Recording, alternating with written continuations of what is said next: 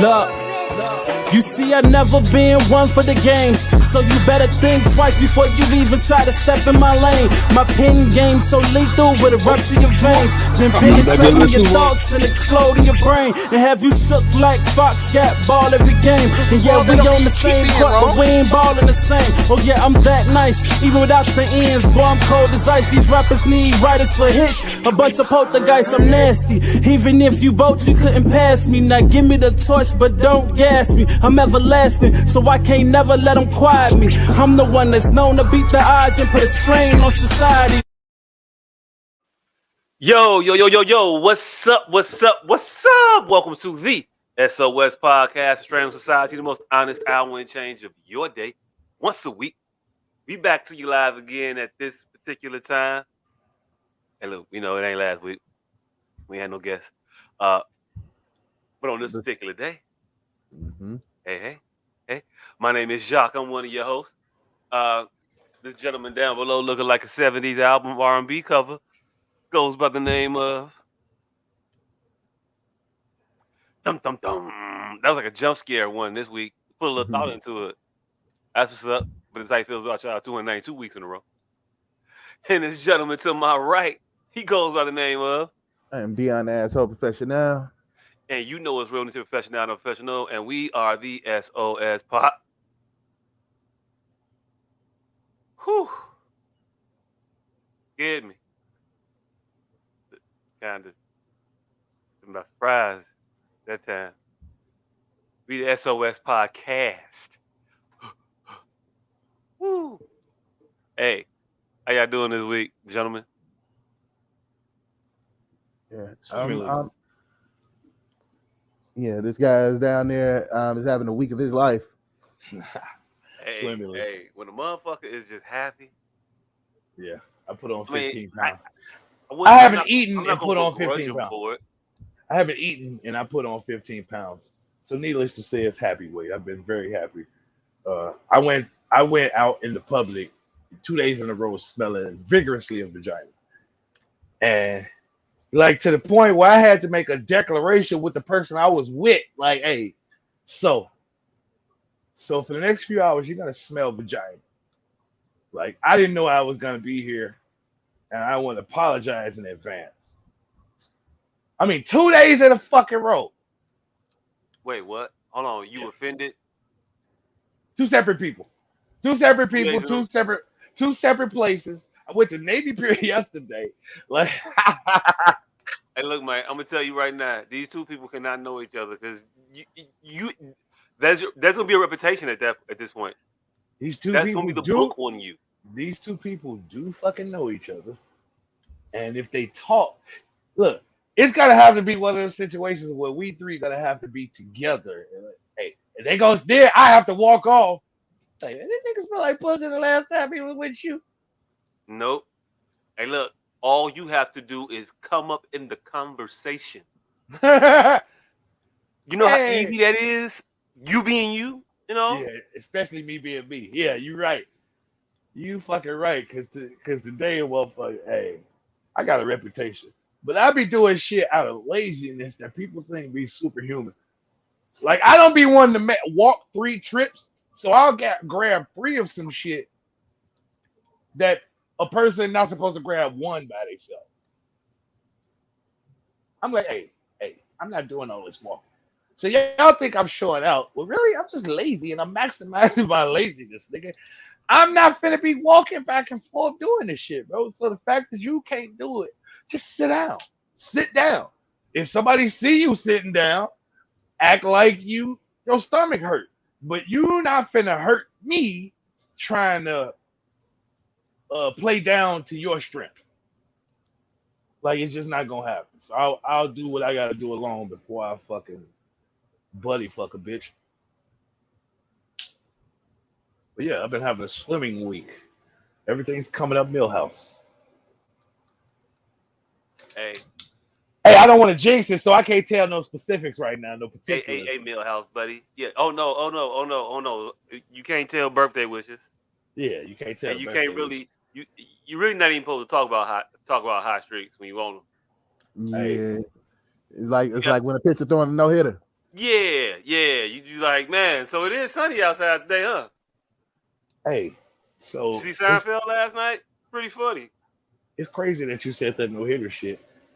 Cause a motherfucker just explained to me some of the most no shit Sherlockish thing about baseball that I didn't know was a thing that didn't nobody know. The difference between a shutout, a no hitter, and something else. The Like perfect it's game. really in his name. It's in the names. A perfect game, A perfect a game, a no hitter, and no-hitter, a shutout. Yeah, and the shutout right. are three different things. Are Yeah. three different things. Yeah, Yeah. but They didn't score, they didn't hit, and they didn't. and you They, didn't put anybody on base. Right. Yeah. Exactly. Yeah. So they mean three different things. I didn't know that. Even though I didn't know sports motherfuckers didn't know that. no, Neither did sports I. motherfuckers do know that. Neither did I. I know they didn't know that neither. Well, this was an argument I was watching on a sports channel about sports motherfuckers. Hey, look. And I'm like, that's the most no shit is shit. And I don't watch sports, and I knew that. I didn't know that sports motherfuckers didn't know that. Here's the thing. It's gonna sound Somebody real just weird. recently did the shit is what is the thing. And they was arguing about a motherfucker of what it was. Hey, look. Here's what's gonna be weird, but it's gonna be what it is. Motherfuckers who play sports ain't necessarily sports people. Mm-hmm. Motherfuckers that play basketball watch a lot of basketball, play a lot of basketball, are knowledgeable about basketball things. But ask them some shit about football, they're gonna be lost sometimes. A lot of times. These were two Same thing with baseball motherfuckers analysts. who play football talking about baseball. Shit like that, unless they name is Deion Sanders or Bo Jackson. No, these are two baseball analysts. I got to pull it up. These two baseball analysts arguing Oh about. well, it's no excuse then. I don't know what the fuck. Yeah, one of them I is want to just check a one of the fucking motherfuckers idiot. for a stroke or some shit. Yeah. Did somebody just recently pitch one of those three? I don't pay enough attention to baseball right now to know. Yeah, it's the playoffs getting right to be now, about and the I playoffs, really or don't it care. is the playoffs right now. So Yeah, somebody just recently pitched one, and the whole world was in awe because they categorized it wrong. Because none of the sports motherfuckers knew the difference between the three. That's why it even came up. And I'm not a sports guy, so like I said, I don't have any particulars about it. But somebody just one of the recently motherfuckers did got it. it wrong. Somebody just recently did the shit, and somebody called it a perfect game, and it was a no hitter, or called it something else, and it was something else. And then they had a big diatribe about how no one knows, how none of the sports people know the difference in practice, not the terminology. In practice, they don't know what it is. I mean, if you know the terminology, how do you not know it in practice? Because a foul ball may seem like one of those things, but isn't. And if you don't know that, What do you mean? a perfect game is a motherfucker didn't even hit the thing. So is a foul ball considered a perfect game? Yeah, Yeah, it's See the that? motherfucker didn't get on base. motherfucker did not hit. Right. The foul ain't a hit. Again, That's a strike. that's a A strike. foul ball counts as a strike. You just can't strike out on a foul ball, but a foul ball is a strike. Exactly. And that will cause a dissension in y'all community. No, it won't. All right. I'm gonna pull It up the won't at clip. all. I'm gonna pull up the clip. Because you motherfuckers please is far do. too proficient at sports not to bet. I hate these goddamn conversations. Hey, look. I hate these people. Again, Christian I McCaffrey. don't believe no nigga Again, sports Christian. knowledge that won't bet. Speaking of betting, again, Christian McCaffrey scores yet another touchdown, and then Yeah, another one, and then another one. But so yeah, 14 weeks in a row now. Like, I ain't even checked what it would have been if you rolled it over. If it was 68,000 a couple weeks ago, and I think him scoring the touchdown was -140 or -150 or some shit like that. So you bet 66,000 to win 33,000. So you would be up to 99,000, somewhere around there. Don't quote me on those numbers though. But I do believe it was -150 on him scoring the touchdown. Hey, look. Christian McCaffrey is a better investment than anything in the country right now. I'm talking a bond. I'm talking a stock. I'm talking a savings account. I don't give a fuck if it's a money market. I don't care if it's a CD. I don't give a fuck what asset you. Who did better than motherfuckers who invested in Christian? Shit. Red Cross. Let's see. Who the fuck was it? The Rams? No, it wasn't. No, it was. Who the fuck was in the NFC in the Super Bowl last year? Because it wasn't the 49ers. Oh, the Eagles. Oh, the Eagles. So yeah, they did better than motherfuckers investing in Christian McCaffrey. Hey, look. I mean, individual people who invested financially in a singular player or asset or the entity, business, whatever. Red Cross. Hey, look, that's called theft. That's called a hustle. We talking about actually getting it like legitimately. And you just said who made that better. Oh, okay, my bad. I ain't add that caveat, but yeah, I wanted to add that caveat now. Legally. Well, shit, they still doing it legally. Immorally, but it's legal. Hey, look, fam. Ain't nothing legal about y'all motherfuckers building 6 houses in Haiti. Ain't nothing legal about that shit. And It's just that motherfuckers ain't got the firepower to fight this motherfucker, sugar. You can't fight the Red Cross. You just gotta kick him in the nuts on the way out. And that's what everybody do, I think. I don't know.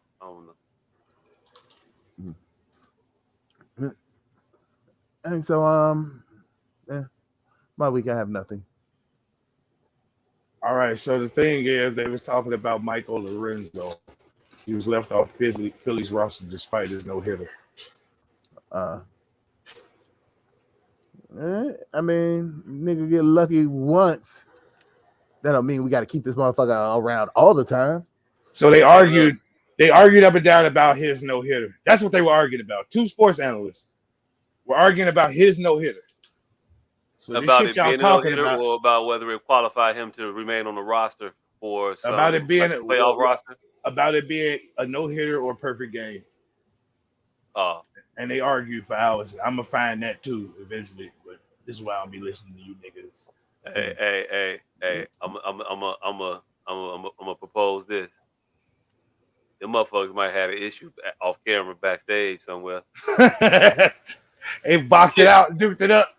It ain't got nothing to do. Hey, It ain't got motherfucker! nothing to do with what they talking about. That was my chicken salad. Because they got to keep their hands to themselves. Never thought I had to put my name on my food I brought from my own house. Do this look like your Tupperware, Dan? Huh? No hitter. That wasn't no fucking no hitter. It was a perfect game. Let's shut the fuck up. Mad about that chicken salad still. You still mad about the motherfucking crack because I took out the break room. It was clearly a no hitter. Yeah, but I was eating soup. I'm supposed to eat this damn soup with no crack. You inconsiderate. That's your problem. Did you wipe your nuts on my drum set? How the fuck would he know that? Yeah, Like, nobody ever addressed that part of that movie. Like, God damn it. Did his drums feel extra nutty? Pause. Right. Did he rub his nuts in the exact same spot and it was a little sticky? It was a little stickier than he used to it being? Hold on. Hey, look. Just like a certain smell that you may have told us about, two people had to endure. I would assume that if one wanted to offend by rubbing said nuts across things, these nuts would be like age nuts. These are 3-day weekend nuts.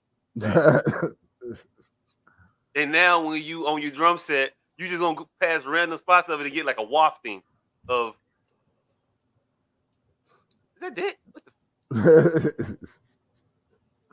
it's not gonna smell right. It's not gonna be right. And it's gonna be like random ass walk. When the air hit it just right, it's gonna bounce off and hit you in the nose. And you be like, ain't this a bitch? Somebody's drumming in my I don't know. Hey, I don't know. So, hey, nigga, how was your week? My week? Oh, I thank you for asking. I believe I did something this week. I don't know what I did. Oh, I found out I think I'm the you know how you might think you're the A squad, but you're not the A squad, you're like the B squad.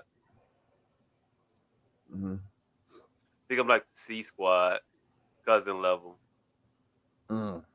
I went to like that level cousin function. Like, okay, I guess I gotta hang out with you motherfuckers today. Hey, what's the level of cousin that's revered? I don't know. It's the whatever cousin brings the debauchery shit to the function consistently. Yeah, because I'm that cousin. I'm the lecherous cousin that brings the debauchery. So I'm not A, B, or C. I'm a revered cousin. Like I'm the cousin that everybody loves when they see him, but they don't never think about him when he's not around. Mm-hmm. You top tier. You top tier. Top tier. Yeah. Is that what it's called? Top tier? Yeah, that's what that's called. I'm a top tier cousin, but don't nobody give a fuck when I'm not in their face. But when I come around, everybody leave the other cousins.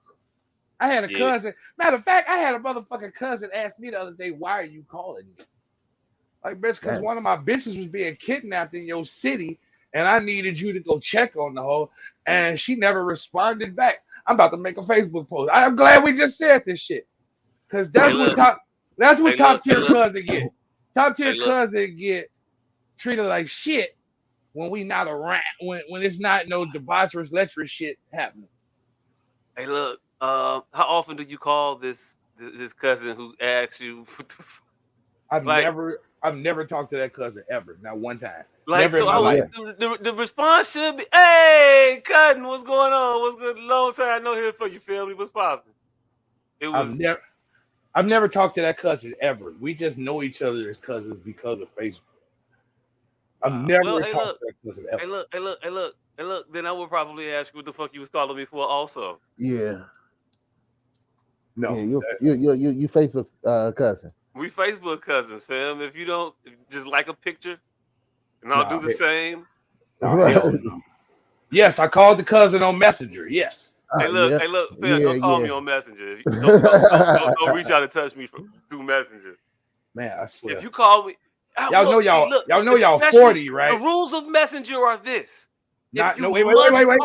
Messenger, y'all 40. Let's start with y'all 40.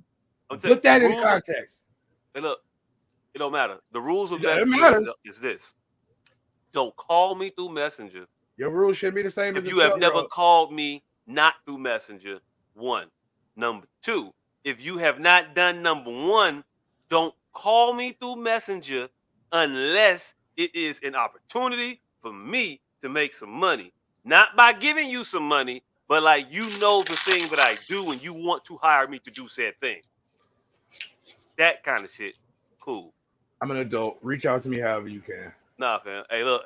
You can message me through Messenger, but don't call me through Messenger. I'm an adult. That's disrespectful. I'm an adult. Reach out to me how you can. There was a time in history where everybody's number was in the phone book, and anybody, random motherfucker, could call you. Like, let's fucking comport this shit to actual reality. I know the jokes be funny and ha ha ha, but we can't never get nowhere if we don't actually have a discussion. We could have a discussion. And so you standing on that as a 40-year-old man. As a 40-year-old man, there is a reason that motherfuckers used to take their name out the phone book. Yes. And it was because wayward ass cousins from across the country would look their ass up through 411 or other means and say, "Hey, look, can you go help this kidnap bitch? I just discovered this kidnapped in your proximity." Right. So do you understand? You understand who would pay that $1.50? It was always the asshole cousin, like the bougie person, the rich person in the family. It wasn't just a regular person. So again, can we have a fucking discussion?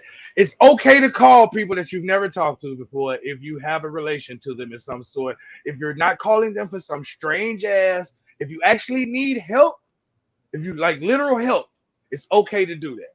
We're gonna be civilized again. We're gonna have a civilized conversation. We're gonna be civil again. Like it's okay to call my phone.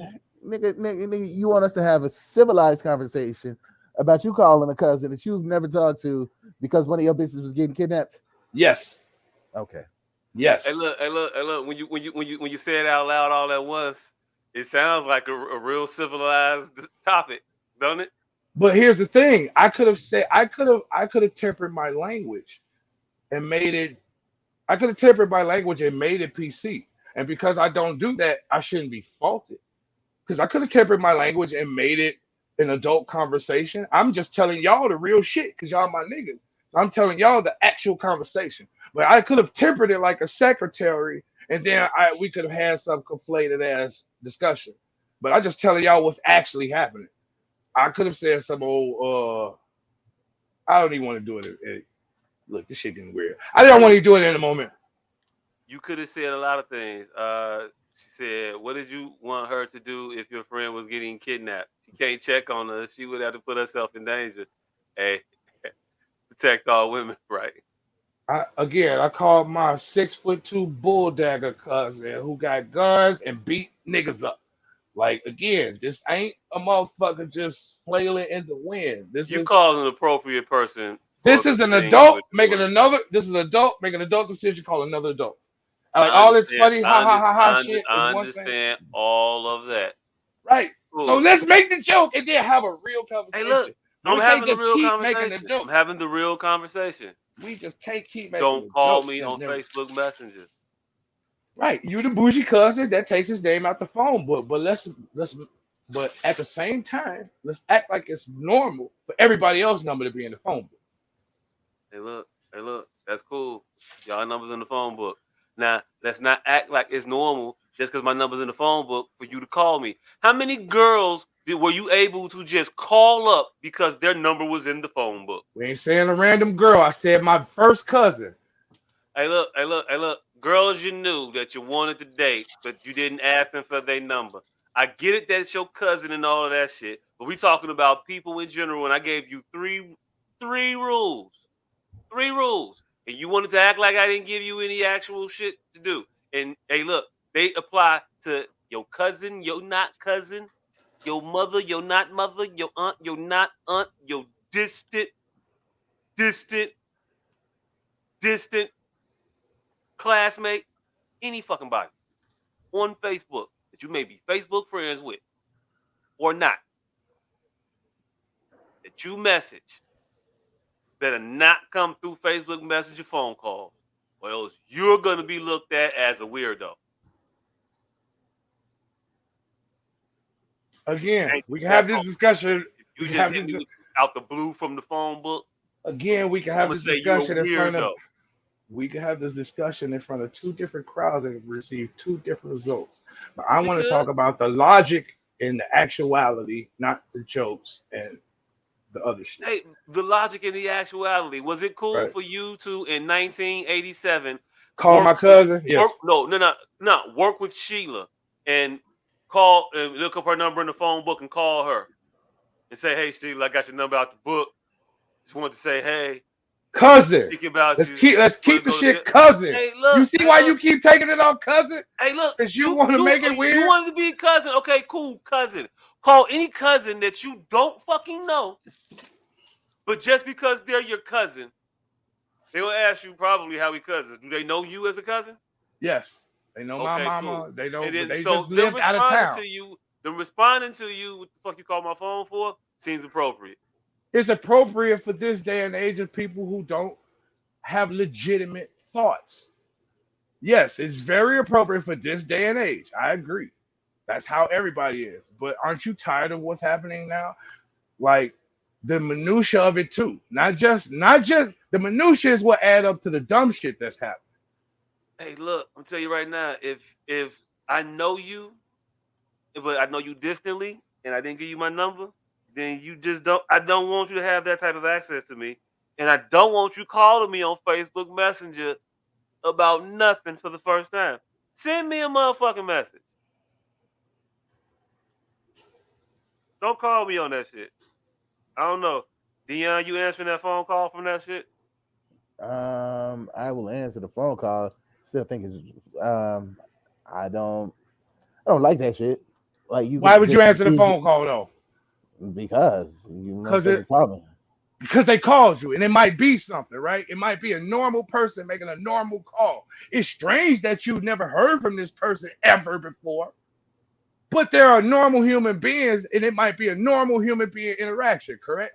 Well, yeah, it depends on if I really actually want to talk to this person. If I have literally no desire to talk to them, fuck no, I'm not answering this phone call.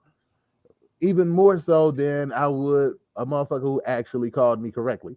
So again, we have to change it to some old strange shit for us to not to be the normal, just me calling a cousin that I've never talked to. How motherfucker we don't know hate me. So let's keep it on what's happening. Just a cousin, you call a cousin you never that talked to. don't know me, so nah. Like, why are you reaching out to me this way? Answer the phone and you'll find out. Because I don't have your phone number and I need your assistance. It's a cousin. Again. Send me a message. This nigga just said he would answer the phone. You're the only one. It's an odd way to do it. We know it's odd. He said, I wouldn't answer it. What was the comment again? He said, I wouldn't answer it. I would what? I wouldn't answer it. I would wait for the person to write a message of what they want. Yeah. It's just such a weird, it's a put off way to do something. And I think a large consensus of people understand that when you do something in that way, it's a put off. So it's not going to be it's not going to be received in the way that you want it.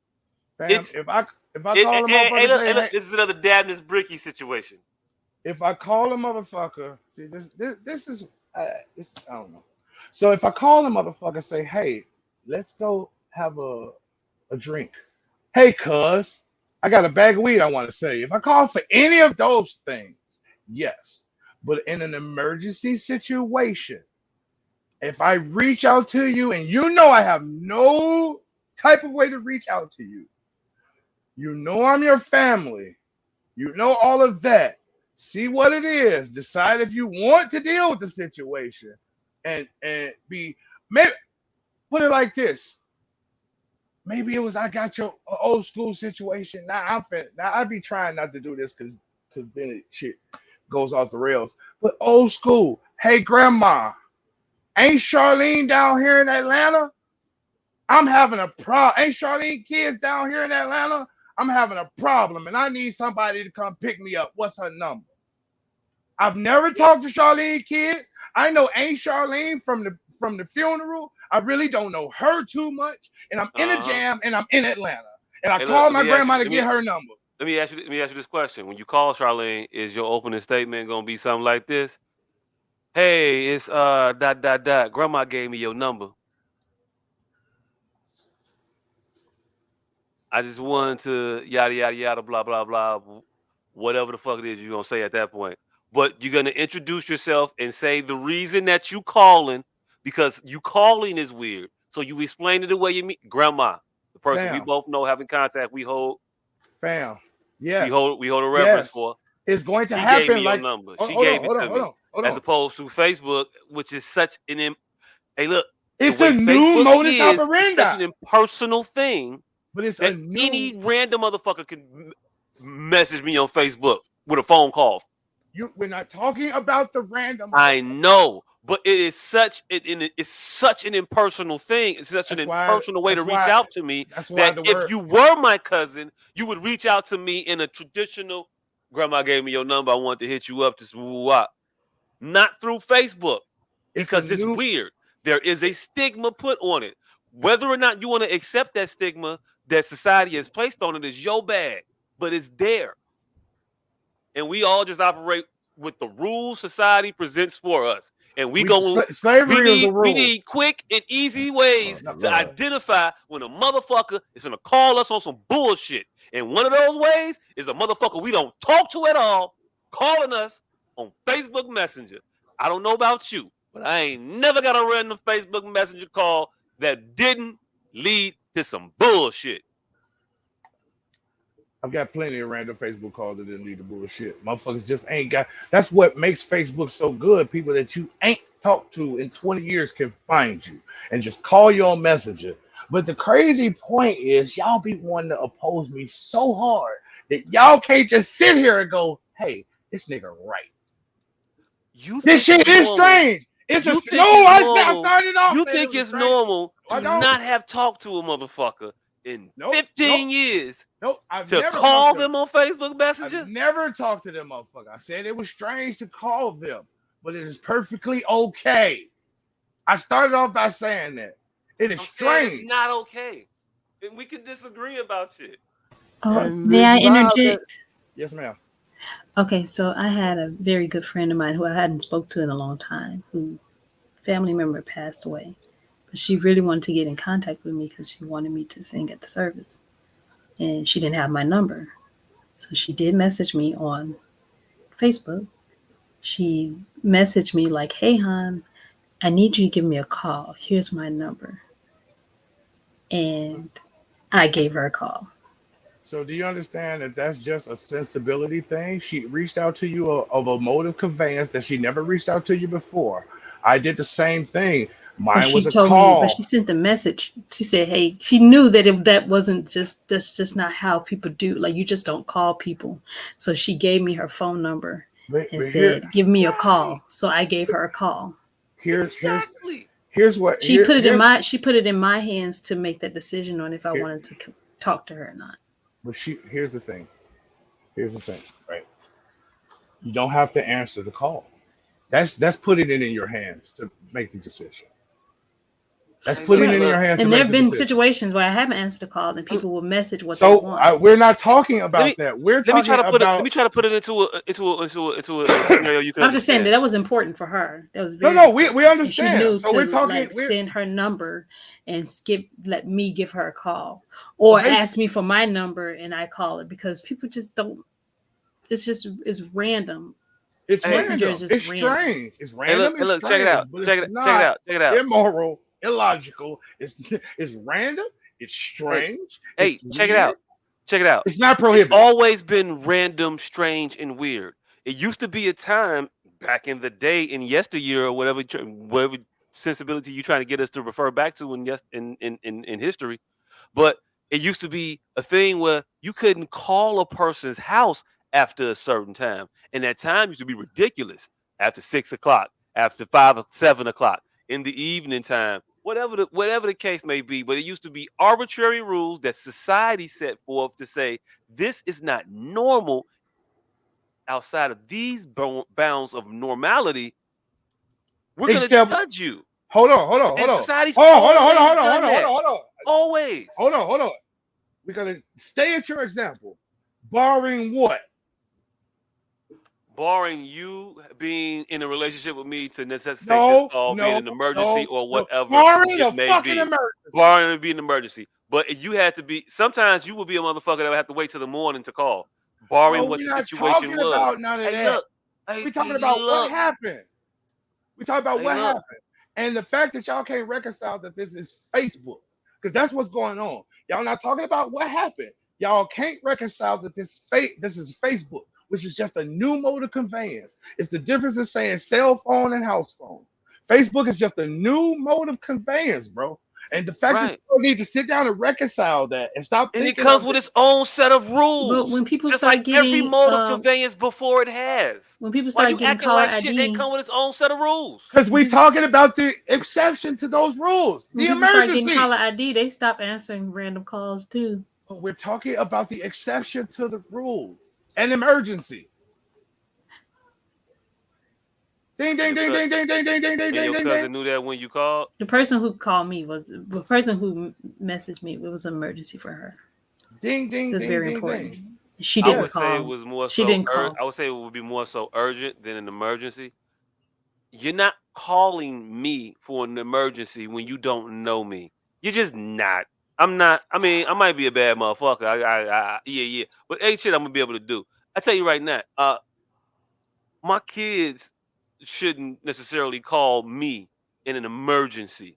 If I'm away and the house is on fire, you call the fire department. Get the fuck out and then let me know about it. But you don't call me for the emergency. Now the situation that you had, it was the emergency for you, and that motherfucker may have been equipped to handle it. There's a proper protocol in which to reach out. Hey, yo, look, your reason I'll concede this. Your reason may have been valid to reach out through Facebook Messenger that way. But understand, no matter what, is gonna be deemed weird to the receiver. We knew that. Okay, cool. Hey, look. That's it. That's it. And we didn't even have to have this big ass discussion. All you Hey, can say, hey man, that was weird as hell, but it was warranted. Because that's what it was. It was weird as hell, but it was warranted. I know. Hey, look.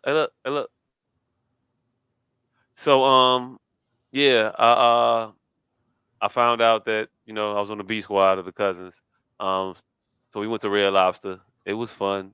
I mean, we got all the shrimp we could eat. It's endless shrimp again. Oh shit. Yeah. And yeah, my mom was she kept that title as the reign in endless shrimp. Yeah, she directs that shit.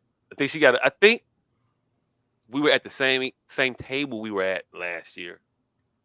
As a matter of fact. Right by the kitchen. Yeah, make that trip short. Make that trip as short as possible. She wanted on the way out. Right there. Like, yeah, it was a motherfucker, and was forced to get shrimp. I tried to protest. I said I want to take none home. We ain't finna eat that shit. And they made us take a bunch home. I did up eating some of that shit. So they were right. Them. God damn it. Yeah. Although I didn't need to take all that shit I took. I have containers of shit upstairs, and I ate maybe a portion of one. Like, who the fuck finna reheat all this shrimp? It ain't finna happen. I mean, get your air fryer, nigga. Hey, look, man. I'd rather just eat something that I got here. Better. You are, nigga. Shrimp, nigga. Better. No, but better than this shit. Like, new. Like, it ain't been cooked yet. It's cooked here just for you right now. I mean, it's a roundabout way of saying I want these fucking leftovers from this restaurant. I mean, but it is what it is. Mm-hmm. So we did that shit on Saturday. That was fun. Sunday, didn't move. Nary a muscle. Nearly all day. It's good shit. Yeah, it was a fun Sunday. Went running. Also Saturday. That was interesting. Decided I was gonna go out there and really push. Show the kid. What the old man got. This how you do it, son. And he was still right there with you. Oh yeah, I was looking back like, wait, he right there. All right, I'm gonna put the jets on him now. I'm gonna take him to deep water. And yeah, that motherfucker had to get me out the pool. Hey, come back, hold on, come back. Yeah, it was. Yeah, I'm old, man. I'm old. So Saturday we got up. It was like, yeah, we're gonna go running. We went up to the track, started running. The whole family, we all out there. And it's a small. We did the small route.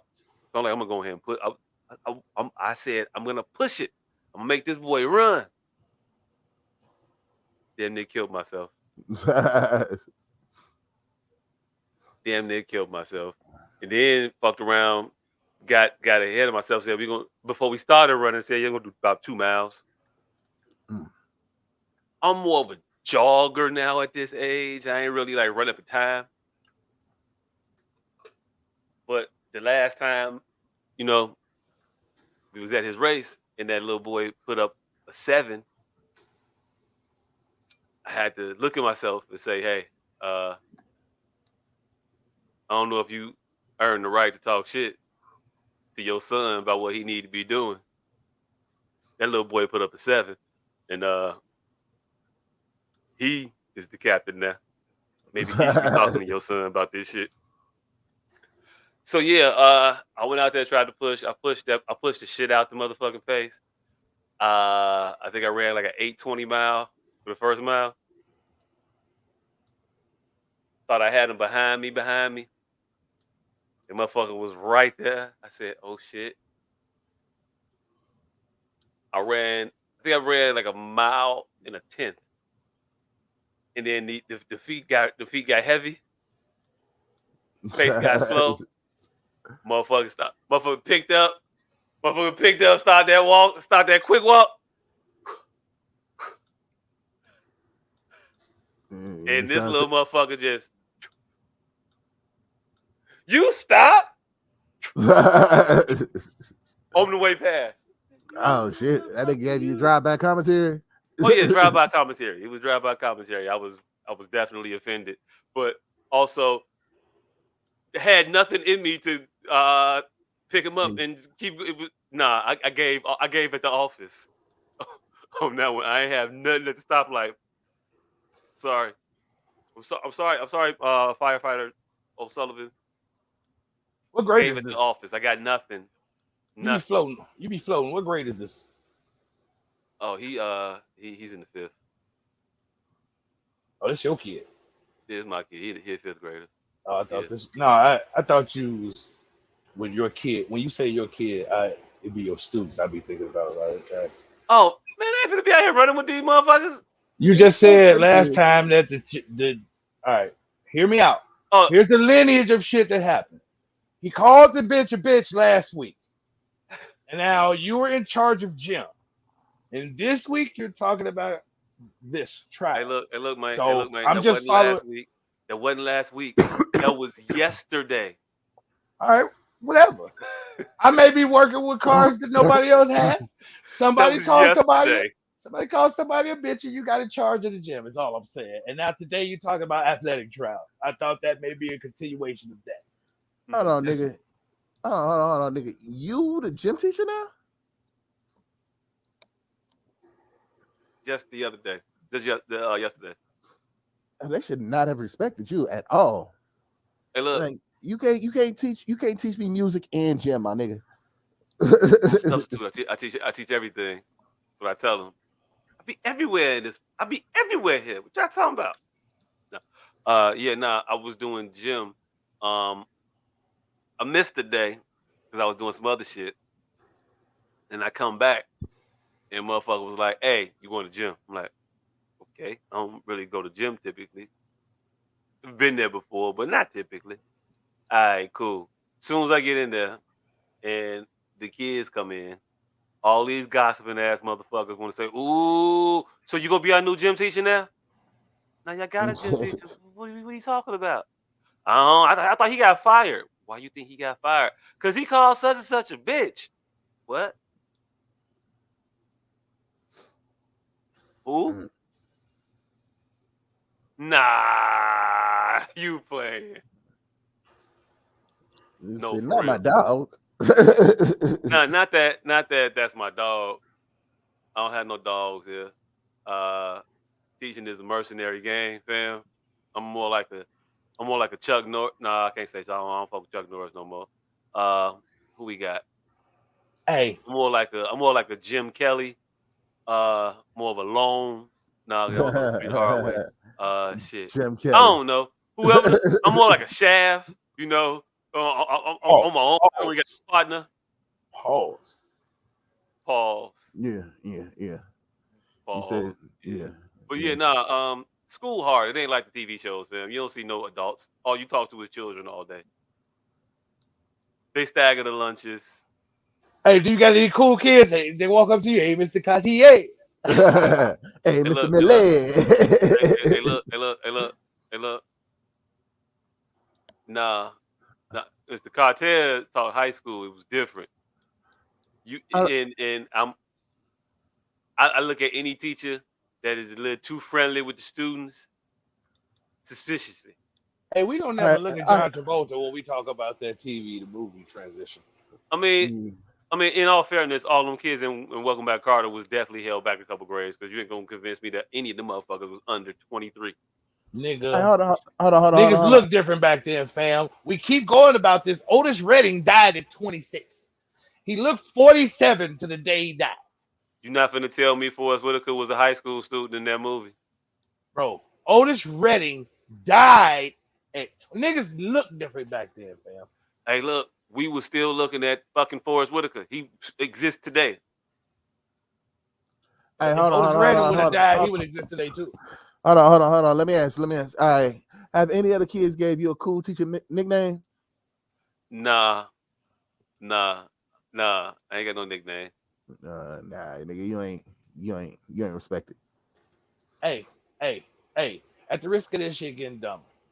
So look, if a motherfucker is walking down the street that you ain't seen in 40 years, and they get your actual phone number from a motherfucker, do they have to text y'all before they call? When they call me, and they never talk to you ever. I got your number from, and it's gonna be from a motherfucker who felt like he had the authority to give out my number to a random motherfucker that I ain't seen in 40 years. Right. No, nigga, you don't give my number to nobody I ain't seen in 40 years unless it's a motherfucker that you are positive that I'm gonna want to hear from. You know the dice roll that you are making when you call a motherfucker 40 years later? Hey! Nigga, you owe me $17.48. That's why I ain't talked to you in 40 years today. I ain't forgot. What if they got your $17? And that's why they calling you. Then you should understand the motherfucker what the fuck you calling me for. So it's weird. What come out your mouth? Whoa. I got your money. So it's weird. So it's weird, but it's warranted. Hey, look. And no reason for that long ass. Hello? So it's weird, but it's warranted. This Jock. Yeah, this Jock. Hey, Jock. Hey. Well, don't hang up now. This Matthew. Whoa. I got your money. So weird, but it's warranted, and no need for that direct opposition. Call me, tell me you got my money. So it was weird, but it was warranted, and no need for the vitriol and direct opposition, diametric opposition. I mean, you my 40-year nigga at this point. So we got a multitude of reasons where it's acceptable. Not a multitude. I only gave you like one motherfucking reason. Now. Hey, look. Stop being Jesus. Stop multiplying my examples to multitude status and shit. I gave you one example. You gave me one off the cuff. If we sat here, you trying to feed 500 people. No, I'm not. I'm just gave you one off the cuff. You gave me one off the cuff, and I believe in you. I know if you sat down and thought, you would come of several reasonable more. So I just usurped that and went straight to Myriad. Hey, look, I don't need to sit here and wait you. I exhausted all of my creativity with that one scenario. That was off the cuff. That was off the cuff. Do you see the lifts you have to go to? Do you see the lifts you have to go to the sticks and some of these dumb shit? Hey, do you see the lifts you have to go to the sticks? I don't know what to tell you.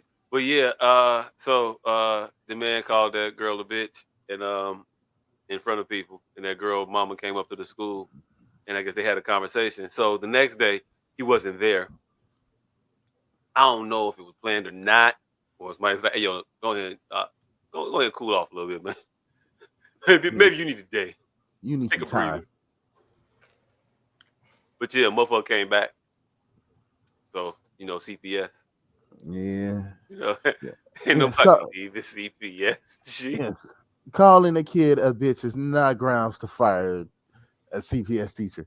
Hey, look, who told you I called this girl a bitch? First of all, all the kids.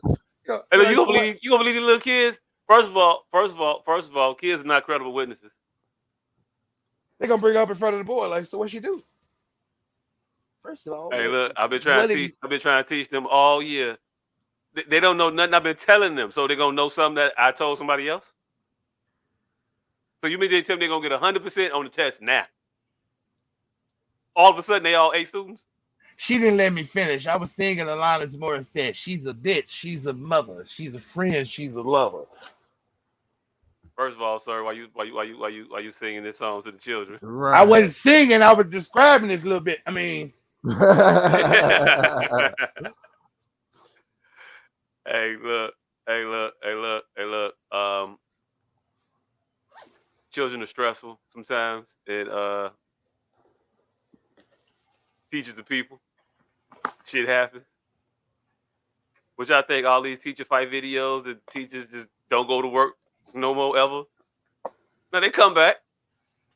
And They beat eventually another be kid back the at fuck school. up. They show back up again and they be quiet for a couple periods. And then they be right back to the shits. It is what it is. What you want me to tell you? It's a joy. But yeah, that shit was hilarious. It was hilarious because the motherfucking kids really came up and was trying to tell me all of the gossip. They had all the dirt. Yeah, all the dirt, and they sixth graders just be trying to find their place in the world because they in between, like they too high to get over, too low to get under. They looking at the fifth graders like fuck y'all, but then the seventh and the eighth graders looking at them like y'all ain't shit. He thought y'all was big shit. Y'all on this floor now? No. Fuck y'all, and they feel it, and so they want to be. They're eager to please. So they the most. They well behave. When you tell them to be quiet, they be quiet. Tell them to do some shit, they gonna do. They'll go to the office for you. Everything. I don't really recall a grade below me every time I was in a particular grade. Now that you just mentioned it, I don't remember a grade below me. Like when I was in third grade, I don't remember second graders. When I was in fourth grade, I don't remember third graders. When I was in seventh, I don't remember sixth graders. Well, it wasn't no sixth graders in our school, but that's probably why that was. But when we was in eighth grade, I do not remember seventh graders. I don't remember no seventh graders from our eighth grade. I can't tell you when the switch happened. I wasn't in school for it, but it happened. All these motherfuckers, they have wars with each other. It'd be seventh grade boys versus the eighth grade boys, the fifth grade boys versus the fourth grade boys. Do you remember a single seventh grader when you was in eighth grade? Oh, absolutely not. Not a single one, right? Like, damn, it was only seventh and eighth graders in our school, but I don't even recall a single seventh grader. I didn't even go back to that building once I was in eighth grade. They was in the annex. We didn't see them no more. Right. I didn't even go to that building. The lunchroom was over in our building. So everybody had to come over there. But I didn't even go to that building no more. We didn't have a lunch at the same time, and there was no reason to go to that building aside from maybe gym if it was over there. I can't remember where it was at this point. No, I think gym was on the third floor. Everything was in our building. Everything was in the eighth grade building. But because I remember coming to lunch in the little jailhouse crawl, because that's how we had to get to lunch in the basement. The little jailhouse crossed to the other building underground. The tunnel. But yeah, the tunnel. But once you was in eighth grade, you didn't have to go back to that building for nothing. It wasn't no thing you had to do. No gym, no nothing. Yeah, I don't remember no eighth grade tunnel fights. I don't remember nothing with a seventh grader once I was in eighth grade. Nothing. Not a single thing about a seventh grader once I was in eighth grade. And the only reason in high school is because niggas was always boning like the underclassmen. I mean, in certain classes, you're going to have underclassmen in your, like, you'll have a junior in your class. You'll have a senior in your class. Right. A year below. That's the only reason. I had computer programming. It was I was a junior in there. There were sophomores and there was seniors in there. Right. I don't remember no class I had with sophomores and seniors. But computer programming was one of them that I had. I had computer programming with my whole entire year with Mr. Johnson. It was my class. Well, no seniors or sophomores in my class. It was all. Matter of fact, wasn't no juniors or seniors. It was all sophomore. I had that shit sophomore year. Mm-hmm. Only time I had that class is with this nigga, and that was some stupid ass ethnic studies. Yeah, some stupid ass class. That was fucking right, ethnic studies. Some stupid shit. Yeah, I didn't know we had an ethnic studies class. Oh, we did. We did. I felt it. Damn. Because of this nigga. And you're an ethnic. What the fuck? Yeah. And I passed it with flying colors. Them colors didn't fly, nigga. Them colors So you didn't know might have yourself, huh? rolled, You didn't know nigga. yourself. Hey, a C is a fucking C. Hey, that is the infamous day that Adolf called Adolf. I mean, fucking Malik called Adolf sassy, and Yeah. that'll live in infamy that day.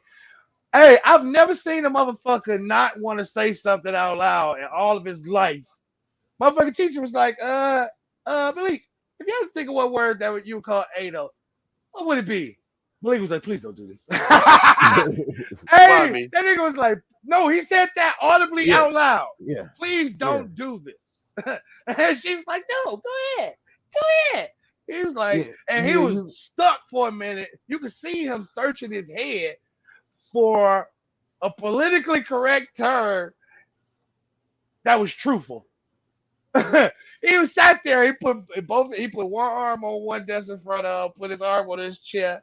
He let out a sigh. He Motherfucker goes, said, I cannot tell a lie. yeah. He go, sassy.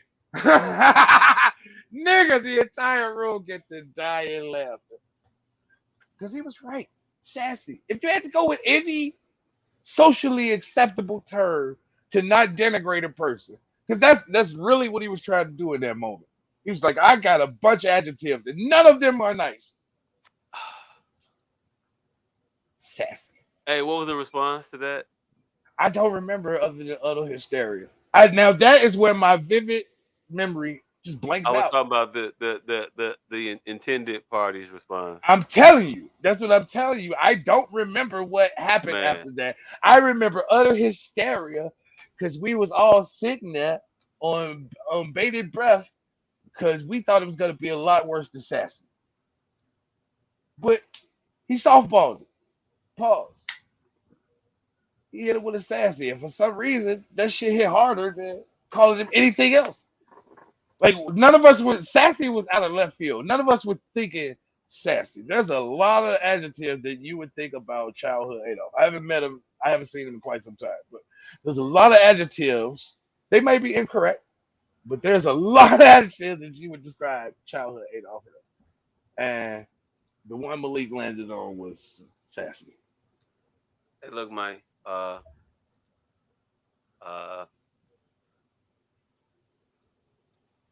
So I was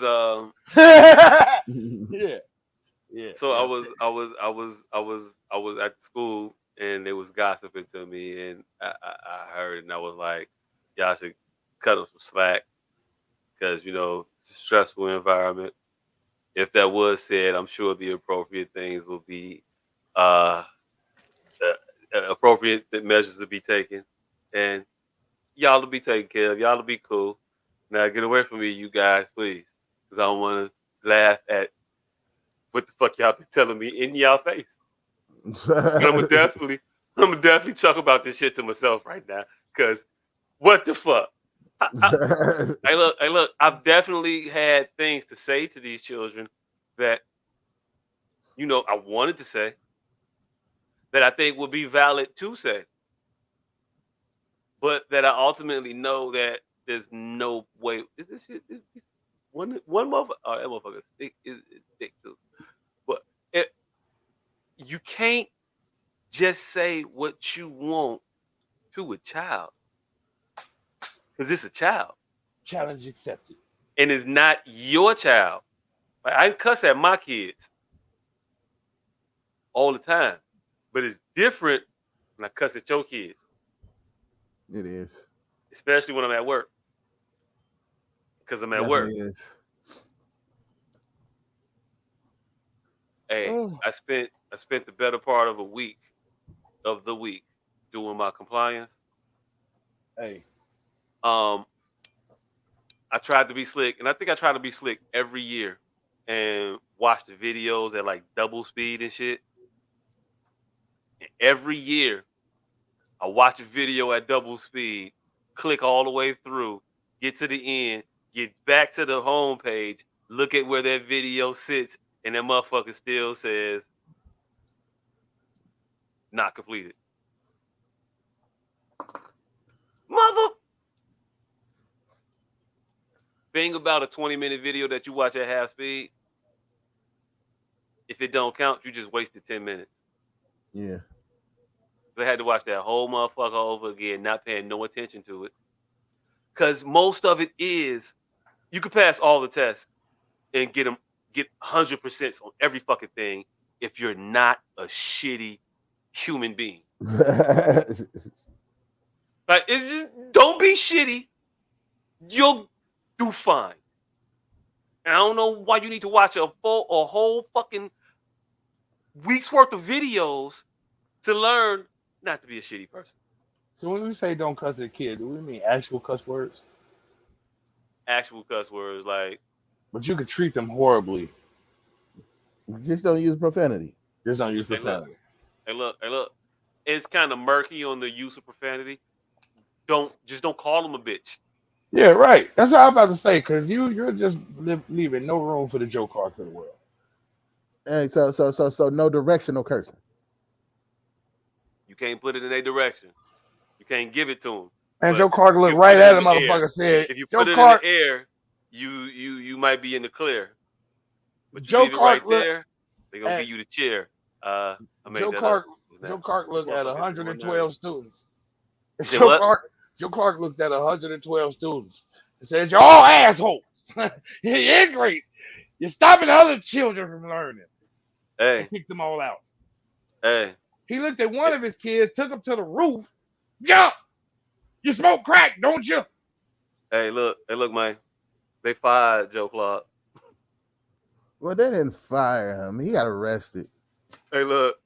They tried to put that motherfucker in jail for the shit he was doing. I don't know if Joe Clark is the best example of academic leadership. They passed the minimum proficiency skills test, didn't they? Huh? They passed the minimum proficiency skills test, didn't they? Yeah, under threat of death by jumping. You know, if walking the plank is an option, I mean, I can motivate some kids as well. Hold on. But hey, all right, let's speak about this. I'm just talking about this nigga got way more credit than he deserved for them passing the. That nigga did not teach one class, that nigga ain't host no fucking tutoring sessions. There's a difference between a boss and a leader. Yeah. Hey, look, man. All I know is if everybody knew that I could just carry a bat and smack children in the face with megaphones, I would have cleaned this bitch up a long time ago too. But you cheating, Joe Clark. Of course I thought to put the chains on the doors, but I knew that shit was illegal. So Cold blue. I know I'd be going to jail, and so did you. Is when you had that dumbass code. And why you weren't even good, Joe? Why you got the code if you gonna say take the chains off the door? Unchain the door. What the fuck is the code for, Joe? We've been doing all these drills to know the codes, and you the one that fuck it up. Cold blue, unchain the doors. Hey, that was for the audience. Hey, look. Fucked up part about it. Security had already peeped the motherfucker was coming in. I already took the chains off the doors. They had to get the recording of this motherfucker calling for chains taking off doors. They was gonna say, see, I don't know what the fuck y'all coming in here for. They had to lie together. And that nigga fucked it up. He fucked up. You know, it'd be crazy so much shit. They chains on the doors. Joe, I didn't took the chains. They in my pocket, Joe. I said this out of my trench outfit. I was for Halloween, dress up. Hey, you know Naughty by Nature, was that out yet? No, they wasn't out yet. No. It'd be so crazy how the shit that movies do for the audience that the audience just don't even receive. Mm-hmm. Like Manolo and Tony. That shit, everybody to this day. I feel like you being Manolo or you trying to be a Manolo. I don't know. But it's something about this Tony Manolo relationship that you keep bringing up. Hell no. Niggas don't pay attention. So it needs to be reiterated. But you keep bringing it up, though. It's something. Motherfuckers don't pay attention to a lot of shit. You could have went Star Wars. I found out I have to Chris Rocket. I have to do it every week until shit just drill in niggas' heads. What? The black people. Black people is what? All right, so go ahead and get the pause. Give it to me. No, just now. Manolo, Brian De Palma spent the whole half of the movie, and I don't think I said this on the. I think you may have read my page, but yeah, Brian De Palma spent the whole first half of the movie making fucking Manolo fucking insane womanizer on purpose, so people would understand why Tony killed him, and yet niggas still missed that whole point. 40 years later, they're still missing that whole fucking point.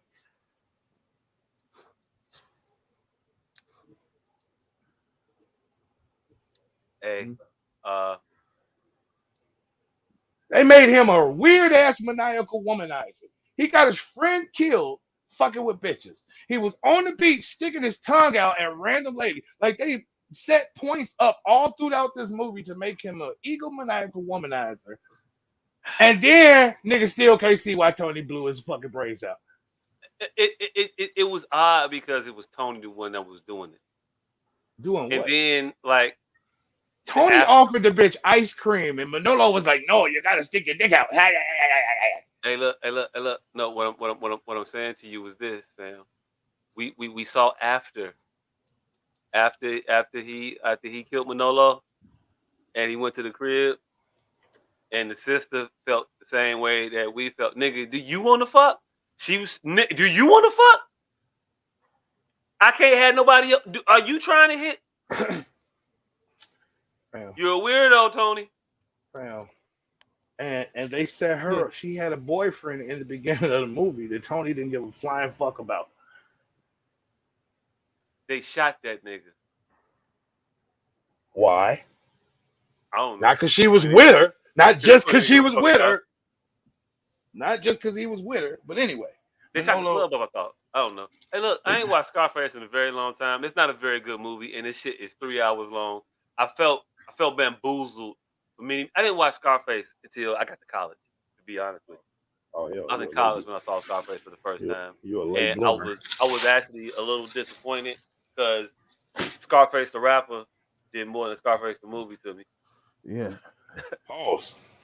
Pause, I guess. But I was more impressed by Scarface the rapper than Scarface the movie. And I liked Al Pacino as an actor. I liked him at that point, Pause. But I saw the movie. I was like, this shit was goofy as hell.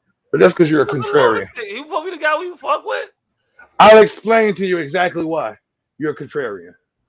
Hey, look, I guess. And because so many people have positive thoughts about that motherfucker, he was like, I'm going to hate this shit. I'm just going to be counter to whatever the popular opinion is. Hey, look, I didn't hate it. Didn't hate it. Just it ain't that great. So contrary to whatever I was saying, fuck the crux of my point. Contrary to whatever I was saying. Right, exactly. Hey, look, when you're wrong, my point wasn't that you hate it. My point was whatever adjective you used. You used that motherfucker because you're a contrarian. And you had the contrarian, my contrarian. I didn't hate it.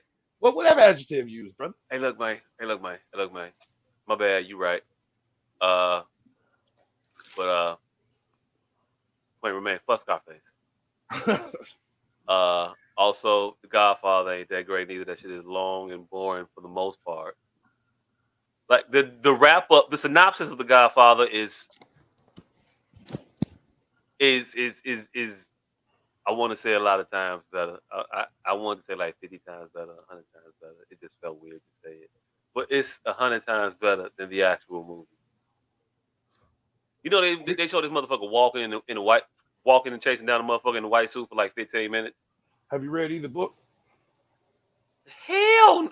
You think I'm gonna read the book off a movie that was 3 hours? I don't know, nigga. I asked that facetiously. I don't read books. See, can't read no books, nigga. The fuck you mean reading? The Hey, fuck?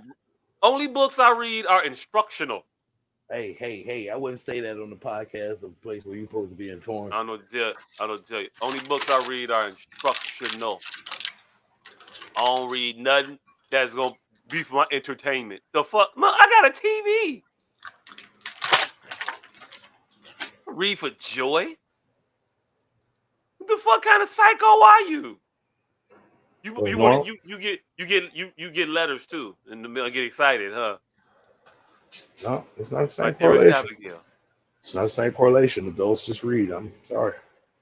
Like we gotta read the reports that these pundits are reporting on, so we can actually know what the fuck they talking about. Hey, Maybe look, 4 and 5 and 1,000. That's informational reading. It's not instructional. That's not entertainment reading. So you be It's reading informational reading. So you and be them reading ain't them books for the most part. Them be you be reading them 1,000. No, I'm talking them 1,000-page. They don't be articles. I'm talking about these 1,000-page reports that everybody has read and started reporting on, and that everybody else just reports on the reports. Like the pundits that start this shit, they actually read the shit. Everybody else, we just be reporting on the report. I take your word for it. I don't think I watch no pundits that read these motherfucking bills that come out. That's 2,700 pages. That like hey look, we got topics. Damn it, fuck it. Yeah, we ain't even got to this nigga week yet. We did. He flipped it to my week, and then you know if we get to my week, if you talking, it was my week. So we already passed his week. We was already on me. We got topics. Motherfucking Mike McCarthy was ousted as Speaker of the House. This is the first time this shit's happened since shit's been happening. So he got overthrown. Happy, joy. This motherfucker went from third in line to be second in line to be the president. I'm like, it's just you, then it's me. All right, cool. All right, bet. I'm wait. To not no more. At all. Drop of a hat. So a few months ago, some guys in what they call the I think that's the Freedom Caucus. Matt Gaetz and Marjorie and them motherfuckers. Are they called the Freedom Caucus? I believe they are. Yeah, sounds about right. Anyway, this collection of young upstarts in the Republican Party held up the speakership a few months ago. If you don't remember, they had to vote for this motherfucker 15 different times to finally confirm him. But they said we're gonna want some concessions, and they got a few of them. One of them was what just came up today: was anybody can call for your job, and we gonna vote on it and figure out if you still should come to work on Monday. Anybody. So a motherfucker called for his job the other day because they was like, "You really caving on this fucking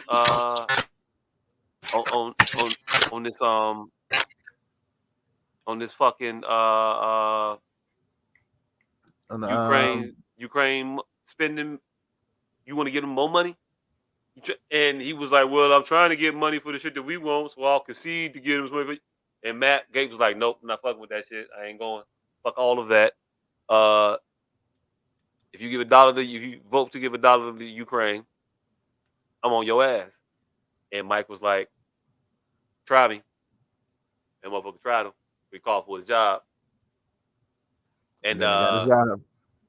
And yesterday they had to vote for his job. Wouldn't you know it? He ain't got a job no more. Yeah, damn. Yeah.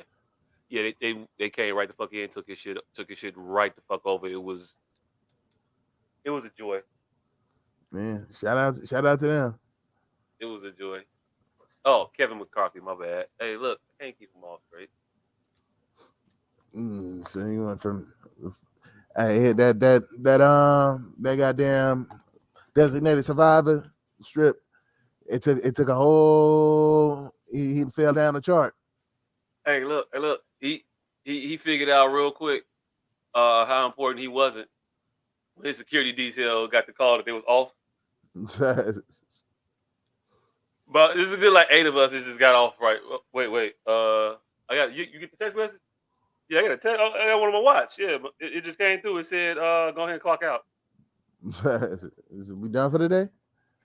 Yeah. Oh. I guess so. This motherfucker's got a whole new assignment. Oh, he didn't ride home in a car. He rode therein. It was definitely a Toyota taking him to the crib. It was a town car that picked him up. So the motherfucker had to install an app to get on. Hey, hey, so you just say I put my credit card in and then they'll come pick me up. That's what it's gonna happen. Are they still doing that new user thing? Hey, he ain't know nothing about Uber Black. That red ass motherfucking Camry pulled up. He covers. He didn't know what was going on. Yeah, but yeah, he got ousted because spending bills. He was willing to negotiate with some Democrats on, technically Democrats, I guess, on, and they didn't like that shit. They called for his job. Democrats had the opportunity to, save his job. They could have. Check it out. This is how fucked up it is, right? He was a man on an island by himself because he'd been trying to satisfy these set of people and these set of people, all while actually really just satisfying one small group of motherfuckers who was telling him what the fuck he could and could not do the entire time. So he pissed everybody off. He made no fucking allies. And when his job got called for, the Democrats was like, well, maybe we'll help you out. Maybe we won't. And then around about Monday, they was like, yeah, we not. Yeah, it's going to be a no. It's going to be a no, dog. It's a no from us. I mean, we could, but we not. All they had to do was come and vote. They could have voted president. They could have not came that day. All kinds of shit. If they'd have voted president, it would have changed the balance of votes he needed to be removed, and the slim caucus of those freedom, justice, whatever the fuck they are. I don't know what they is. Weird ass caucus. White people. All the white people. They wouldn't have been able to get him out with their, I think, 8 votes. But with their 8 votes coupled with all of the Democratic votes, because they all voted in lockstep for Hakeem Jeffries, was enough where he couldn't get his number to keep his job. I think it was like 216 or some shit. But yeah, he couldn't stay there. Yeah, that felt major. Like that's a you problem, not us problem. Pretty much. I ain't mad at it. But you do have motherfucking political pundits on the left talking about how dare a Matt Gaetz engage in such unscrupulous behavior to impugn the integrity of a great chamber of Congress. It's in a disarray. There's no decorum now. And I ain't talking about the motherfucker trying to wear hoodies and shit. Talking about you as a singular individual being able to call into question the speaker and threaten their job. Which to the average person, I think, sounds like a good fucking thing. Somebody should be able to say, hey, y'all sure we want this motherfucker here? And then they should be able to reconsider.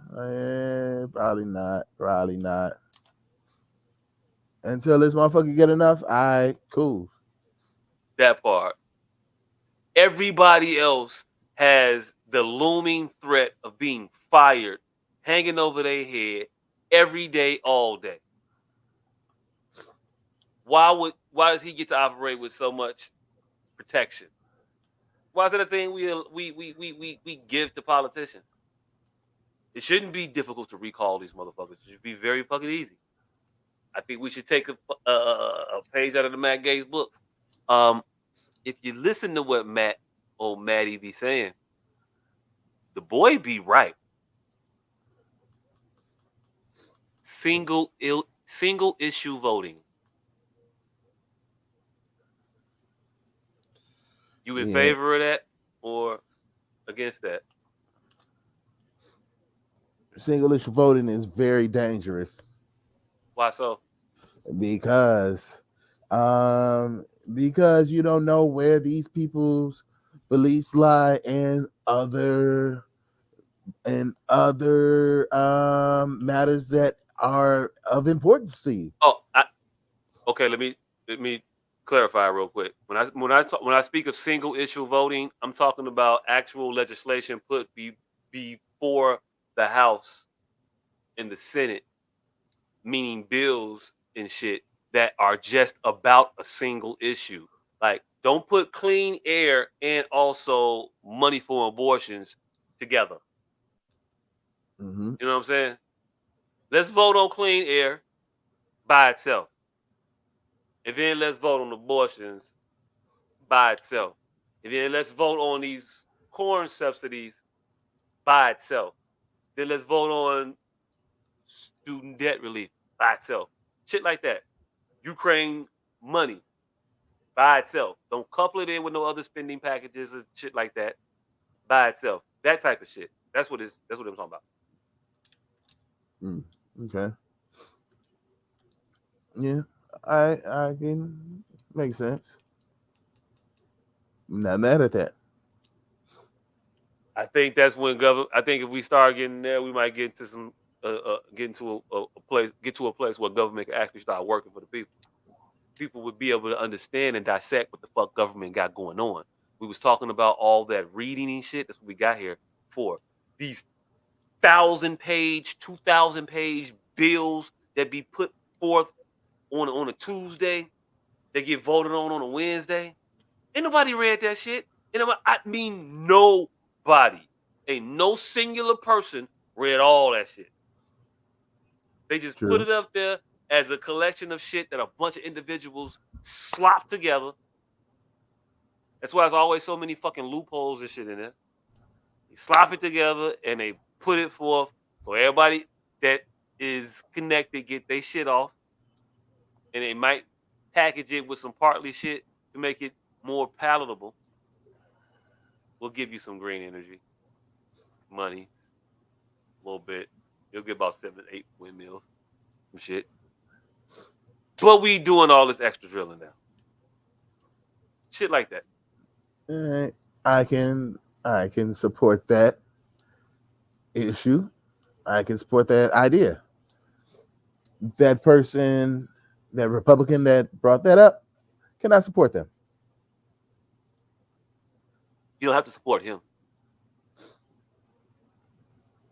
And I hope that by Democrats doing what they're doing, they start to see the light.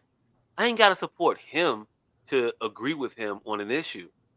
Should Kevin McCarthy be the Speaker of the House? No. Just because he brought it up, I'm supposed to say, yeah, give old Kevin another shot because I don't like Matt. I don't like the cut of his jib. Fuck that. No, that's not my problem thing. Not my problem would have been them voting present. Yeah, that motherfucker right. Is them voting for an entirely different individual. Them voting, period, says something. It should continue to say something. You should stand with people when you agree with them and then stand against them when you disagree with them. Why can't our politics be like that? Singular issue right here. This is what we're fighting about. Boom, bow. Okay, done with that battle. Now right here, this is what we're fighting about. Who's on this side? Who's on that side? It seems like the most remedial shit. We can't figure this shit out. Come on, it's ridiculous. We can't figure it out, but the fact of the matter is, the reality of the situation is that's not how it goes. Because we don't demand it. We don't support it. We let motherfuckers tell us, oh, Matt Gaetz an extreme right-wing Republican. Mm-hmm. And so now we automatically just dismiss him as ridiculous. Whatever the fuck he says, whatever. Nah, fuck that. Ain't nah. When we should dismiss him as. Come again? Say that one more time. Oh, okay. I see that, Matt. All right. You know what? You got a point there, Matt. You should approach that nigga with the same, no matter what comes out of his mouth, it is fucking ridiculous until proving otherwise. just because of the fact that you said and you believe other stupid shit. Yes, once you believe something that is so ridiculously and outlandishly stupid, yet everything that you say should be criticized. I think that that's equally outlandishly stupid. No, how so? Everything a person says deserves to be criticized. I don't think is a true is an intelligent statement. Scrutinized, questioned, yeah. Criticized though. Why are you Yeah. automatically trying to criticize it? Oh, Why does because it automatically deserve criticism? Because it's them. you believe something so outlandishly stupid that yes, we have to be concerned about everything that you believe. Yeah, but that's a questioning, not a that's And not an automatic brandishing of nope. everything Well, let me you judge it on say its own merit. everything you say is fucking stupid until proven otherwise. Until that statement is proven otherwise. I think we lose a lot of shit. We lose the ability to cover a lot of ground if we default to what you say is automatically stupid. We gotta listen to motherfuckers. No, we don't have to listen to motherfuckers, We and gotta that's hear what what people leads are saying. motherfuckers down the wrong fucking way. Yeah, hey, look, I ain't saying we gotta do what them motherfuckers say, but we should hear it. No. What you say? Oh no. I don't smell no smoke. Or I smell. You smell. If the motherfucker say he smells smoke, maybe you should sniff. No, I don't smell no smoke. Or motherfucker, right? I smell it now. Oh yeah. Hey, right now. He's doing the equivalent of it. I think that what he is saying is paramount to fire. We should get. He's big on getting money out of politics. I'm also big on that. We shouldn't have all these corporate donors just being able to give millions of dollars to politicians. That's just ridiculous. Get that out of here. If you want to run for office, it should be the requirement that you get a bunch of fucking signatures, and then that race has a certain pot of money that it gives to everybody that is running in the race. Once you got your signatures in by the deadline, they're gonna split the pot. Everybody get this money. Y'all make y'all posters, do what the fuck y'all gonna do, and talk y'all shit. The voters will vote on the issues, not your ability to spend money and influence them. But don't voters also vote with their money? So by yours, are you saying that individual donations should not be accepted? I'm saying that corporate donations should not be accepted. That's what I'm saying. All right, so corporate donations. So yeah, it's hard to get into individuals and what individuals are able to do. It's very difficult. It's hard to try to police that. And so Amazon can't donate $6 million to a particular campaign, but Jeff Bezos can. Yes. And I don't see how that's not the exact same thing. Because we'll know that Jeff Bezos is doing it. We'll know who Jeff Bezos is. We'll know what Jeff Bezos' priorities are, as opposed to an Amazon or an ambiguous entity that gives money or donates money under the guise of something else to hide their hand, where now we don't know who's giving it. Now we can't do our due diligence and say we're going to support this individual or not support this individual. If I know that Jeff Bezos is giving money and he's giving it to causes that I deem inappropriate, maybe I don't shop at Jeff Bezos' store no more. Maybe I put pressure on situations and put pressure on politicians to actually engage in meaningful antitrust laws. Maybe that's why Jeff Bezos is so cozy with you, because you are in his pocket now and you won't push any anti-monopoly legislation.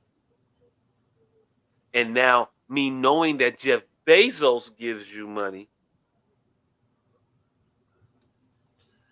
makes me now more aware, because Jeff Bezos is really famous. I mean, I'm just saying how it sticks to people's mind. Now, because I know Jeff Bezos is on your side, I'm anti-Jeff Bezos because Jeff Bezos is giving you the cosign. I know not to vote for you, so I don't vote for you. And if the power is what you seek, because I think that's what it is, because the power gives you the access to the money. The power is what you seek.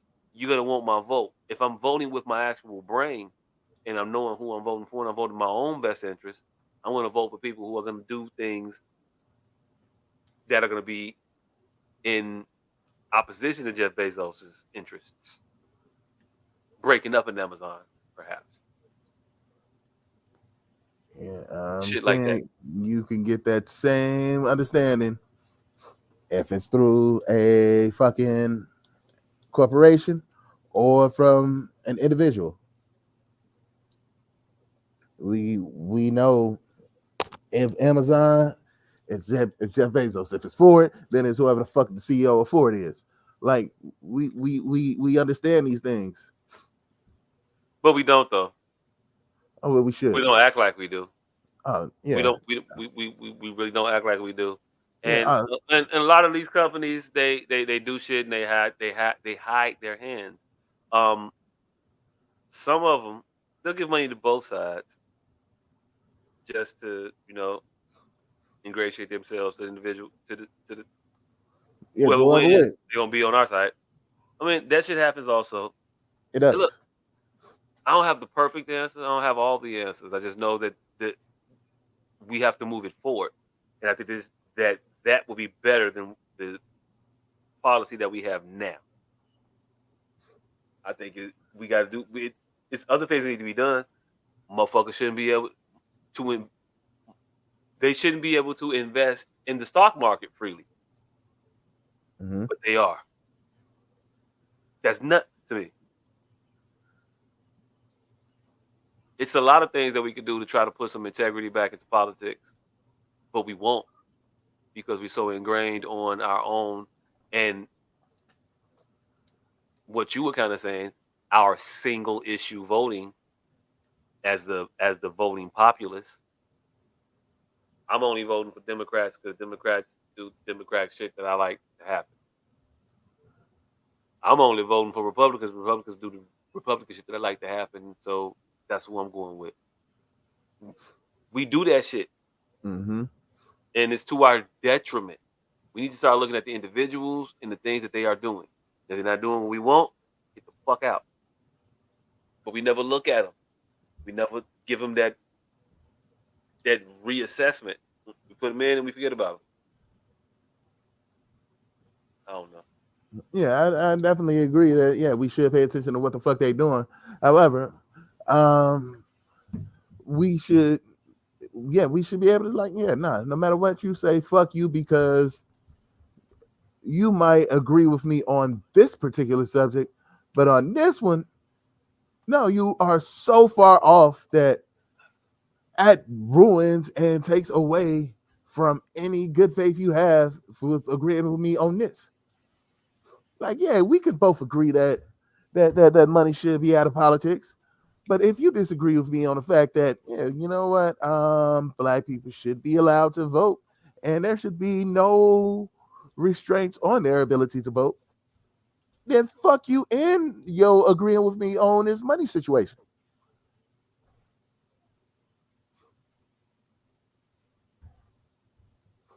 I believe there are just certain things that should eliminate a motherfucker from even being considered sensible. Hey,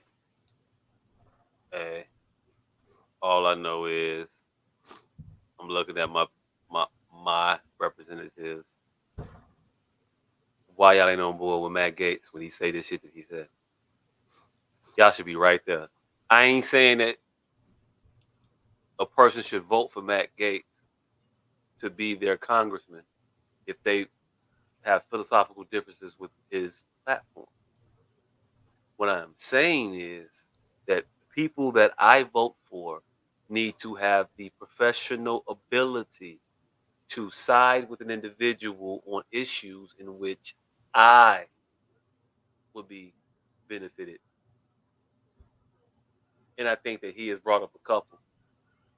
And the silence of those elected officials that I voted for is understood. Because you can't hide. I'm not going to allow you to hide behind that guise of I'm not going to empower him. And nah, because that's not what you're doing. He's already he's a colleague. You're not putting him in office. But what you would be doing is putting forth rules and legislation that would benefit the populace at large. But you're in the way of that because of him. I can't allow that. I can't allow you that excuse.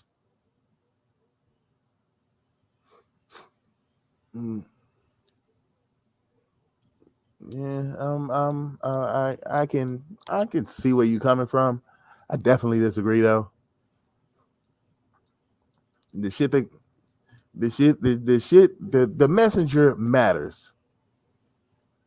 Why can't your congressman agree with him and work with him to get single issue voting to be a thing in Congress? Why would you be against your congressman working with him on that issue? I wouldn't be against it. However, if the motherfucker wasn't for it, I completely understand because, yeah, you don't trust these motherfuckers. There is always something dastardly up their sleeve. You say that as a person that you say that as you, as regular Joe Blow citizen.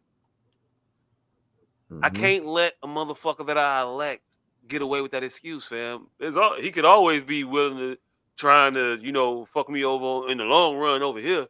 Nah, fam. We talking about this issue. We talking about single issue voting. We talking about money for Ukraine. That.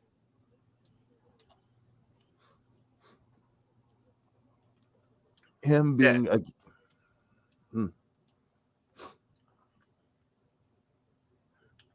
All right, so are you against all foreign aid? No. But hey, look, all foreign aid, no. The amounts of foreign aid that we give, yes. And I think it should be greatly looked at and voted on singularly. I don't think we should give the money that we give to not just fucking Ukraine. We give money to Israel. We give them aid packages on a regular basis. Why we giving them that? We float a number of fucking governments. For what? Why? Now I ain't saying we can't help out, chip in.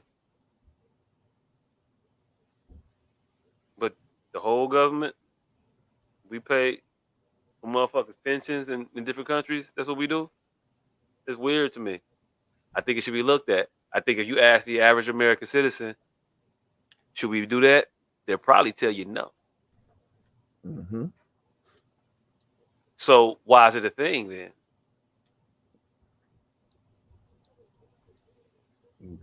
Because Congress.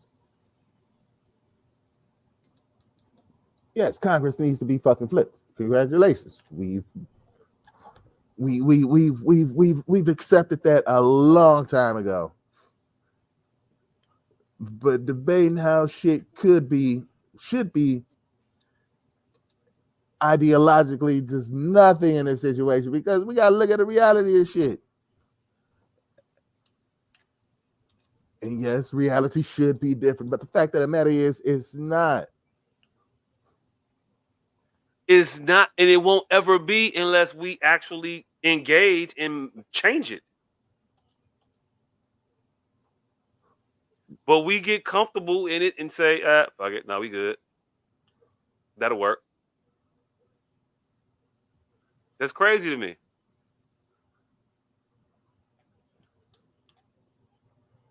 Hey, I don't know if we should acknowledge this comment. What is that? Because this nigga should be on here. Where the fuck he at? I don't know, but he just said, I'm back talking about the phone numbers. That nigga got to him in the hall and rolling his eyes simply because it was me that was talking. Then he said he wouldn't answer the phone, and y'all don't be seeing how ridiculous y'all sound. At least y'all other two said y'all wouldn't answer. But okay, so I get to say this because this motherfucker ain't here. Nigga, just because a motherfucker disagrees with you, that don't mean we just disagree because it's you. Most of the time it's because of the shit that you say I don't fucking agree with. If that nigga would have said it, guess what? Wouldn't agree with that shit either. Contrary to your belief, my nigga, you're not that special. Congratulations. Now, it's not you, it's the shit you say. Yes. And I'm not about to go through this stupid ass shit of explaining every time that I didn't disagree with him, because no, I don't give a fuck that much. So yeah, I'm against this whole. Well, I mean, I can see. Yeah, I vote for this.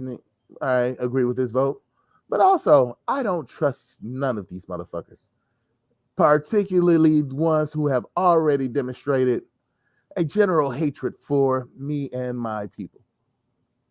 Yes, everything you look, every fucking word you utter out your goddamn mouth will be scrutinized. Hey, look, I don't have a problem with scrutinization. I think that's an actual word. It's not one of mine that exists. But scrutiny, welcome. But scrutiny is not rejection outright. Scrutiny is, let me look into it. That's reasonable. That's all I'm asking. Reasonability. I think we should all ask it. I'm asking it of mine. What's his name? Jonathan Jackson. Motherfucker, what you doing? Ronnie Mosley, what the fuck is you doing? These are people that represent me. Dick Durbin, what the fuck is you doing? Tammy Duckworth, what the fuck is you doing?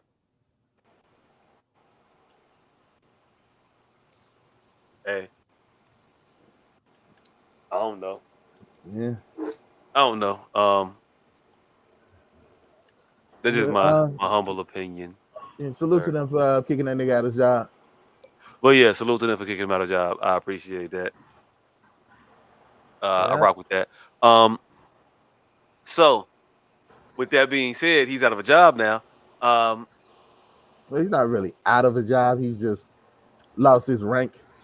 Oh, he's out of that job. Well, there's a job opening that exists in the United States Congress.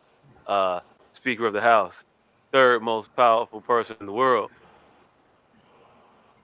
but not really, but kind of, sort of, yeah.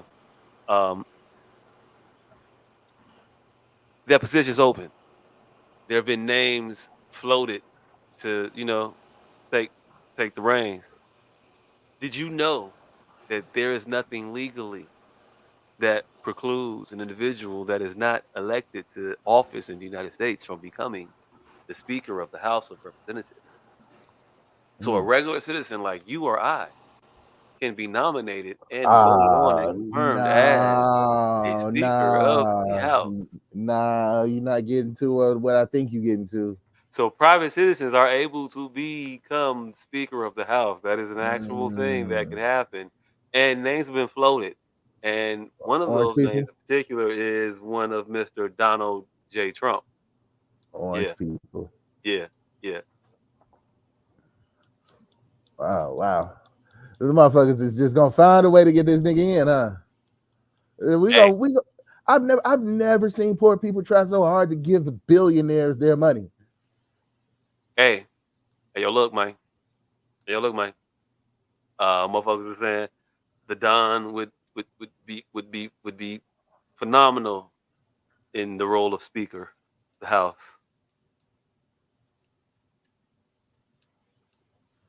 It'd be entertaining to me, personally, if he were to be Speaker while running for president, while also on several trials. Hey, look. You cannot continue to talk shit about Donald Trump if he pulls that off. If he pulls off running for president while being the Speaker of the House while fighting for my fucking life, how could you not get at a hand clap? Hey, Trump definitely needs to have one of them goddamn. Where's Torre at? Trump need one of them one-on-one interviews with Torre. Hey, whoever old boy from was it NBC, whatever that show was that he did, he wasn't the Torre. Torre got it about a motherfucker, Paul. Dude, just let it go. Oh, you just grab out a book. He didn't get it out. Terrell would have had that motherfucker talking about how he be tying bitches up and flicking burnt cigarette butts on their asses and shit. Trump just cleaned it up. I just kiss him on the mouth and shit. Like, yeah. So you then like you lying, fucking, first of all, who be kissing hookers? Right. So you like fucking porn stars. Now, what do you mean exactly by star? Like, she has been in a couple of porns, but she hasn't starred in any. So technically, I don't. First of all, fam, you know how common a star is? What makes you a porn star? It's a bunch of motherfuckers up there. I think what makes you a star in porn? You have to be recognized for doing Willingness. porn outside of porn activity. Willingness. That's Like it. That's all. If you get identified by 7 people for doing porn while you in the grocery store, congratulations, my nigga, you are a porn star. Hey, my bitch recognized the dick yesterday, and that offended. My bitch recognized the dick yesterday, and that offended the fuck out of me. Yeah. Offended the fuck out of me. I'm talking about we sitting here watching porn. We were sitting here watching. We wasn't watching porn yet. We flicking through the motherfucking thumbnails. Oh yeah. And the bitch goes, "Oh, that's dude." I'm like, "Hey, what? Bitch. You ain't gonna be recognizing no dicks up in here, bitch." Hey, look. You can't be that familiar with other dicks. Hey, look. I wouldn't be worried. I look at him, and then I look at myself, and I'd assess. Can I find the common? Can I find in me what made her? Ooh, that motherfucker. Now, if there's nothing in me, pause, that I find in him that made her go woo, then I might be worried. All right. Then should probably be concerned. Hey, so you're saying that your girl can only watch porn that reminds you of her, what reminds her of you. Hey, look. I'm kind of on board. That's what I'm gonna say. That's what I'm gonna say to make it sound clean. But really, what I'm saying is, my girl could only fantasize about niggas that remind me of me. Wait. Hey, this conversation about more specifically, pause is what I was saying. This is why I paused. This conversation. But really though, would you be comfortable with your girl? Like, okay, if she had a variety of motherfuckers that she fuck with, okay, that's one thing. But if she none of them look like you, if she had like a good roster of motherfuckers, and they all were similar, but not to you. Yes, that's exactly what's happening right now. Hey, but I need to be even worse. Yeah, I'm cool. I'm cool with being the outlier, because the outliers are usually either very good or very bad. And since I know I'm not very bad, that means I broke the bitch mold. Is that the outlier? Yeah. That's exactly what the outlier is. I'm good with being a combo breaker. No, hey, look. That is you being different than guys she has dealt with. All of her fantasy is another nigga, not you. Again. Okay. I'm good with breaking the mold. I'm great with breaking the mold. Cool. So you taking it as I broke the mold? Not this bitch is settling. Settling. Okay, all right. All right, cool. I'm not, that's I'm a not very secure mind state to approach the question from? See, I'm very narcissistic. I ain't even gonna hold you. Hey, look, I just said so you went narcissistic. I was just gonna say I'm always narcissistic. But see, this is why I'm saying. This is why I stand on the moniker. Because when we get to conversations like this is how you can tell a real narcissist. Like when we get, it ain't the conversations where motherfuckers know how to be narcissistic. It's these conversations. I truly believe that I broke the mold. I truly believe I broke the mold. That's just how I think. I love to be the only nigga of the fantasy and all that shit. Just like, bitch, I come with it, huh? I'd have made me. I'm more chestnut of your motherfucking dreams, bitch. Hey, look, I ain't saying I gotta be better than all them niggas. I'm just saying them niggas gotta be all like something like me. No, I just immediately assume best because I won. I get it. I mean, that's what's up. I ain't mad at it. Yeah, I don't really have no larger conversation to. I got a larger conversation though. I'm glad y'all broached it. So, sleep sex. Where do we stand on sleep sex? I thought you was gonna go to your one that you actually had. It's all got to do with that. Okay, all right. I'm gonna tie it in. I'm gonna go with you. What do you mean sleep sex? I'm fucking a bitch out of sleep. I don't see anything wrong with that. I don't either. Wait. Hold on. A willing participant. Hold on. Because did she go to sleep with you? Because if you just happened upon a sleep bitch, we knew where your joke was going. We knew where your joke was going. Yes, a willing participant. I know. Hey, look. Look, sometimes sometimes it be predictable, but sometimes you got to do the predictable ones. A willing participant, yes. Some women like that. Some women don't like. Not a willing participant, but a motherfucker that you got the relationship with that you could. All right, I'll fuck with you now.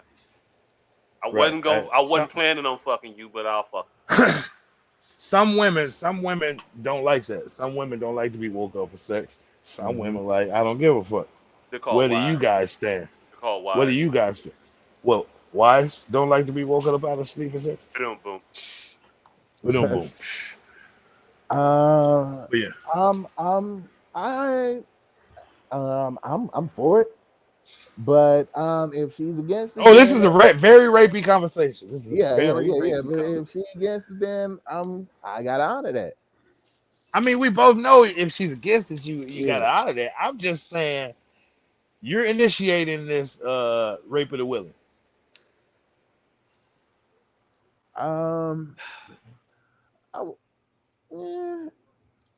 Like the first time is always going to be awkward. The first time is definitely a rape. You have zero. No reason at all to believe that this is okay.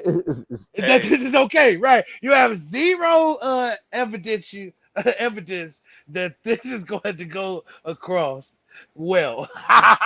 That's how you find the difference between the bitch. Before I initiated. That's how you find the difference between a bitch that like it and a bitch that don't. Right. That's how you find the difference between a bitch that like it and a bitch that don't. Like you have to another piece of failure, but to try. So we're all here, willing participants of the Stockholm rape. Cool. That's what I call it, the Stockholm rape. Cool, right? So during said Stockholm rape, my bitch got up and started talking about Morris Chestnut. Said she was dreaming about Morris Chestnut. Nah. When I dropped log in her. Nah, because now your man is giving credit to this nigga for the work that I'm doing, and I don't appreciate that shit at all. So now you see the tie-in, right? I don't know who I need to say this to first.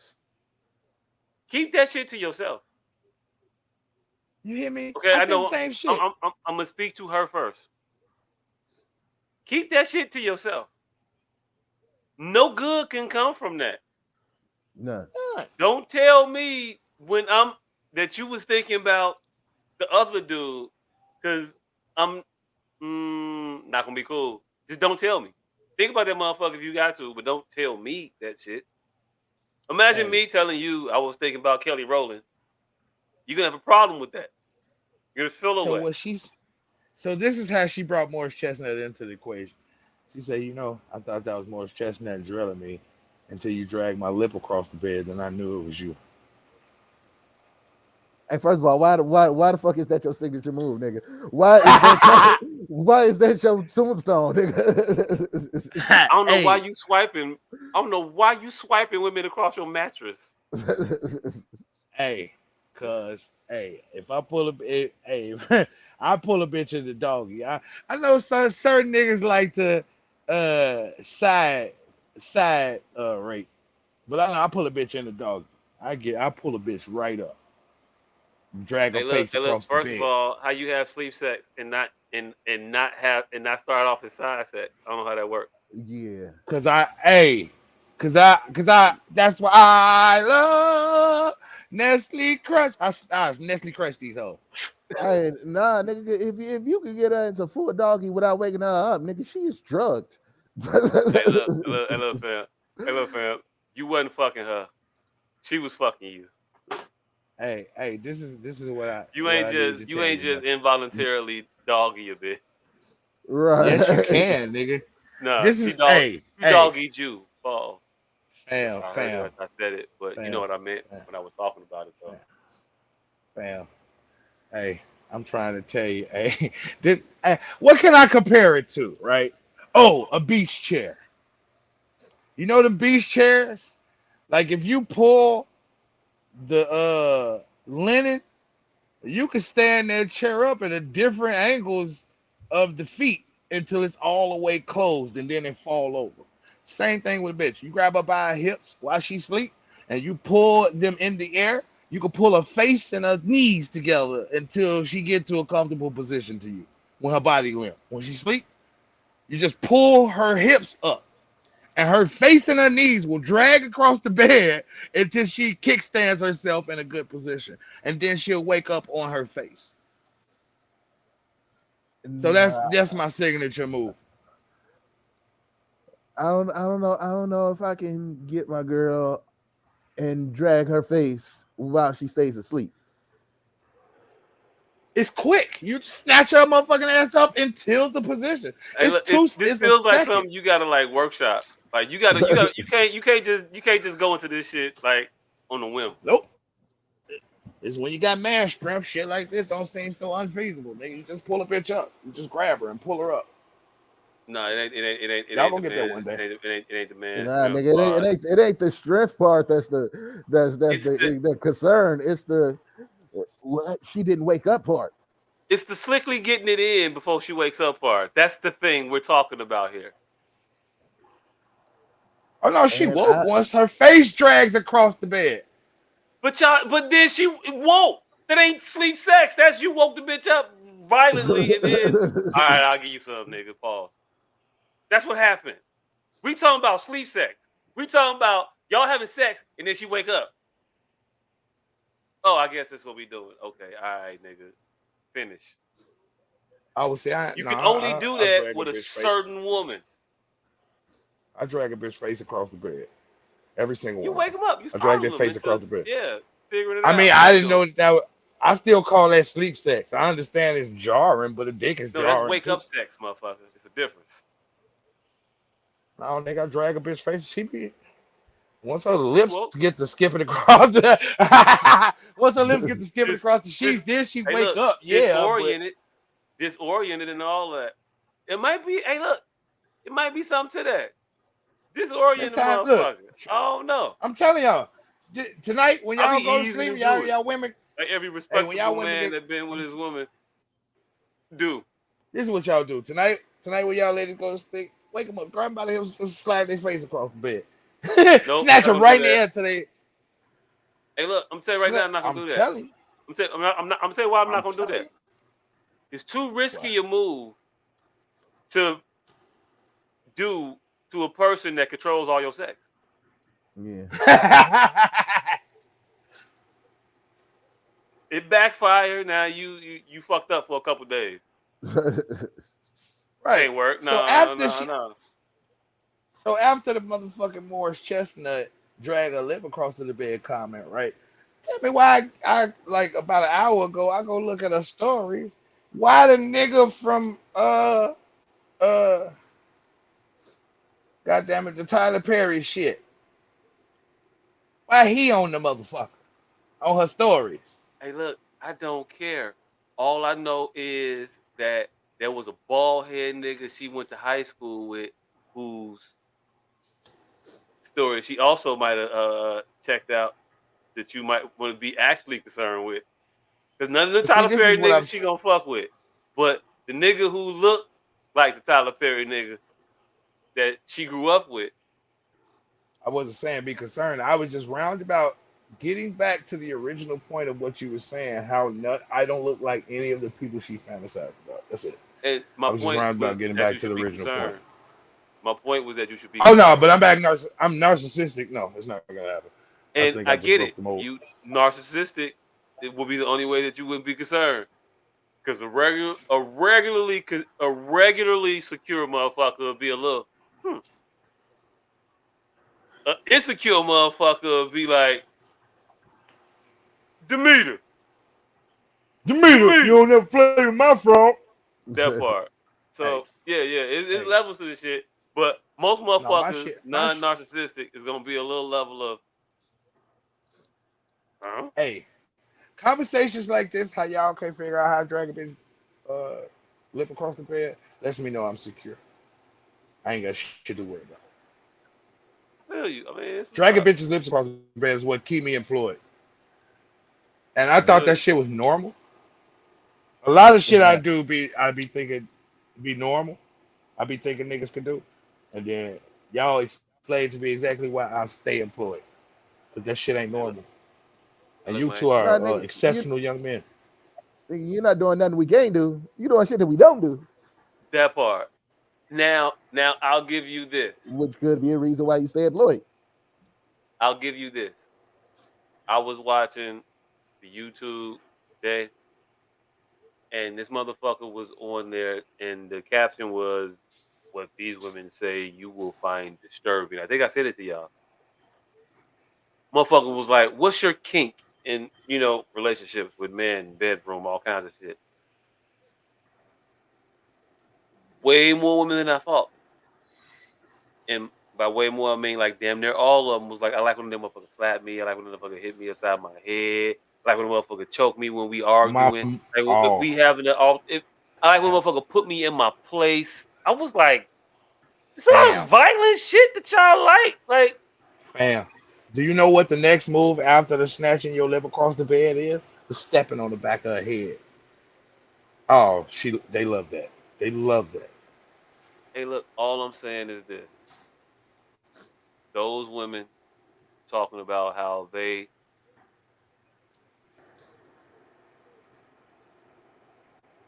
put them in their place. I think I'm back. But you just said how you said it was all of them. You just said how it was nearly all of them, right? Hey, look. Nearly but all somehow you're gonna expound. Somehow y'all gonna expound that it's not all the ones you know. You ain't gonna take the fruit from the tree and say, hey, maybe people don't. I've never examined this.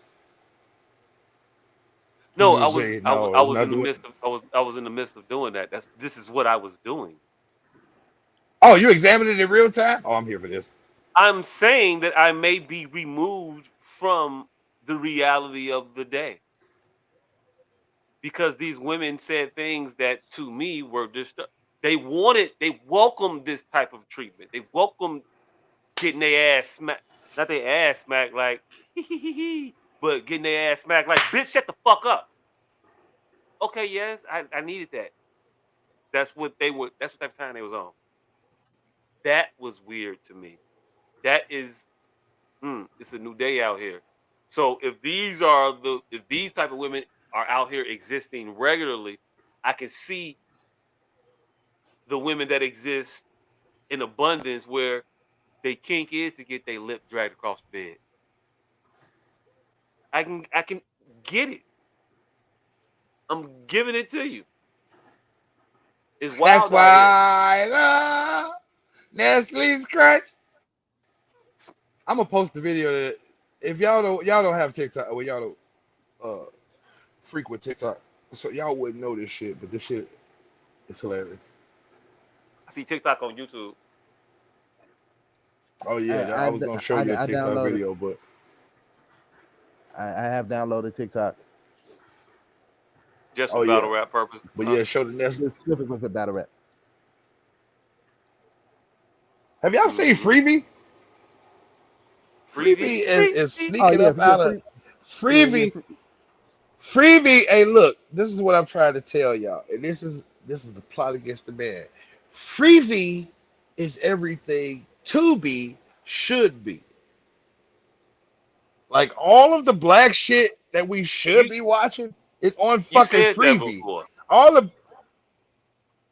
right, well, I'm fucking repeating it. All the black shit that poisons us is on we didn't really get into it the last time you mentioned it. What's happening? What's happening now? That's my mama. All of that shit is on Freevee. The mama, my baby got slept on by the local drug dealer. That's on Tubi. Like the shit that we should be watching as unifiedly as the diaspora, and I'm all for hood Reddit thottery, because you need the yin and the yang, but we are focusing far too much on the yang. The yang. Like we should home base from Freevee and venture into Tubi, except we're doing the exact opposite. We're home basing in Tubi and don't even know about Freevee, most of us. It wouldn't explore what would we call it? Iconic television. I don't think most people today would even explore iconic television. I don't think retro. I think retro to them is just anything outside of their generation. It isn't even far back reached enough to become retroactive, retrograding, any of the retro. Well, technically, retro is something outside of your generation, just preceding you. So, like, retro today would be Martin. Retro would be Living Single. Retro would be Jamie Foxx show, the Wayans brothers. My Wife and Kids. But retro is a little more than that. Retro is retro is a little bit more than that. Retro is the re-emergence of that. And I don't think that they are doing anything of the Martin-esque. Like when we retroed, we actually start wearing afros and bell bottoms. I don't think they are retro. They just consider it retro because it's old to me. What? Huh? Retro is short for retroactive. Yeah, I get that. The other part. It's the active part that we should. What? You said you think they don't do something now? I don't think they pull from the 90s. I think they just consider it olden, so therefore retro. I don't think they pull from none of that, even though they may be remixing the music. I don't think they pull from baggy clothes. I don't think they pull from nothing of the shit that we did. They do though. I think they just, in what regard? I think that they pull you see motherfuckers walking around in the Bayside jerseys and shit like that. I mean, there's throwbacks, there's callbacks to shit of yesteryear. Is not a lot necessarily, and I don't think we might not have got back to baggy clothes yet because we're on the tight clothes trend. That's not to say that baggy clothes won't come back. We just got out of them about 10 years ago. You talking about That's shit like, well, hold on, but we went to bell bottom boot cut type of shit 30 years after that craze had ended. You know what I'm saying? Or started rather. That's what I But said. we ain't 30 years past most of that shit yet. We didn't in the 90s. We weren't wearing a bunch of baggy shit. That wasn't our thing. We weren't wearing triple X t-shirts in the 90s. That was a 2010s thing. In the 90s, we was wearing college sweatshirts. And if you see like now, currently it's a bunch of college paraphernalia proliferating. It's a it's a it's an aesthetic that people do go to like that 90s vibe. It's more of a small type of niche group that would do some 90s shit that I would think. But there is that cult of people that pay that homage to that time. But in large part, you get the heritage shit now coming back around and stuff like that. Motherfuckers want to wear more Afrocentric, cultural, significant shit. They do that. They put it on their apparel. They put messages on their shit now, like we did back in the day. Fight the power. It'd be fists and all kinds of shit. Afro picks. But instead of wearing the Afro pick, they put the Afro pick on the earring and wear that motherfucker. You know what I'm saying? That's kind of how the style emerged and to pay homage to that time today. Now it's gonna be some years from now to when we get to that baggy shit. I'm telling you, that that tall boy t-shirt shit, that was in the 2000s and something. If I'm remembering correctly, I could be wrong. White tees, and skater jeans, 2000. Baggy clothes been forever. White tees and skater jeans, specifically white tees and skater jeans. That's 2000s. We've been baggy clothes forever. But that's not even what I'm talking about. I'm talking Okay. about the imagery, the aesthetic, any of that. Say, for instance, what you're likening it to is people wearing boyfriend jeans. What I'm talking about is people wearing actual boyfriends jeans.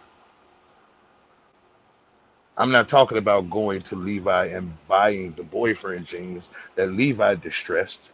I'm talking about women actually going and dating a truck driver so they could get those jeans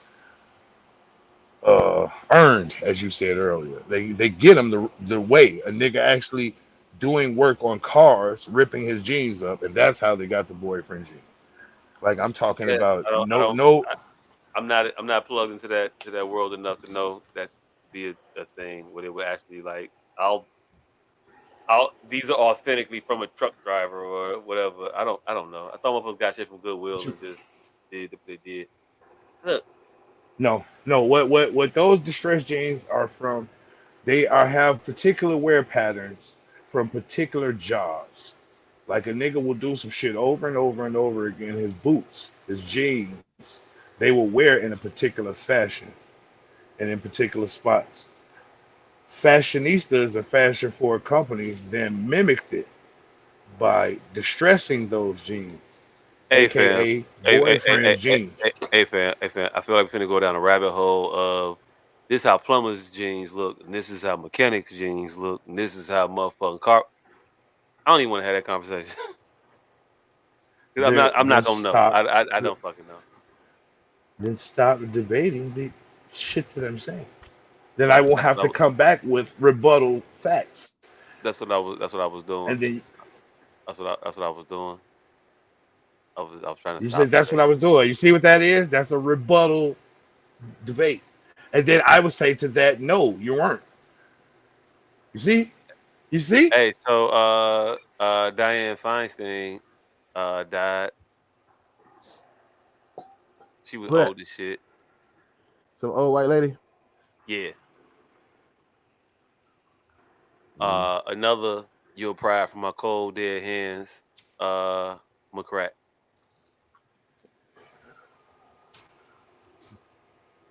Shout out to her. I mean, I Mm. don't know. I don't. Yeah, She did some things at a time, and the stubborn old bird wouldn't listen to logic or reason at a time. Recently, Mm, All right, yeah. so you want to explain what happened? Oh, she juggled with the future of the country by. Oh, wait. You mean other shit?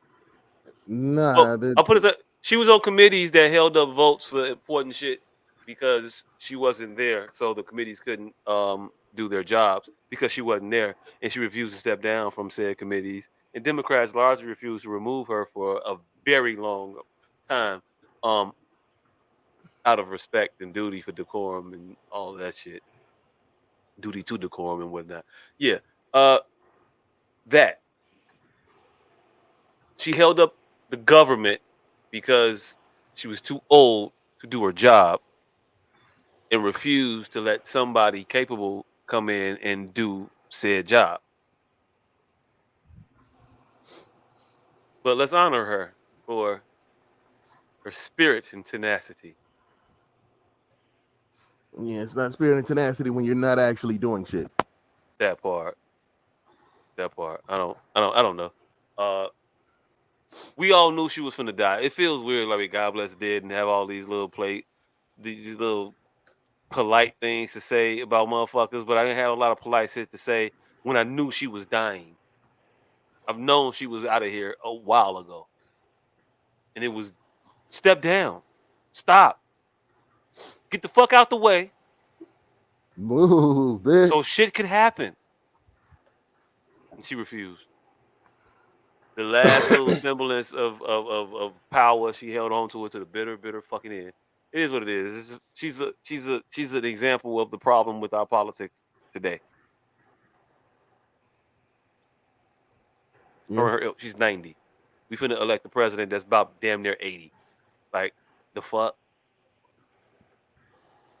Again, think about the 90-year-olds you know. Should they be running the country?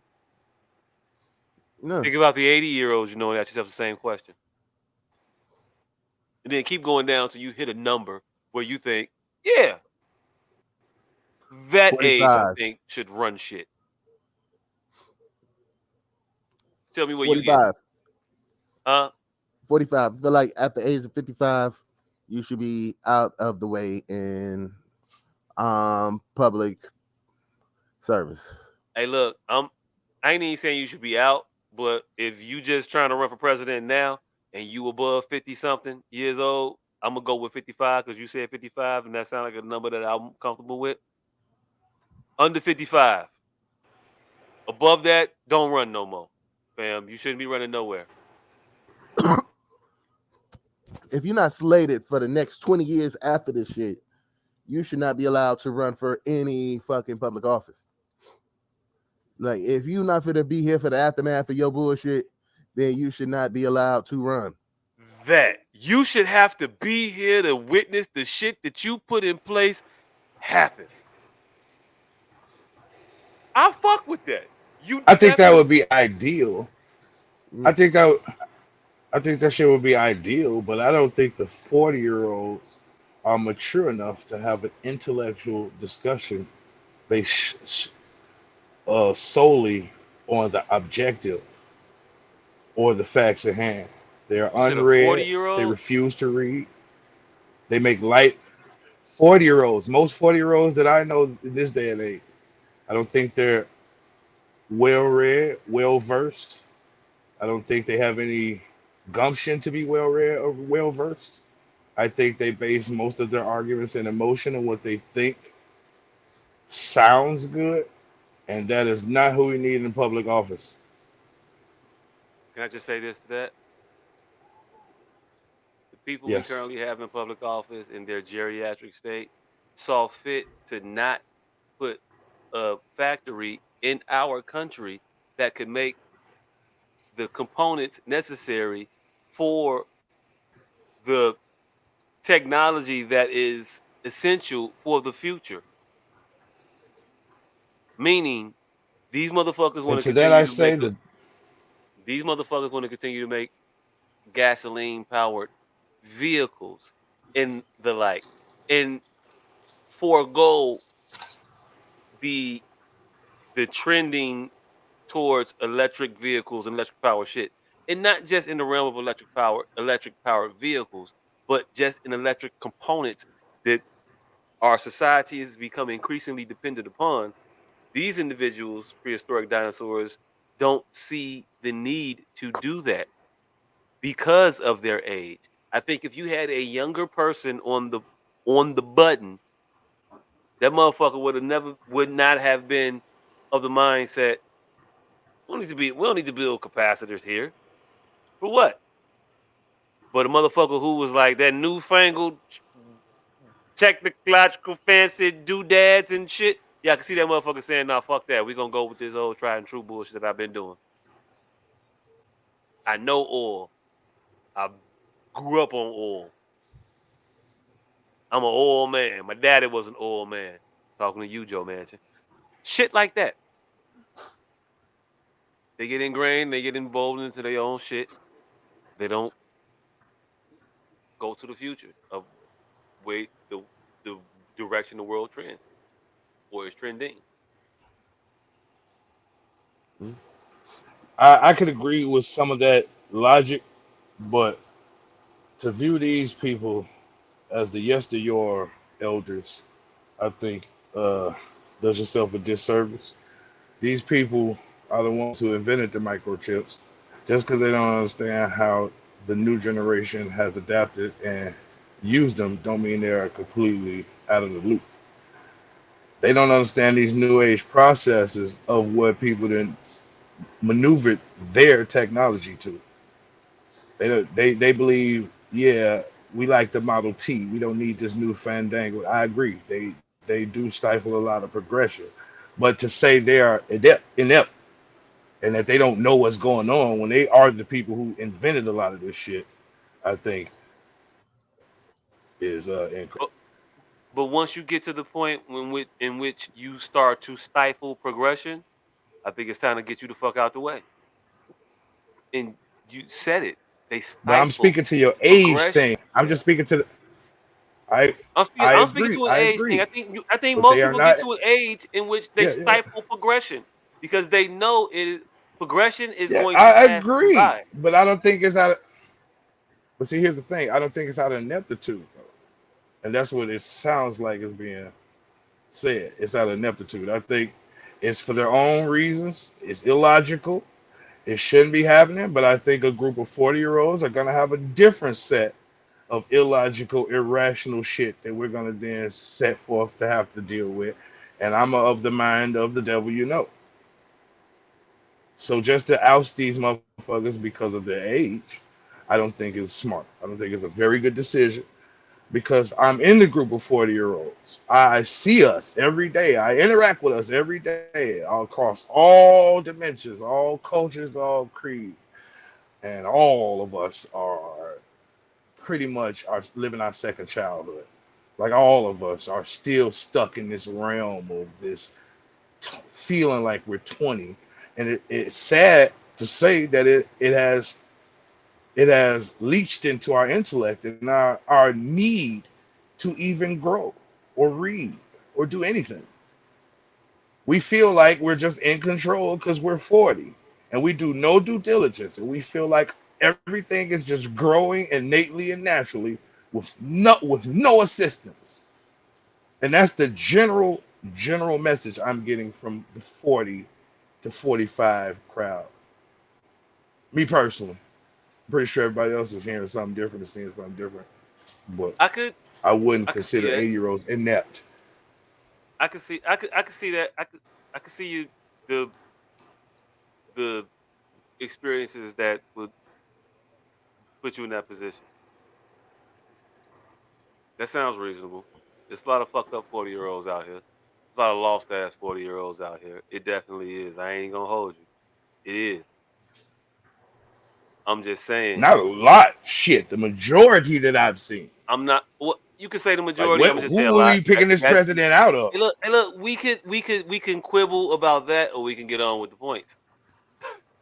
A lot or a I little, was, or I maybe a was whole just bunch. being. Whatever. It's semantics. Who I cares? would. I would. Yeah, I was just resounding. That's it. I'm gonna forget what the fuck I was talking Yes, about. most. This is what I'm Oh, saying. but yeah, I don't. So 80-year-olds is ousted is what you were talking about, and I said I don't Yeah, think just 80-year-olds because is of 80 out, they man. need to be ousted. What was the last? What's the last good idea you heard from an 80-year-old? What are these motherfuckers that are running currently talking about that get your mojo really running? What is RFK Jr. out here saying that makes you say, you know what, him? Marianne Wilson floating your boat? Is Joe Biden in his nothingness out here telling you, you know what? That's my guy. Is Donald Trump telling you something that you don't already know? I don't think it's gonna be good. These octogenarians, that's the word, You right? point to These a bunch old of crooks and motherfuckers. Jesuits. Huh? These octogenarians, that's the word for Year old, old right? motherfuckers, yes. These octogenarians that That we means have specifically 80-year-olds, yes. running our country. No, it means specifically 80-year-olds. All right, cool. What you call old people then? All these old genarians running our country are only fit to get fucked You were over talking for about saying bullshit. 80-year-olds. It's fine. I was just letting you know. It means specific. I get it. Hey, look, I'm aware. Octogenarian, 80-year-olds. I'm just saying old motherfuckers. All of them ain't 80. Some of them is 90. Some of them in their 70s. But all of them are past their prime. I don't think any of them are bringing anything fresh or new to our country. I don't think anybody like a Nancy Pelosi and her old ass is doing anything but serving herself. We have to recognize that. We have to see that. They're not going to be innovative. They're going to give any new ideas that bring this country forth to any place where we're going to want to see it be to prosper.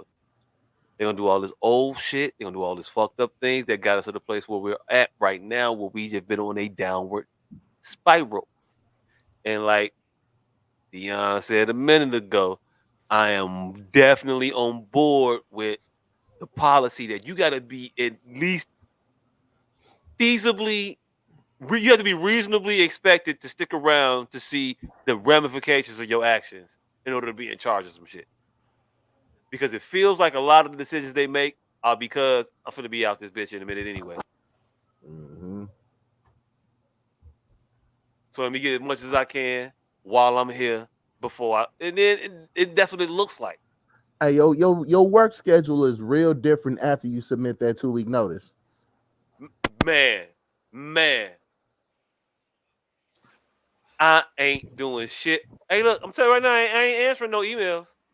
Man. The whole 2 weeks, not before 12, not after 2. The whole 2 weeks, I'm not answering no fucking emails. Quick Call my question. line. Do y'all feel it's any country that got it right? Y'all feel like it's any country that got it right? Got it right. I think that there's countries that get it better. I think countries that have universal Which health countries care. are those? Denmark, for example. I don't know if that country has it right because you can look at that country and you can readily identify certain characteristics that may not be suitable for America. A homogenous population. Mm-hmm. We won't get that here. I don't know if a homogenous population breeds tranquility or breeds an environment suitable for tranquility. But these countries that are extremely quote unquote pure White seem to be happy. When you they ain't look got at no niggas around fucking it up. I'm just saying, hey, look, you can look at countries that are all black as well. And motherfuckers are generally happier in those places. And you could tie it to economic, development and stability, maybe.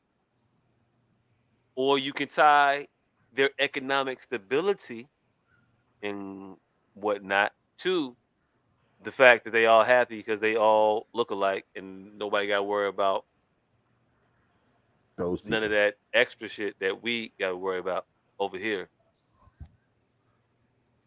Racism worked both ways. Me being kept down and you keeping me down. You know what I'm saying? That's a cliche statement. Remember, to keep me on the floor, you got to be down here with me, right?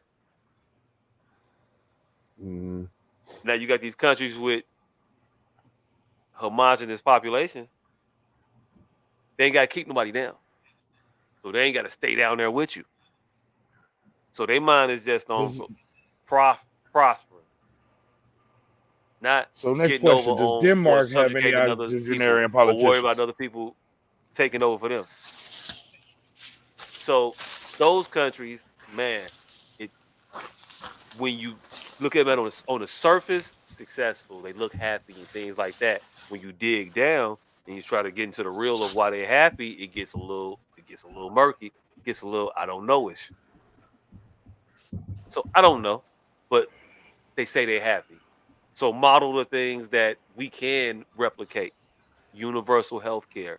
Um, um, those particular countries My don't next have a lot question of is: hold on, let me finish. Those particular countries don't have a lot of immigration. So they're, for instance, service industries, labor industries, their factory workers get paid differently than our factory workers. I was listening to NPR other day. They was talking about the people that work in the slaughterhouses. It might have been of Denmark. I might just keep saying Denmark because I had it in my mind. But it might have been Denmark. It could have been somewhere else. But I think it might have been Denmark. But their slaughterhouse employees make more than our slaughterhouse employees because they don't have that competition driving down their wages over there like we do here. That can contribute to overall morale of a country, of a populace. I'm not saying that we necessarily need to get into that, but adapting things like what we can control, a national minimum wage. We are a nation, but we operate like a collection of countries. Countries in other places, policy, national policy, boom. Minimum wage everywhere in Finland is this. But you come to America, the country, the minimum wage in the country of America is what? Well, it's a bunch of different shit depending on where you at.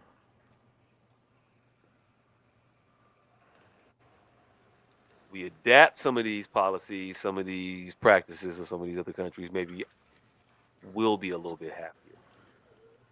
Universal health care to start off,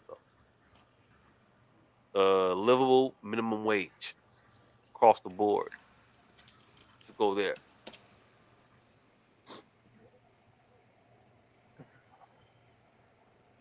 all right, any of these places eliminating octogenarians as politicians?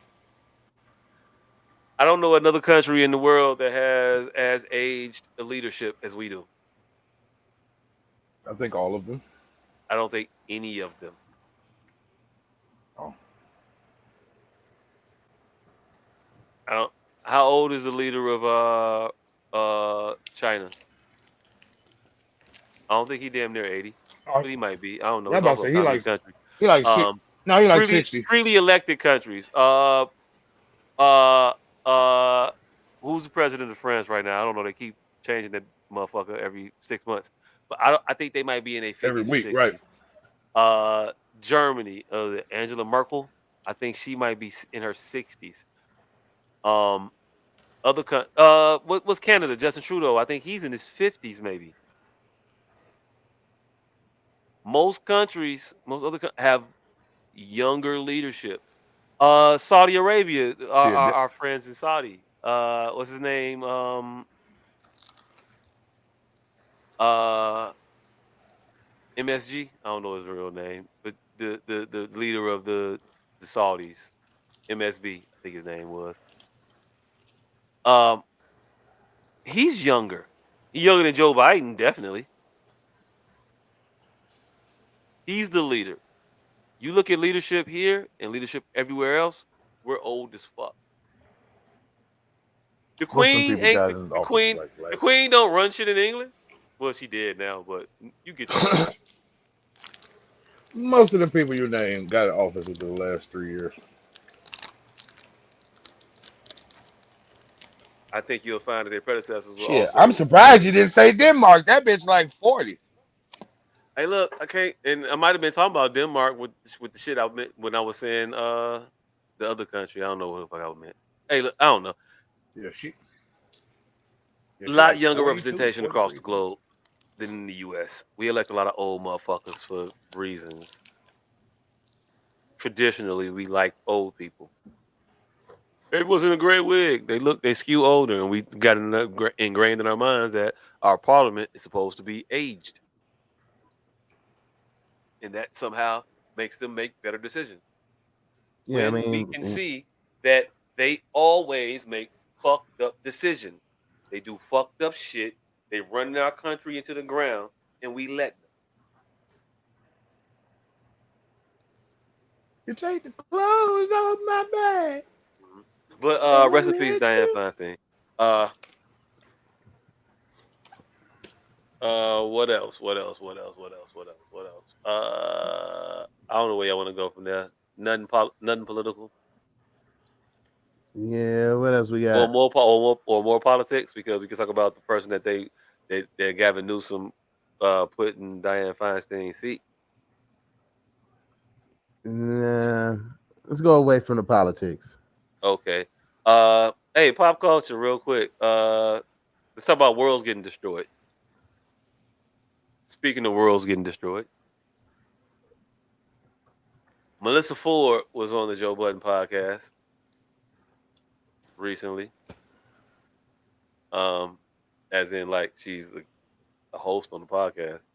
But they was Yeah, talking to this.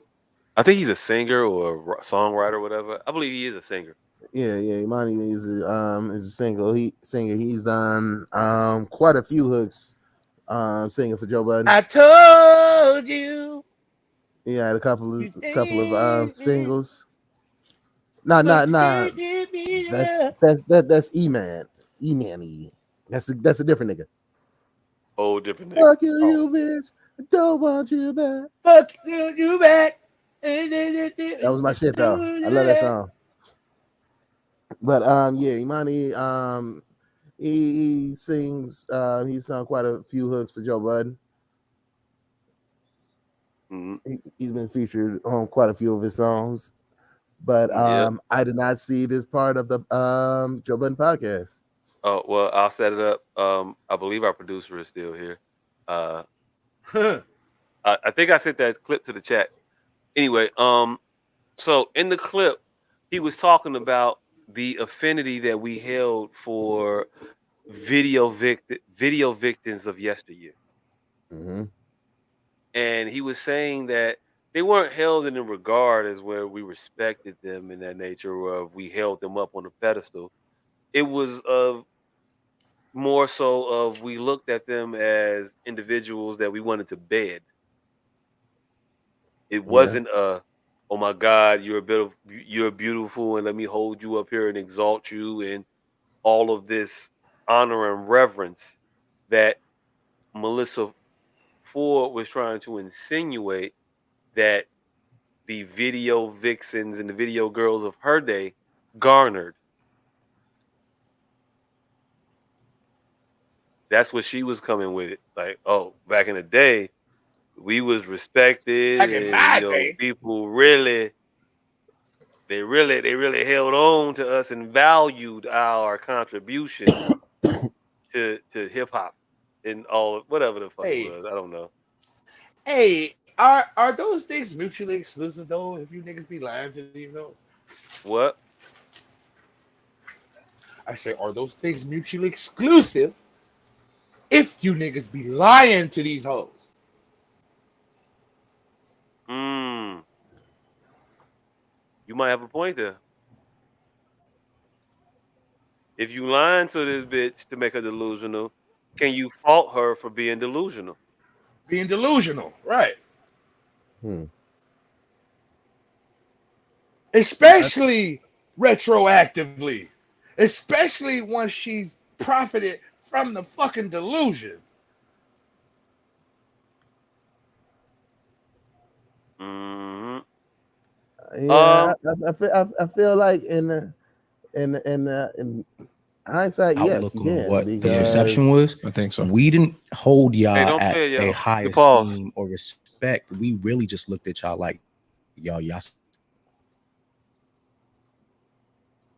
All right, so I'm saying in retrospect, yeah, because I mean, at the end of the day, you can look at the actions, and the actions don't coincide with the lies that were told. So you have to know that that was a fucking lie. We talk about Melyssa Ford. We ain't talk about the whole that didn't make it. We talk about the whole that everything people said to her, they upheld. To now she's sitting as a pod.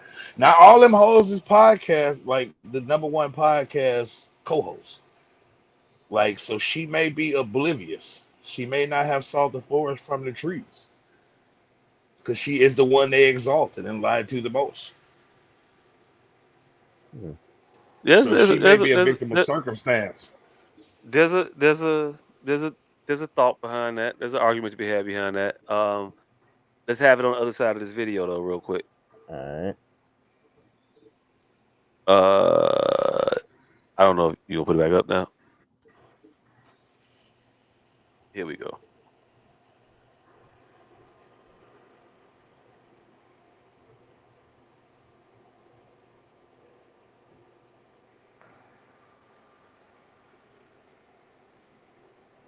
What I remember, I think you have a different outlook on what the perception was. I think so. We didn't hold y'all at a high esteem or respect. We really just looked at y'all like y'all some bad chicks that niggas physically, yeah, literally. Like I'm not being disrespectful. Me either. I'm saying like when we sat back as consumers watching the videos, we didn't say, "Oh my God, those are beautiful women." And they're the light of our lives. And I didn't say that you guys thought that shit. No, I'm not saying I did not. No, I what didn't I'm saying, say you said that there was a level of high regard. I don't think there was any regard outside of us just looking like these are just attractive women that I am we would. sitting. Just like, yeah.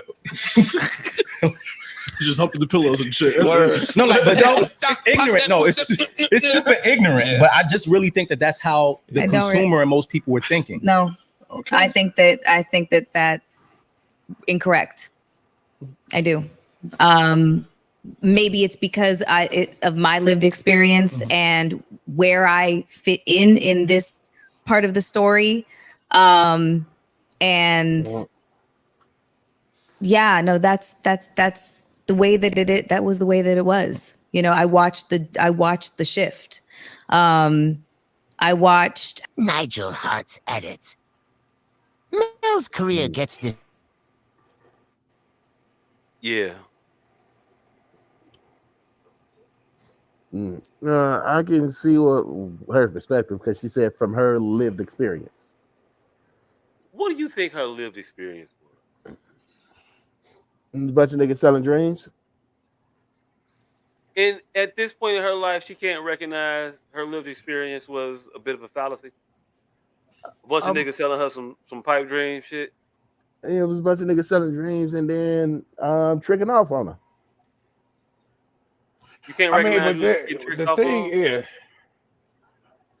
but the thing is, what is the difference? It's because niggas didn't mean it, so now she's supposed to again retroactively go back and say she wasn't exalted when she was exalted.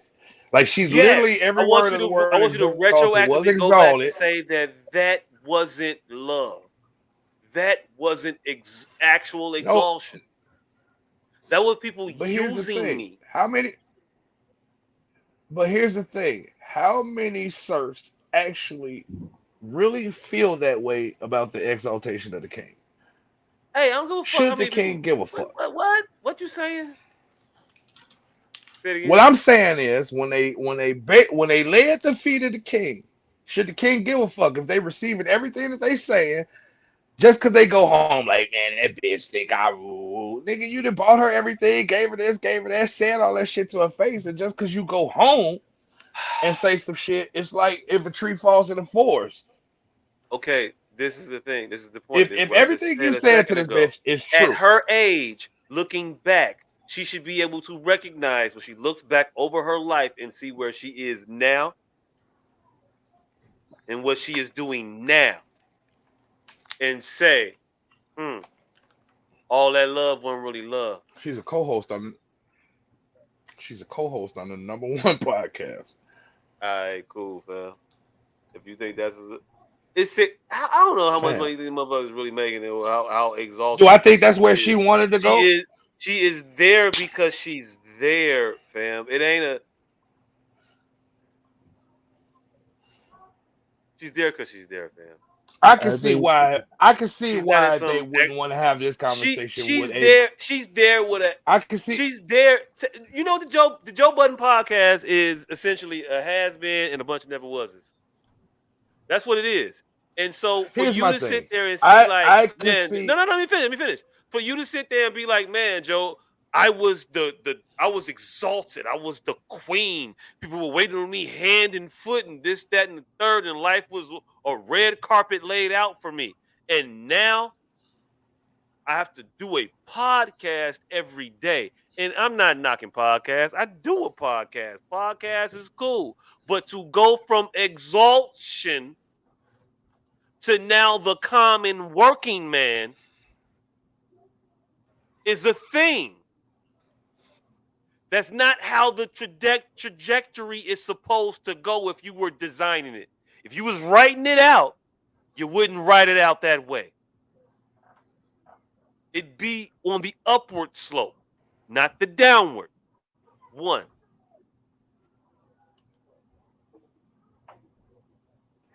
2. Her being this old and not understanding the way she was treated then and looking at her life now. These men that were beating down my door ain't no longer beating down my door. I didn't used to have to go out and seek the attention of the men that I wanted. Now I have to. And also the men that I'm now garnering the attention of aren't the alphas in the room. They aren't the apex people in the area.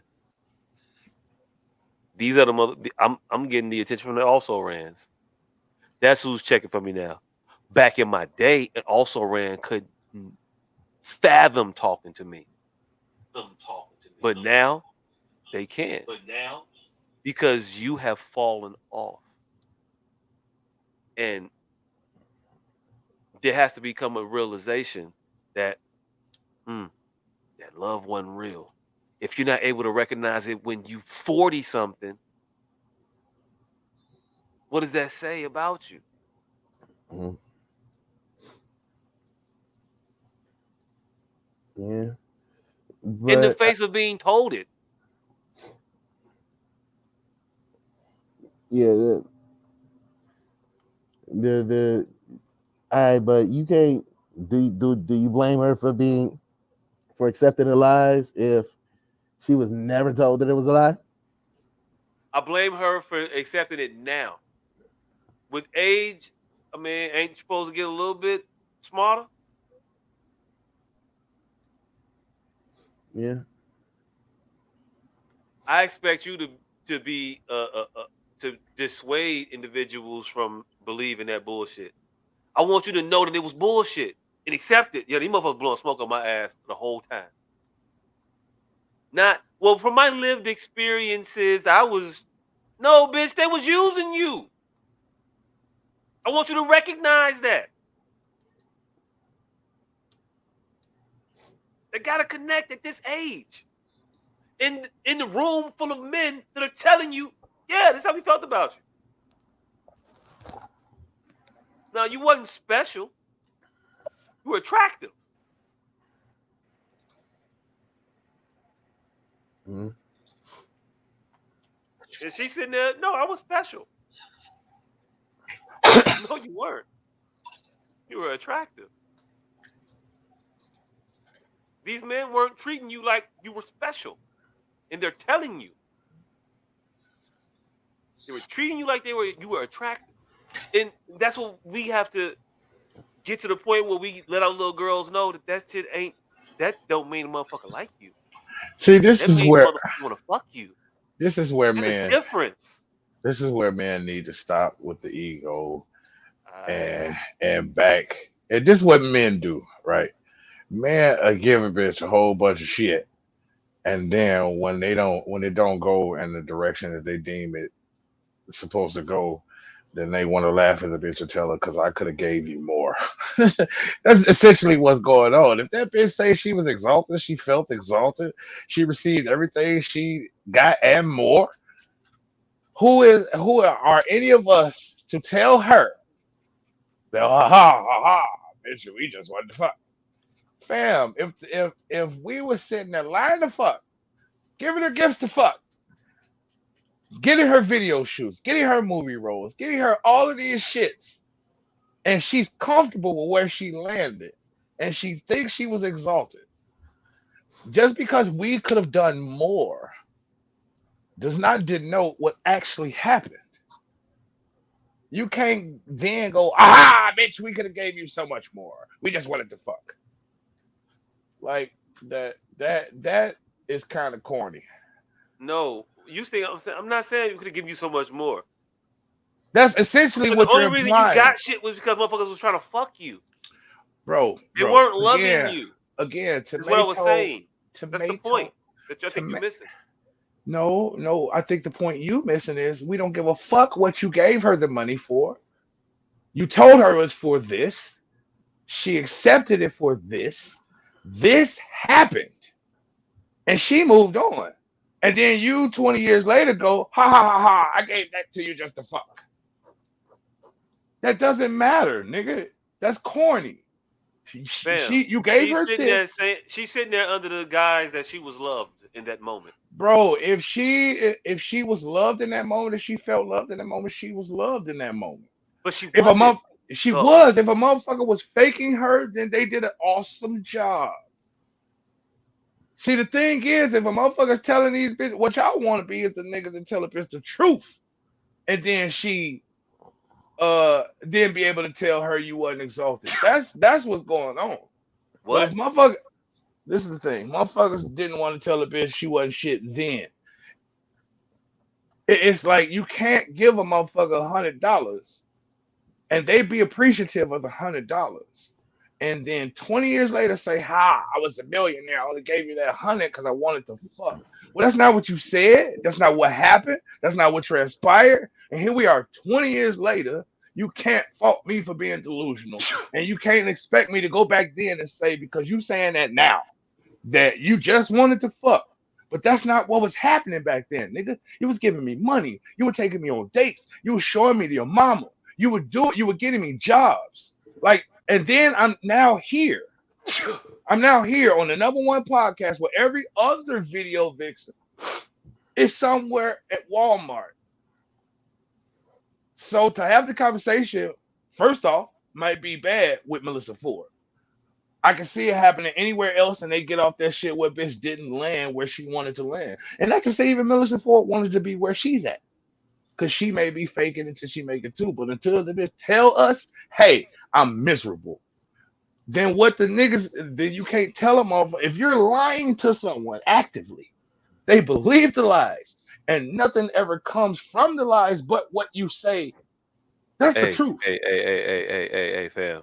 Yes, sir. Before you continue on this shit, just for as long as you're gonna go, Melyssa Ford had a horrific accident. Horrible. She was injured. Truck accident.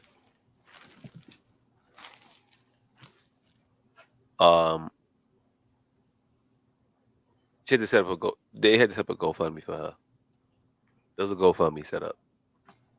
Was there not? Am I misremembering that? I have no idea. This is news to me. All right. They're talking about how she needs help, finances and stuff like that. because she's now not able to do the show Hollywood Unlocked, her financial situation will become tenuous because she couldn't do the podcast. And we know how much podcasts pay, fam. Come on, let's be real. We know what it is. So her not having that put her in that tenuous of a position. Being a woman who was exalted by all these men of means should put a perception of reality on you that maybe I am not as adored as I thought. Now that I'm aged out and I can no longer offer the shit back in the 40, we talking about when I was 20. Not now. We're That's talking the about point when of I what I'm was saying. 20. That's what I think you're missing. Huh? You're not special. You attractive.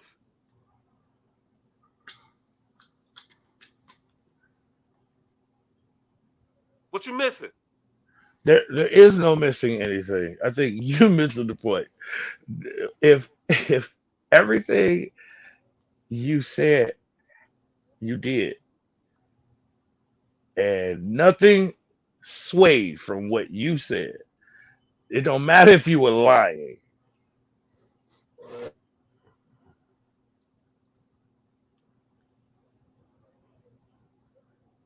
I think it matters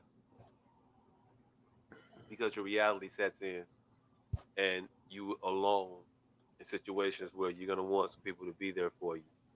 And when all those people that you thought were gonna be there for you turn their backs because you're no longer viable for what they were using you for. Again, using you, not actually caring about you, using you.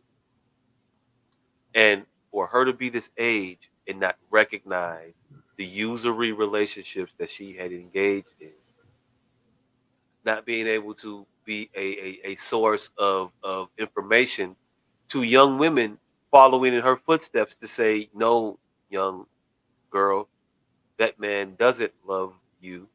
No, you are not revered as you think. You are just ravished over and disregarded. Look what happened to me. I was also one that thought that these men held me in some esteem. Found out they didn't. Because they don't. That's what I was expecting. That's what I'm looking for from her. Not that I got tricked and you got tricked. Shame on you for getting tricked. No, motherfucker, everybody can get got. Who the fuck can't get got? I've been got. I'm not gonna begrudge her for being fooled. I begrudge her for remaining a fool. Mm.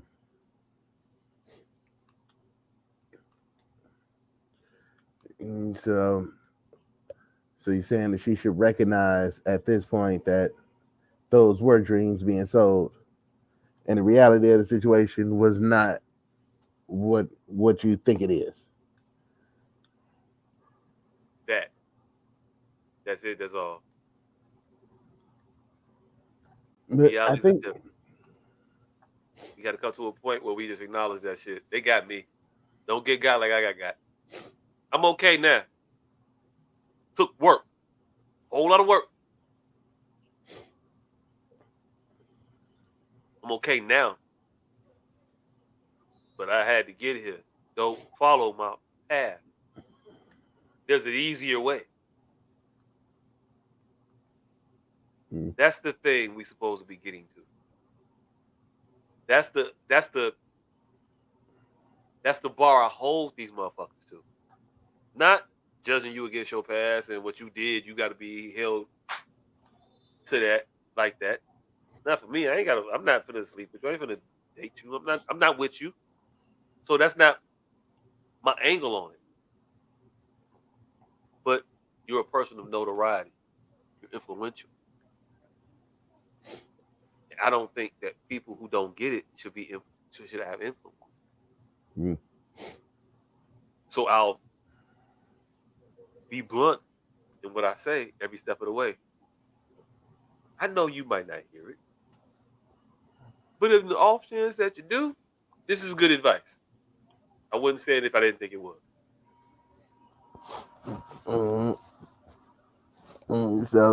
So you think that she should be out here telling the women, yeah, don't listen to that bullshit. Make a motherfucker prove it. Make a motherfucker prove it. That's it. That's all. Yeah. That's what I'm on. And hey, look, it is what it be. Be what it is. Motherfuckers should get into that shit. They want to, they will. If they don't, they're gonna find themselves Melyssa Ford in another 30 years. And it's gonna be a lot harder 30 years from now for Melyssa Ford to be a Melyssa Ford. Because we don't even know y'all names no more. Y'all gotta get into situations and do depraved shit in order to even kick the scales.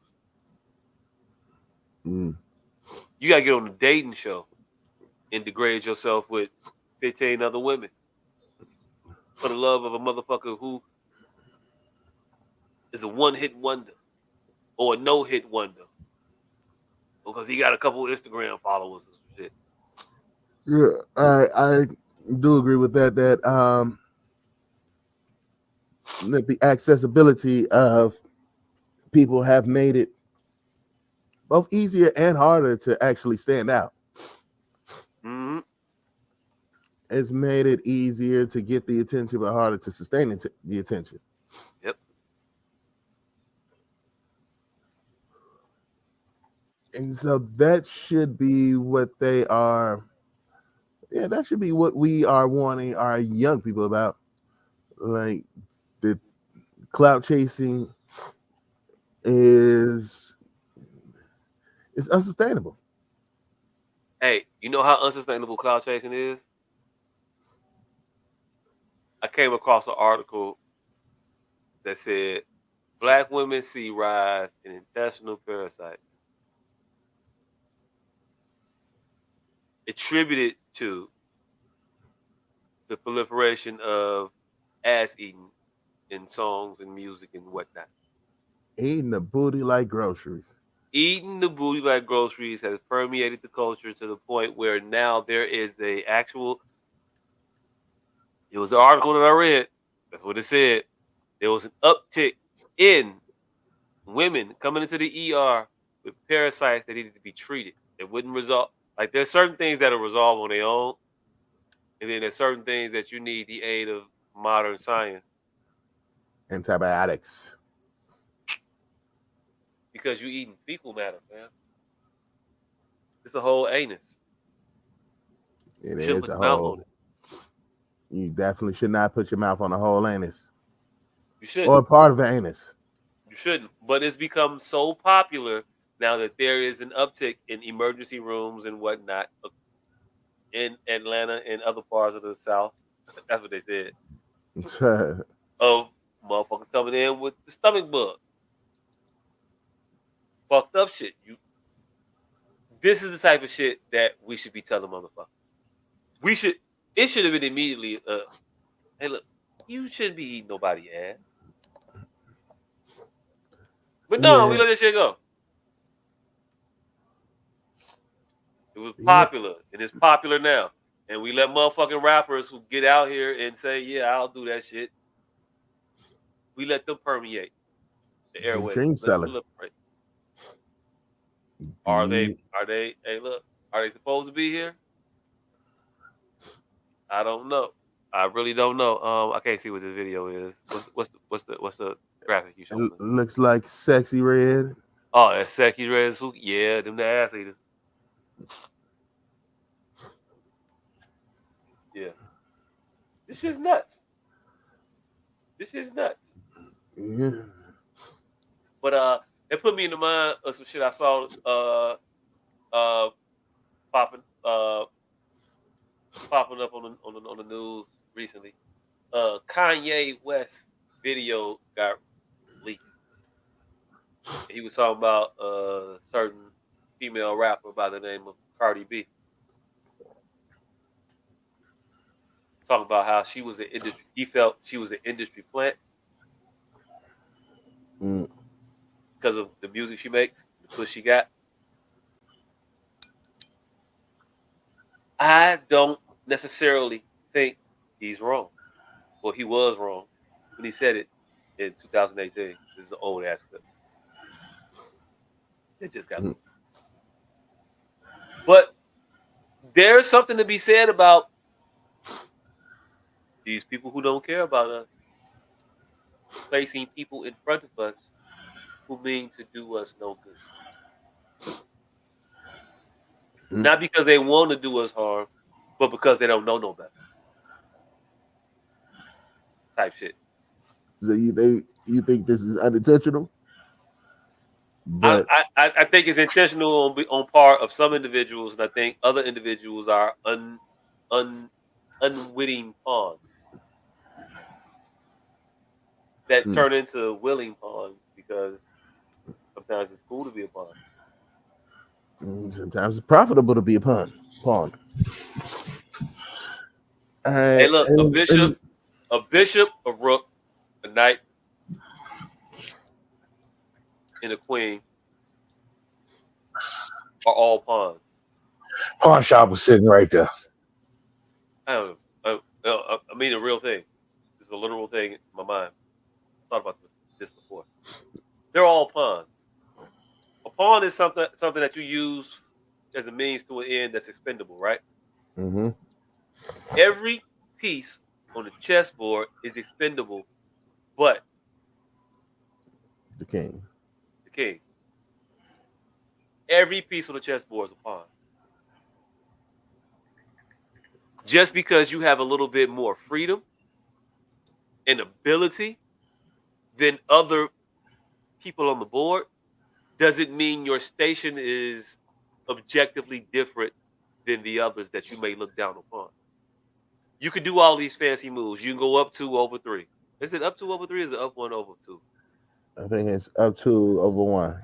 Yeah. Or up 1 over 2. There's 3 spaces in the L. Yeah. Or you go diagonals, or you go all the way across like you want to go. You're still a pawn. You may think that you have power. You may think that the industry is giving you some ability to move about as you want, and you can move about. You want private jets. You go from here to there in a hop, skip, and a jump. And you look at other motherfuckers who got to take the bus, fly a commercial, whatever. Oh, them peons, them pawns, they got to do that. You're also expendable. But we don't think of those as pawns. These people in these industries don't think of themselves as pawns. You'll never hear a Cardi B or Ice Spice or Sexy Red or Sukiyana referring to themselves or thinking that they are for the detriment of their people. They think that what they're doing is great and good. And I ain't here to say whether or not it is or it ain't.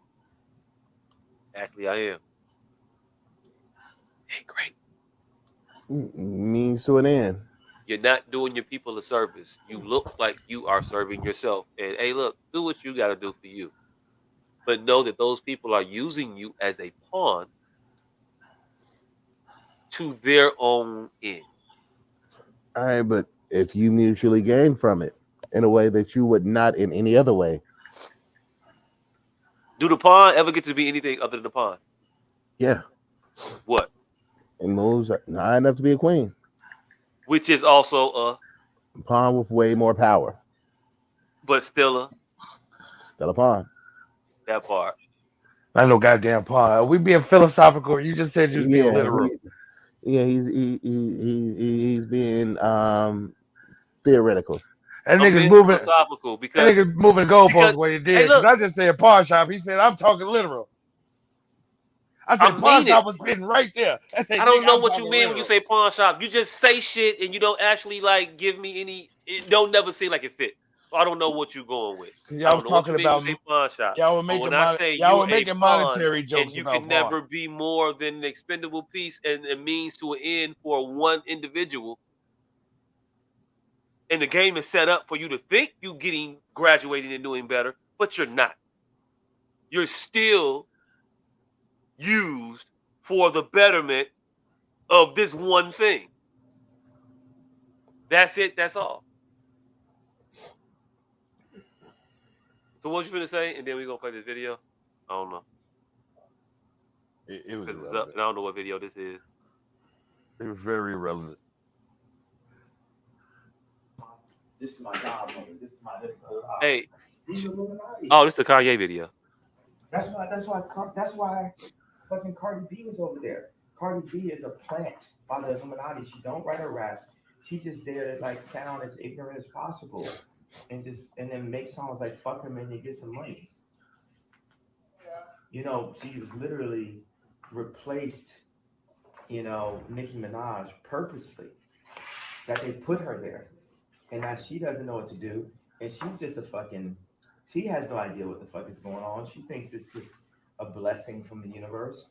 Ain't no blessing from the fucking universe. That's not some paranoid shit. It actually is though.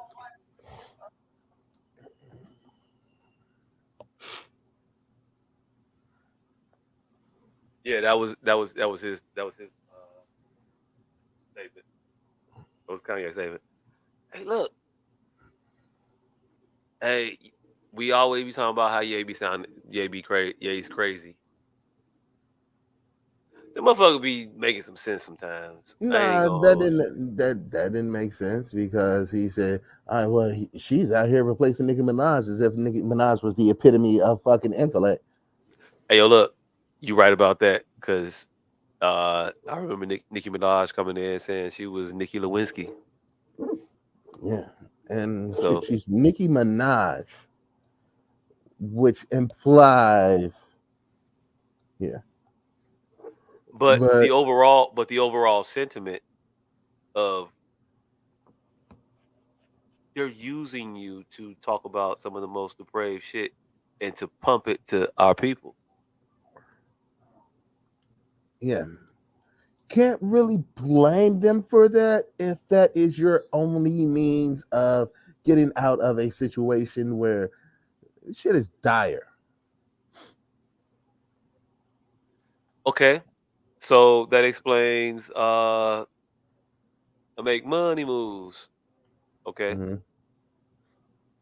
Explain WAP. No, fuck that. Don't explain WAP. WAP was generational wealth. Explain this beat my pussy like a bongo shit. Or whatever the fuck it is. This is not even a good fucking song. It's not even catchy. Mm-hmm. Her latest shit. I haven't heard of latest shit. Yeah, because it's horrible, fam. Yeah, but I didn't really listen to her earlier shit. Yeah, but you knew it though. But all of her shit is in the same vein, is the point. Mm-hmm. And to an extent, I see no problem with, all right, this is what I have to do to get out of this shitty ass situation. So fuck it, I'm finna do this shit. But she's out of the shitty situation already. So there's no desperate incentive to make you do this shit now. Now this shit's fun. To stay out. You out, and I'm not gonna give you the excuse that maybe it might later on be fucked up. No, because you don't get to do what you do, exist how you exist, and act like you're concerned for your future financially. You can't fly on private jets all the fucking time. You can't buy the shit that you buy all the fucking time, and then act like you're actually fiscally responsible to the point where you're doing the things that you have to do from some need-based stance. You selling your people out because you need to still? Come on, man. Nah, I'm not going. I'm not giving you the caveat. I'm not giving you the out. I'm not giving her the out. I'm not giving Offset the out. I'm not giving none of them the out to make. Hey, look, you made it out. You don't get to still do the same shit and not get judged for it now. Yeah. You're not desperate anymore. Yeah. I mean, there is a desperation to not go back. Why doesn't that desperation express itself in I'm not flying private jets, I'm not buying all this extravagant shit that I don't need because I never want to go back to that. I never want to go back to that poor. So I ain't never finna fuck around and jeopardize that by this lavish shit. Who the fuck needs a chain that costs $200,000? I could be poor at any minute. I ain't gonna buy this shit. Keep my motherfucking money. Or save it. Or if you want to tell me that the jewelry was a savings plan, then tell me who wear their savings plan around their fucking neck at a nightclub at 3 o'clock in the fucking morning. You be like, what's old boy name? I forget. P&B Rock. The Democratic motherfucking representative that just got caught up in the bribery indictment that had got caught with the gold bars and the cash and shit. That's fucked up. I just came in. I thought you were talking about P&B Rock. Nah. Rest in peace, P&B Rock. Rest in peace. But he didn't wear his gold around his neck. He was concerned about being broke again. So he put gold in the safe and said, these motherfuckers ain't finna come and just necessarily take my shit. I got it hid. Because he was a Cuban, I think he was a Cuban refugee who had everything taken from his family at a point. And he gave some all kinds of sob stories and shit. But the point is, if you are concerned about going back to broke, you be preparing for going back to broke. Or you you be spending money like it was about to go out of style. Or you name yourself Never Broke Again. And then just fly private at $100,000 a pop. Because you got to go to Vegas to go kick it. Well, Floyd Mayweather, the fight is this weekend. $100,000 to go there. Like, that's stupid. That's not indicative of behavior that is, I'll never want to go back to the struggle again. It never exacerbates itself that way unless you fucking Kawhi Leonard.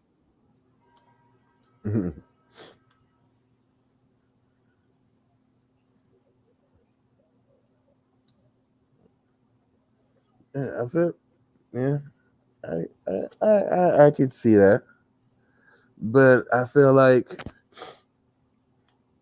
also, if there is no market for that, that would not be as popular. And we begrudge our people for listening to it, but not the others who listen to it, because we might see only our kids listening to that, but when you see an actual Cardi B concert, those aren't just our people singing that shit.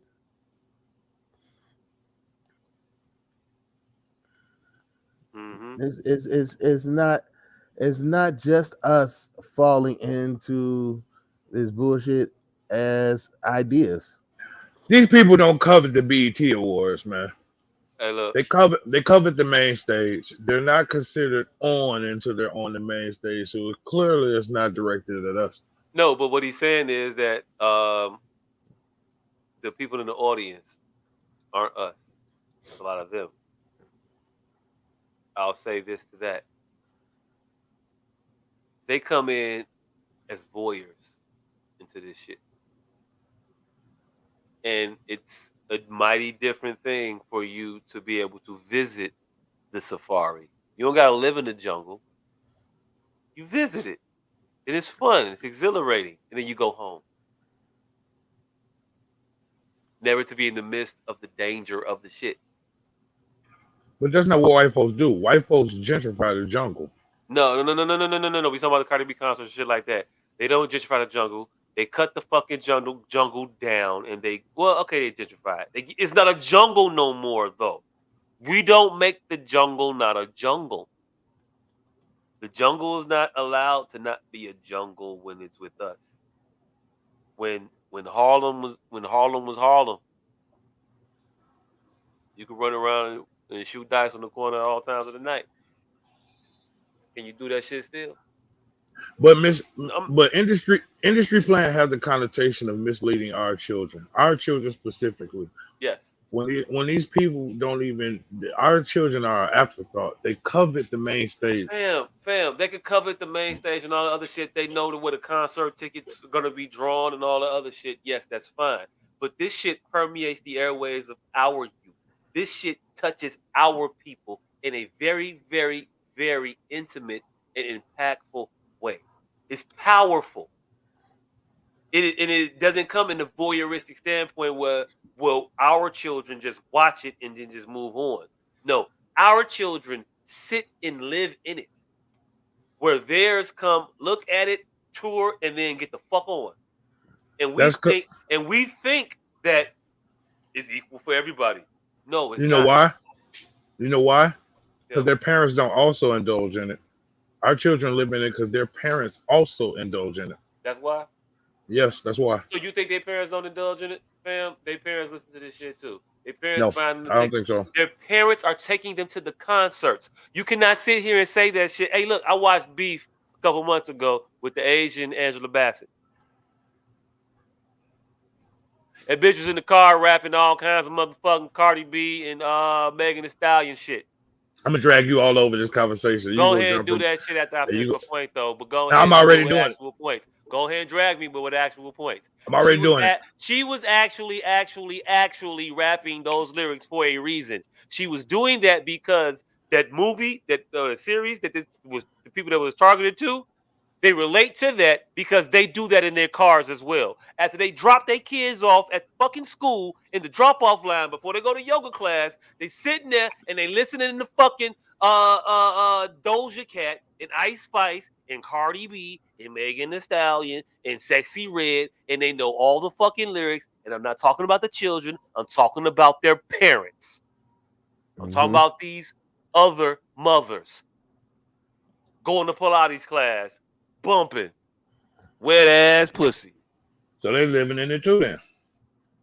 No, they don't live in it. They are able to be voyeurs in it. They do that shit in their neighborhoods going to the coffee shop and Pilates class. They only fucking the pool boy and their husband. Meanwhile, our children are told to go shake their ass. They not shaking their ass in the street like that. They definitely are. Not like that. I don't know what this nigga be talking about. Always been. I don't know what this nigga ever be talking about. I'm talking about what I'm talking about. Not like yeah, you can see some of them shaking their ass on the internet. Yes, you can. Those are their outliers, fam. They meat and potatoes? Nah. And we thinking that we doing something by saying, well, they doing it too. No, they not. They meat and potatoes ain't. We letting our meat and potatoes do that shit. We letting our meat and potatoes be degraded. And we shouldn't be.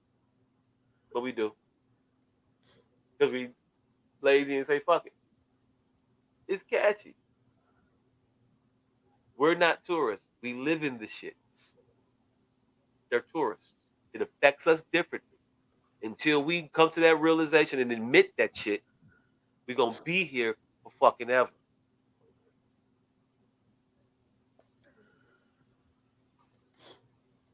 There was a point in time in music where there was a semblance of a balance. You might have a loop, but you got a De La Soul. Balance. I'm not saying you got to get rid of a Sexy Red. I'm just saying, why is she so much more popular than a Rhapsody, than a No Name? Why are her songs on the radio all the time and theirs aren't? If you push that shit, it's catchy, it's creative, them women can rap. But we don't get fed enough of the good shit to where we have a taste for it. We have a taste for the jump. We have we establish a taste for fucking Twinkies and Ding Dong and Honey So Buns and shit. They established a taste for broccoli and cauliflower and whatnot. So do you And think I if know No I Name? named like one fruit, one vegetable that was like a fake vegetable. But So do you think if No Name just came out with a Me, Myself, and I, it wouldn't get regular rotation?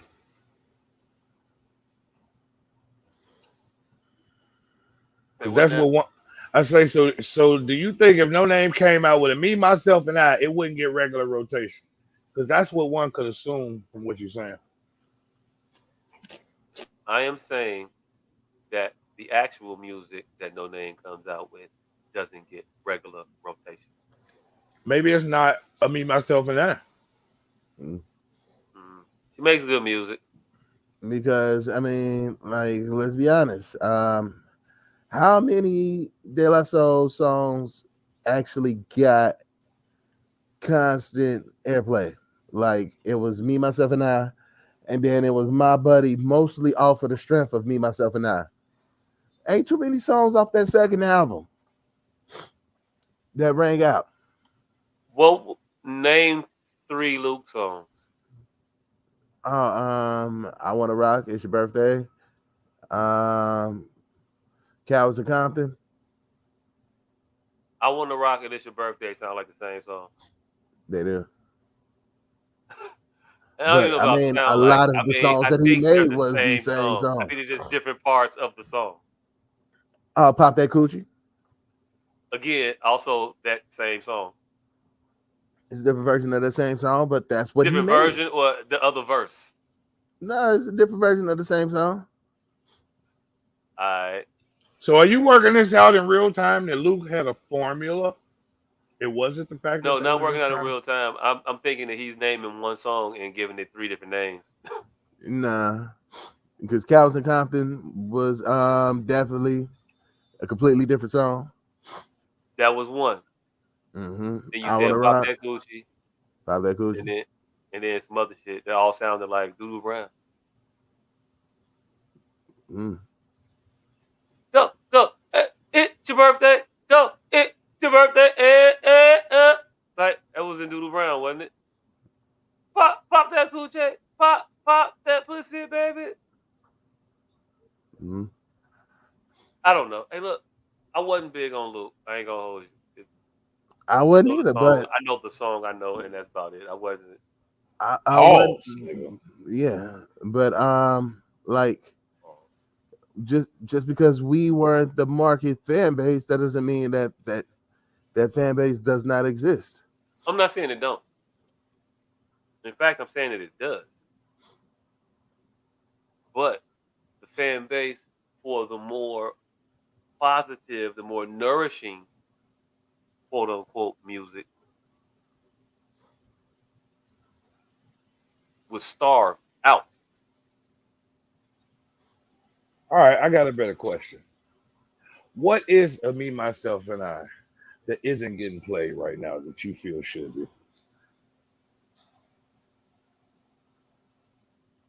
We don't play nothing by Cam on the radio. There you go.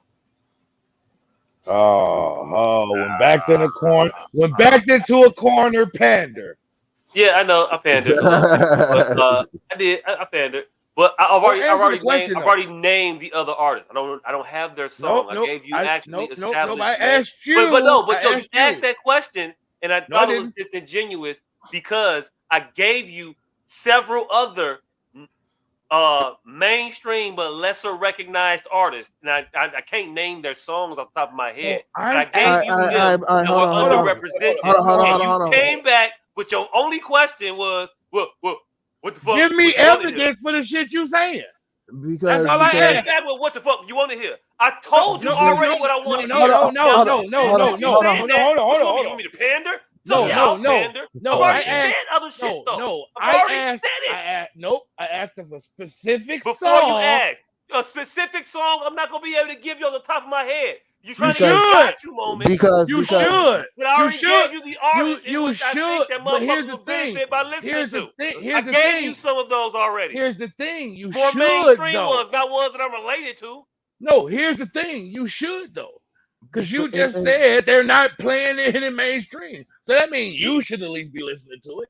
But those artists are there, like Toby in the water with the liver there, like Five. That shit is there. That shit is out there. I listen to him. And it is very popular mainstream. And Fat. And it is very popular mainstream. Is it though? It is though. Damn, he was just in Transformers. Nobody watched that fucking movie. Nobody watched that Transformers movie. Number one. Number two, he is getting pushed like this other shit get pushed. Is what you're telling me? Yeah, my nigga, he didn't have a bit role. He was a character in Transformers. That was off his rapping ability. Solely off the music that he made was heard by somebody who just was so happy to be in a major fucking film production. Like we don't say fucking Bobby Brown was just in Ghostbusters. Ghostbusters really anybody really checked for Ghostbusters 2? Like, no, fuck that. Bobby Brown in fucking Ghostbusters. I ain't know Bobby Brown was in Ghostbusters. He was in Ghostbusters too. He held the goddamn door open, and that was everybody say anybody looking for Ninja Turtles? No, nigga, Vanilla Ice was in Ninja Turtles. Anybody check? I knew Vanilla Ice. He had a whole song. Right. You just said Bobby opened the door. That's cool. Hey, because he had the lead single on that soundtrack. And yeah, Bobby was, but at that time, Bobby wasn't an actor. At that time, Bobby was an active cokehead. Fam, hold on. Active cokehead, dance off, sing off in a movie. Toby was the catalyst for the fucking movie. And he was the reason the movie happened. And he is co-starring in a $1 billion franchise movie. Talking down to all of these white people. I have not seen Transformers. Fam, if Toby wouldn't have said the white man steal that car, the shit would. Do you really think that Toby has gotten the push that Benny the Butcher got? Transformers is the push. Yes. Yeah. Yes. Because Benny the Butcher now is starring in Tubi movies. And this nigga is in a $1 billion franchise.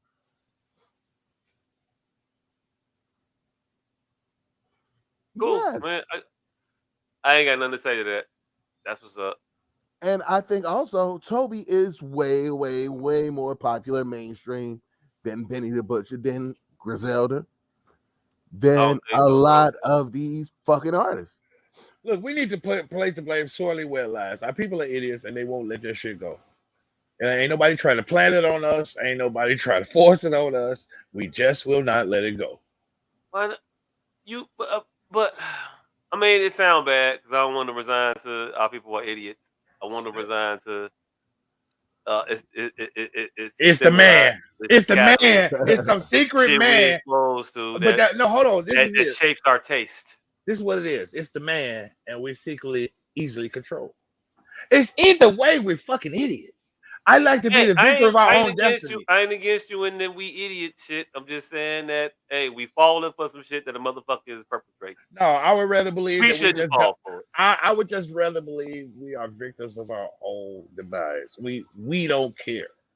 I hate to believe that there's some secret cabal against us and we are falling for it. And we are constantly preaching that it's happening, and no one will. That makes us the end is nigh. No, we not the end is nigh, motherfucker. We're not the bum on the corner preaching Jesus is coming back. No, niggas is just slow, and we don't want to give it up. We love our creature comforts. Let's say that we love our creature comforts, and until somebody give us something as comfortable as that, we're gonna shake our ass to Sexy Red. And it's just a mainstay and it's here now. It's like the car trying to ask a motherfucker to go back to riding horses. It's just not gonna fucking happen. Hey, look, it might not, but I'm gonna be the old man in my basement trying to shout that shit down and speak knowledge to power. But we can actually address what's happening. I'm addressing it. Don't fall for that stupid shit. What are you? How are you arguing with me here? I think I've been addressing it. I think I've been consistent in my stance against that shit. I've been calling it out. Less secret cabal. That's all I'm saying. Hey, look, all right, cool. Whatever it is, I don't know if I'm calling out then. It's public cabal. How about that? Public cabal of our own doing. I'll agree with that. However you ball it. However you cabal it. Cabal it, kebab it. It's fucked up. Damn. Kebab it, nigga. Damn. Hey, look, I don't know. I was in the cook corner, and I ain't had nothing else. The sounds kind of plausible. Sounds kind of cut offable.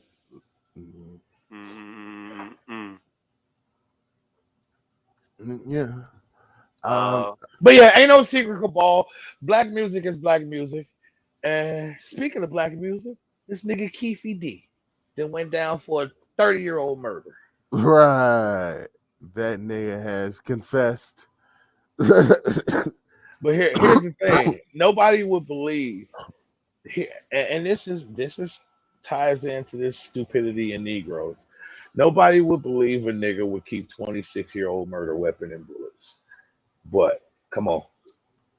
Don't we all believe he kept a 26-year-old murder weapon and bullets? Like who wouldn't keep the gun and bullets that killed Tupac? Like at some point you're gonna figure out how to monetize it. I wouldn't have kept it on my dresser, but at some point you're gonna figure out how to monetize your murder of Tupac. Yeah. So I'm not surprised that those were the actual thing. I'm still shocked that he kept the murder weapon. That's what I just said. No. Yeah. I don't. Yeah, I'm not shocked. I'm not shocked. I'm like, shocked because because he didn't kill Tupac initially. It took 6 more days for Tupac to go out of there. So somewhere around day 3, you should be probably thinking about getting rid of this evidence on this attempted murder that you just committed. No, it's the gun that almost killed Tupac. I'm never getting rid of this gun unless it's for sale on eBay. Hey, look, man. At that point, though, think about it logically, though. At that point, realistically, you got to be sitting there like, damn it, I got a gun that almost killed Tupac. Everybody got a fucking gun that almost killed Tupac. All right, well, let's think about what is it going to be worth? Let's think about it even more logically. I just shot this nigga on the fucking Las Vegas Strip. I'm not thinking logically. That's the logic of the shit. I'm not right in my goddamn head. I just shot this nigga. I just shot Tupac Shakur in a caravan on the Las Vegas Strip after a fucking Mike Tyson fight. Hey, the motherfucker wrote in a book. We was looking for the motherfucker at the club. Didn't see him. So we went to the liquor store, got some shit to drink, and we was on our way to the crib. We was finna kick it. We was going down the street, and just so happened, coming towards us was Tupac hanging out the window hollering at bitches. So we hit the U, whoop, pull up, let off, and then we skirt off. It was an impromptu. It was, oh shit, he right there. Fuck it. It was a fucking moment. So a person that will have a fucking moment and kill a person in Las Vegas, I'm not thinking that bright. You'll keep a motherfucking murder weapon for 30 years. 30 years. Little accident murderers. I ain't even heard of it. And you'll go on interviews and write up and make a book and go on interviews, countless, and talk about the murder. And think you could give just enough details that absolve you of it because everybody else involved is dead. Man, I do not want to go to jail for murdering Tupac at 57. Yeah. Yeah, agreed. But I watched this nigga DJ Vlad interview, and that nigga is an amazing snitch. Like one of the best ever. Hey, this is the thing. If I was gonna go to jail for killing any fucking celebrity, it definitely wouldn't be the one that still has a morbid, fucking fanatical fan base. Yeah. Like, there's still people that dress like grown men that still try to favor this nigga. That mostly reside in prison, by the way.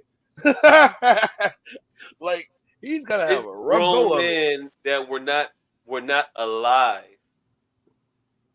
that feel indebted to Tupac. It's grown men of other nationalities.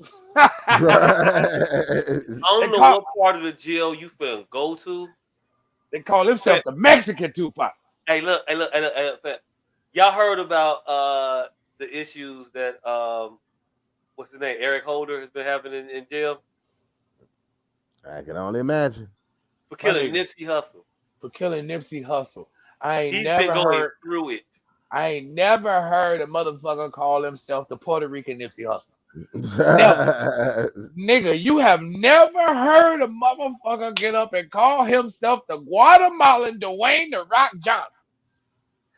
There's a nigga in every single nationality that call himself the Tupac of that. Every single nationality. It's definitely an Asian Pac. There's an Asian Pac. And this motherfucker is going to jail as being one of the men who murdered him. Damn. It's a baby Tupac. It's an elderly Tupac. There's not a cusp of people that don't have a Tupac representative. Where's this nigga gonna go? Hey, but real quick, what y'all think about this though? Like, all jokes aside, how was this an arrest you make 30 years later when everybody knew he was in the car? I don't recall not knowing Orlando shot Tupac. B-A-R-D, my nigga. What? Beyond a reasonable doubt. B-A-R-D. It's three motherfuckers in that car. But he didn't go on trial. And isn't an accessory to murder still a thing? Oh yeah. Yeah, but you can't be convicted of accessory to murder if you are the actual murderer. Why can't I convict three motherfuckers of all accessory? Because the guy was murdered. Hold on, no, hold on. And you can't convict everybody involved in accessory murder because who's the murderer? Orlando. You can't convict him of that. And if you can't convict him of the murder, you can't convict me of being an accessory to the murder if you're not even sure who did the murder. It's a who's on first situation. So I can't convict a person for being an accessory to a murder if the person who committed the murder is not convicted of the murder. Yeah, you can't because they're dead. No, because all three of them is the murder. Schrodinger's cat then. All three of them are the murderers. All three of them are the accessories. Well, this is the thing. They said, him in particular, I'm gonna say him, Keefe, said Orlando shot Tupac. But then when hold on. So if you snitching on the motherfucker that committed the murder, how are you not at the same time snitching on yourself for being an accessory? And also everybody else at that point. How are you not now a witness? Because you can just hear about it. No. And when was it? Hey, look. Listen, by the time he made a statement, Keefe D had a proffer already. Hey, look. And that's all what y'all trying to argue with, and that'll be an argument that a defense attorney will probably make. Okay, cool. Why was this not a trial? Because double jeopardy. I mean, why would I attempt to convict you 10 years ago, knowing that I'm not going to get a conviction? What they got now that they didn't have then? Apparently, this nigga just deciding that he was just going to talk about how he killed Tupac. He's been doing this shit for years, though. But not to the police and not on tape. Here's the thing. They had hearsay. That police wasn't old. Hey, they had no physical evidence here. No. What I'm asking you is this: that police tape that we listening to wasn't old. What I'm saying is they had no physical evidence when Tupac was killed. When by the time Orlando was killed, shortly thereafter, they started blaming everything on him. Everybody took proffers. So all the shit that you hear was shortly after Orlando was killed. And then Big Black was killed like years after that. So the other motherfucker in the car was going, and then he really went nuts. How you ride in a car that was shooting motherfuckers up and not go to jail? Because you have a proffer agreement to testify of what happened. Oh. I have a proffer agreement. Orlando did the killing. So now you have your murderer. Now don't take me to jail for accessory because I told you who the murderer was. Now, how does that change to today? Because motherfucker kept the gun and the bullets. And he kept doing interviews, so the police kept being interested. But this so is now thing. Big Black is dead. This is the thing, though. They knew the gun existed. So his possession of the gun now makes it a thing. They never went to his crib to find the gun then. Again, you start motherfucker a process you have no evidence of, you lose the case and thereby. It feels like some shit they want to do now because they want to do it now. They knew this same shit 30 years ago. It ain't what you know. Nah. What you could prove. Fam, they could have proved it 30 years ago when this motherfucker was saying all this shit on tape. Again, proper reasonable doubts. You was in the car and you saying this motherfucker shot this motherfucker. Again, proper agreement. And then y'all left. I mean, I don't know what y'all talking about. No evidence. Nobody charged. Orlando died. You said it. No, you told us. Listen. Here's the series of events. No evidence. Nobody charged. Orlando. You're not saying things that are true though. That's exactly what happened. Nigga, they had a fucking Muslim killing the nigga at first. Bam. They have him. Bam. They had a Muslim killing the nigga at first. They have Keefe saying after he had a proffer agreement. So then you should go, oh. Does he not have did the proffer expire? No. What is he saying different now? He's the murderer when he had the proffer agreement initially. I was in the car. Orlando did it. Now I did it, and there is no proffer for murder. When did he say I did it? Whenever they had evidence on his ass.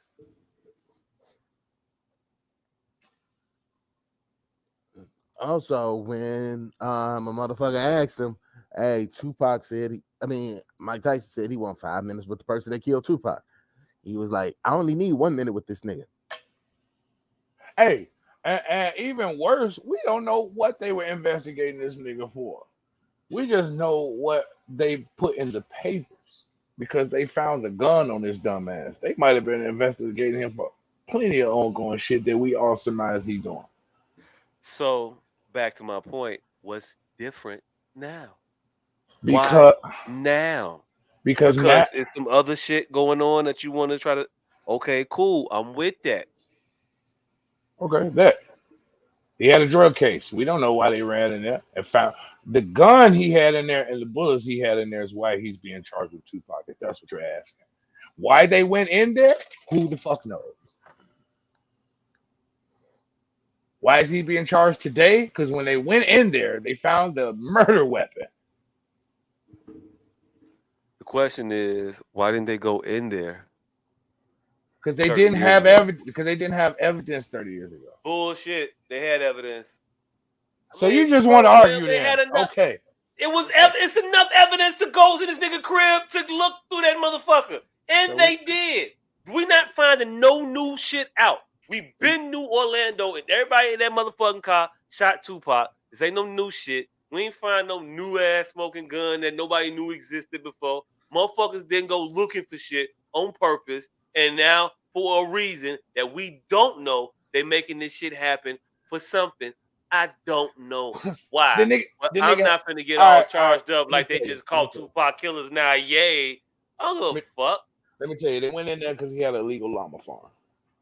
And while searching his illegal llama farm, they found Tupac's murder weapon. That's why they went in there. That's why he's charged with Tupac's murder weapon now. Yeah. It has nothing to do with 30 years ago. It has to do with his illegal llama farm today. And they didn't have any evidence today. They didn't have any evidence back then. What they had evidence of. That's all I'm saying. That's Yeah, all. they have no That evidence is back all I'm then. saying. All right, I'm telling you, they had no evidence then. They have no evidence now. What they had was evidence of illegal llama farm. They went in that motherfucker, and upon investigating this llama farm, they found the murder weapon of Tupac and bullets. That's how it happened. Allegedly. Because we focusing way too much on motherfucking 30 years ago when they didn't have the evidence of this shit. When everybody said they didn't have the evidence. We just all knew it like the Bill Cosby rape.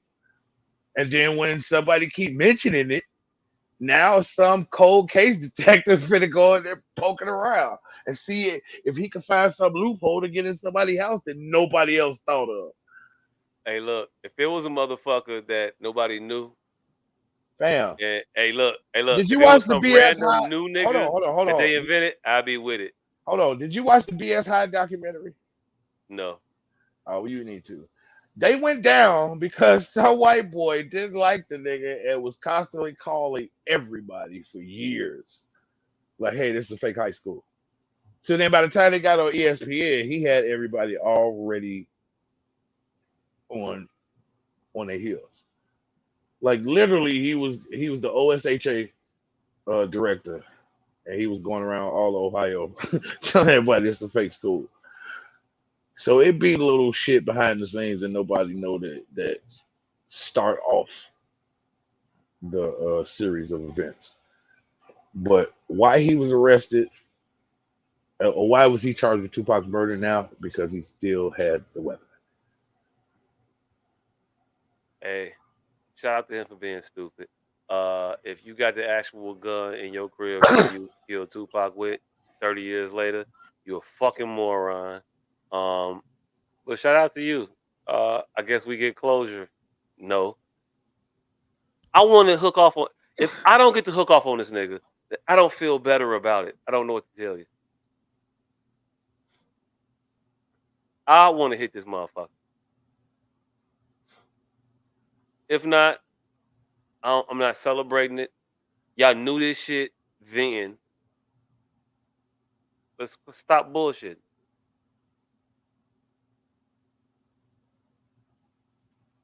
Y'all heard about Terrell Owens' interview where he said the reason why he be dating white women? Yeah, I heard about that. I ain't mad at that. You kind of low. Is that me or you? Nah, that's me because I don't have the mic to my. There you go. Pause. Yeah, I heard about that. All right, so Terrell Owens said that he only dates white women because he was made fun of as a kid for being dark skinned. Did he say I only date white women because I was made fun? No, he didn't say he only dates white women, but he is open to dating white women. Oh, okay. And I ain't mad at him for that. What the fuck is the problem here? Like, as a dark-skinned child, yeah, I caught all that heat. I caught all that, hey, you dark-skinned niggas. Like, and I grew up in the 80s / early 90s, so yeah. Hey, look, you're saying it from a very dark-skinned position right now. I am. I'm definitely speaking. I'm speaking my reality. Because I see very little of you right now. Yeah. All right. So let me turn on this light. There we go. Hey. Dark skinned. It took a while for my dark skinnedness to be accepted. And I get how that can lead you to be like, you know what? Fuck this shit. I'm gonna go where I get the attention, where I get the love. So yeah, I ain't mad at T.O. for that. Now, how people got to the point of being upset with him was where I was confused. That man said black women didn't like me when I went to college. I wanted to date them. They didn't want to date me, so I fuck with women that would fuck with me.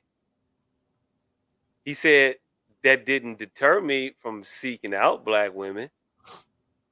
However, success rate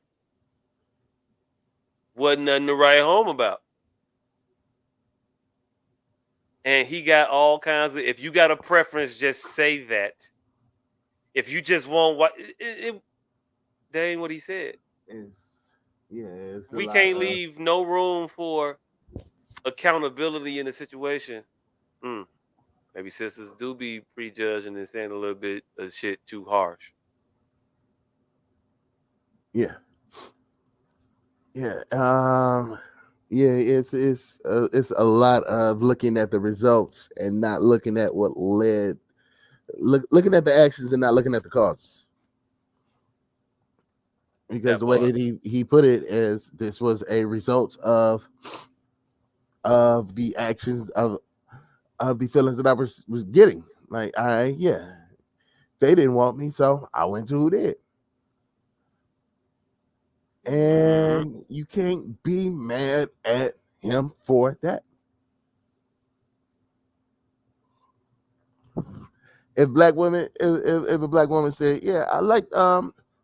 I wanted black men, but when I tried, they didn't want me, so I went to who wanted me. You can't be mad at that. And it's not you can't put any other connotation on it besides what that person said, because you can't speak for that person's truth. You can't speak for that person's feelings. So I stand with T.O. I stand with T.O. Y'all sound ridiculous trying to condemn that man and putting him in the corner of only fucking with white women, or he has a preference. Sometimes motherfucker has a preference because of their options or lack thereof. I need black women to understand that most black men seek y'all first. Y'all what we want initially.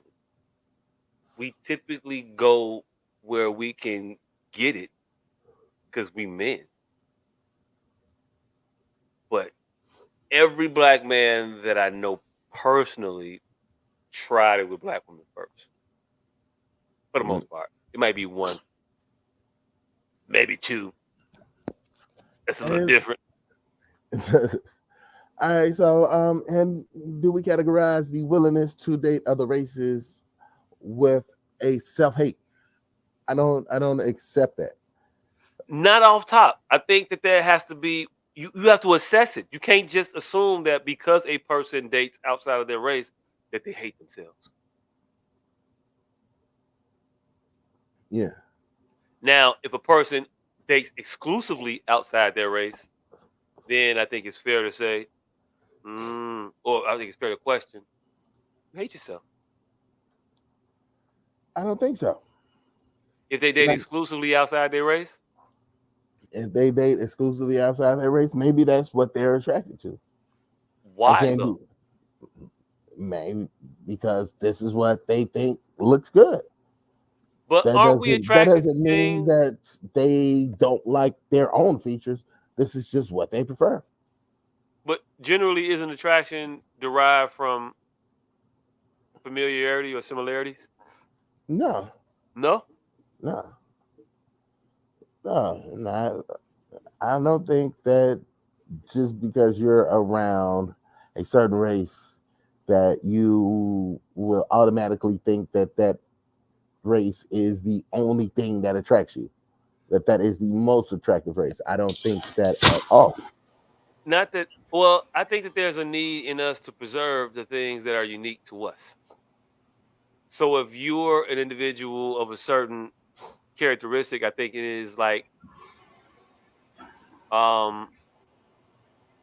instinctual to try to proliferate that. I want what I am to go forward. You know? Like that's an innate, like just baser, primal, instinctual default. Put more of me here.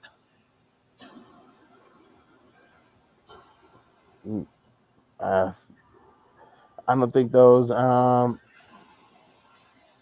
Like I don't think you can instantly connect those two dots.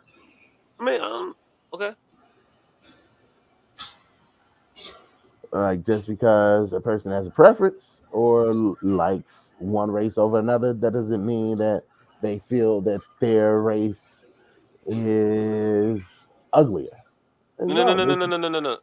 Or they I mean, hate people hold on, of their race. hold on.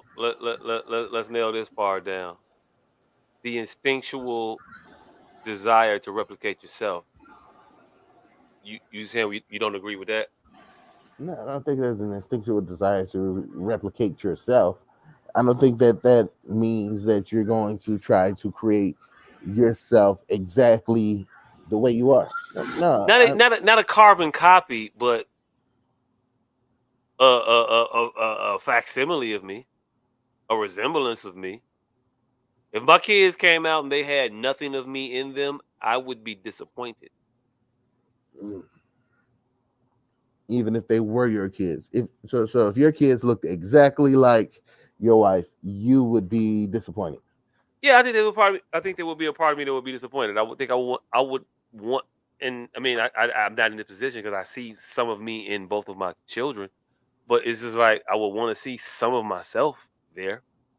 Not necessarily that person has to be me as a copy, but you want to see a part of you in that. And I think you diminish your chances to see that when you pick a partner that's completely dissimilar to you.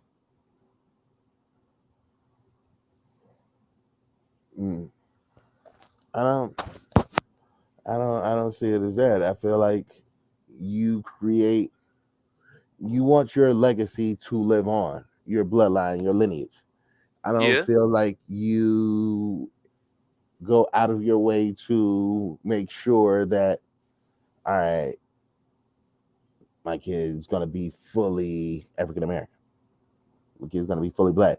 I don't think that people who don't have that intention, who feel like, all right, so I am attracted to this person or this type of people, and I understand that that's going to create my future, my legacy as lighter. I don't feel like that means that they instantly hate their own skin tone.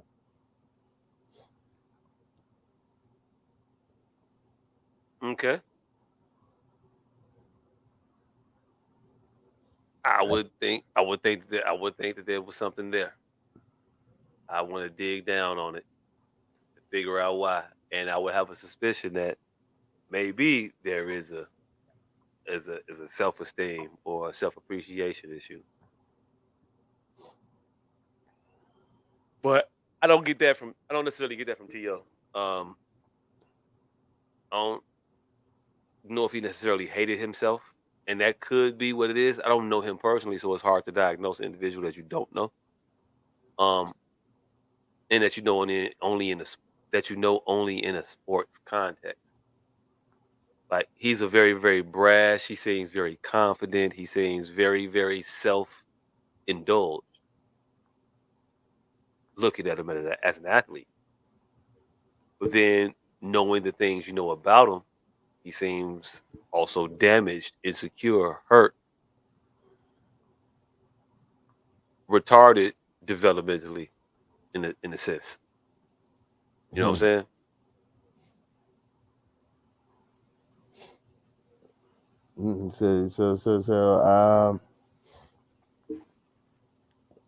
So you feel that there's underlying issues? Yeah, I think there's underlying issues there. So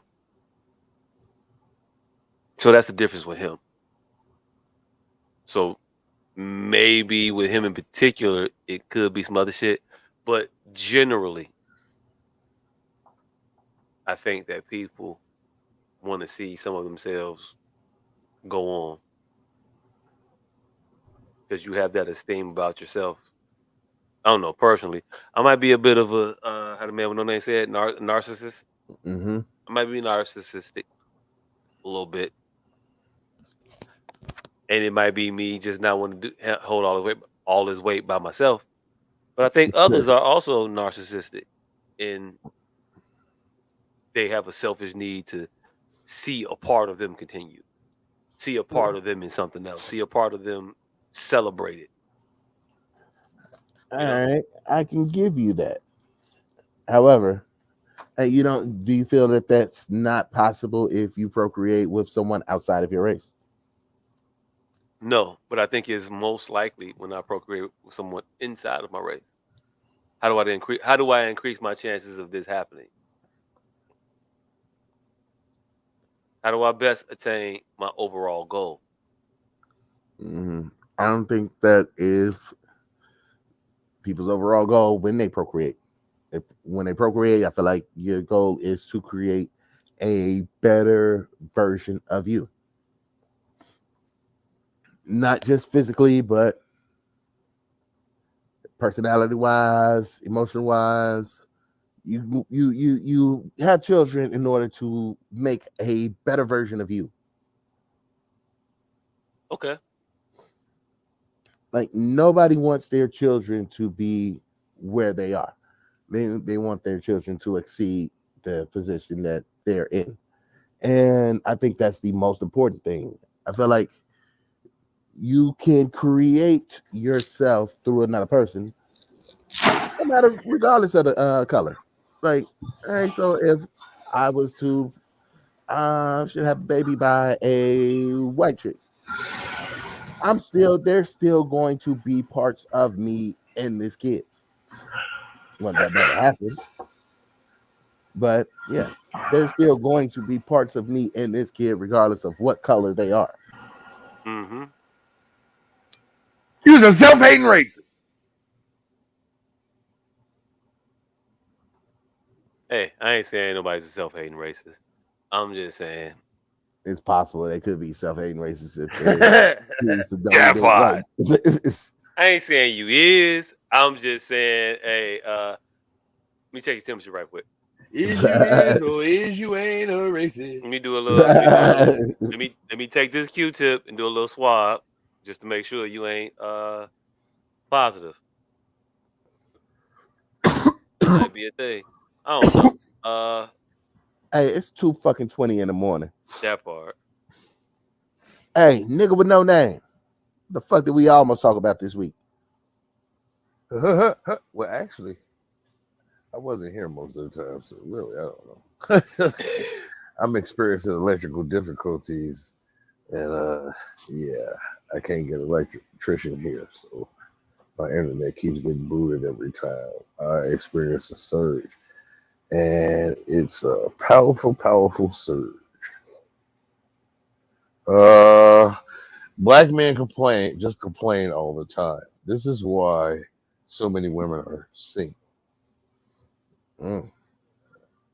Say goodbye to the pandas. All black and white panda. This was very interesting to me. All black and white pandas are no longer. I didn't know all them motherfuckers was on loan. So China has disallowed the embargo. China has disallowed the embargo. Black women see.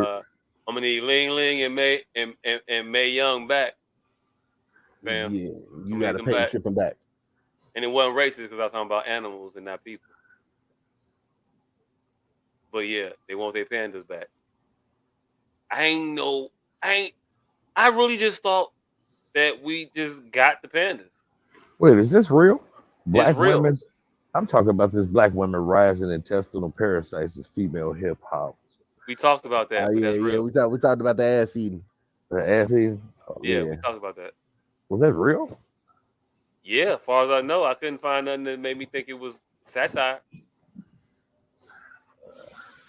Grazy, the 60-year-old retired teacher taking Britain's battle rap by storm. It's already been done. Oh, you talking about the two old niggas? Not even the two old niggas. There was already been a teacher.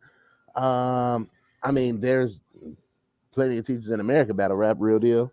But there was it wasn't a 66-year-old white lady, but there was a teacher versus student battle on Don't Flop.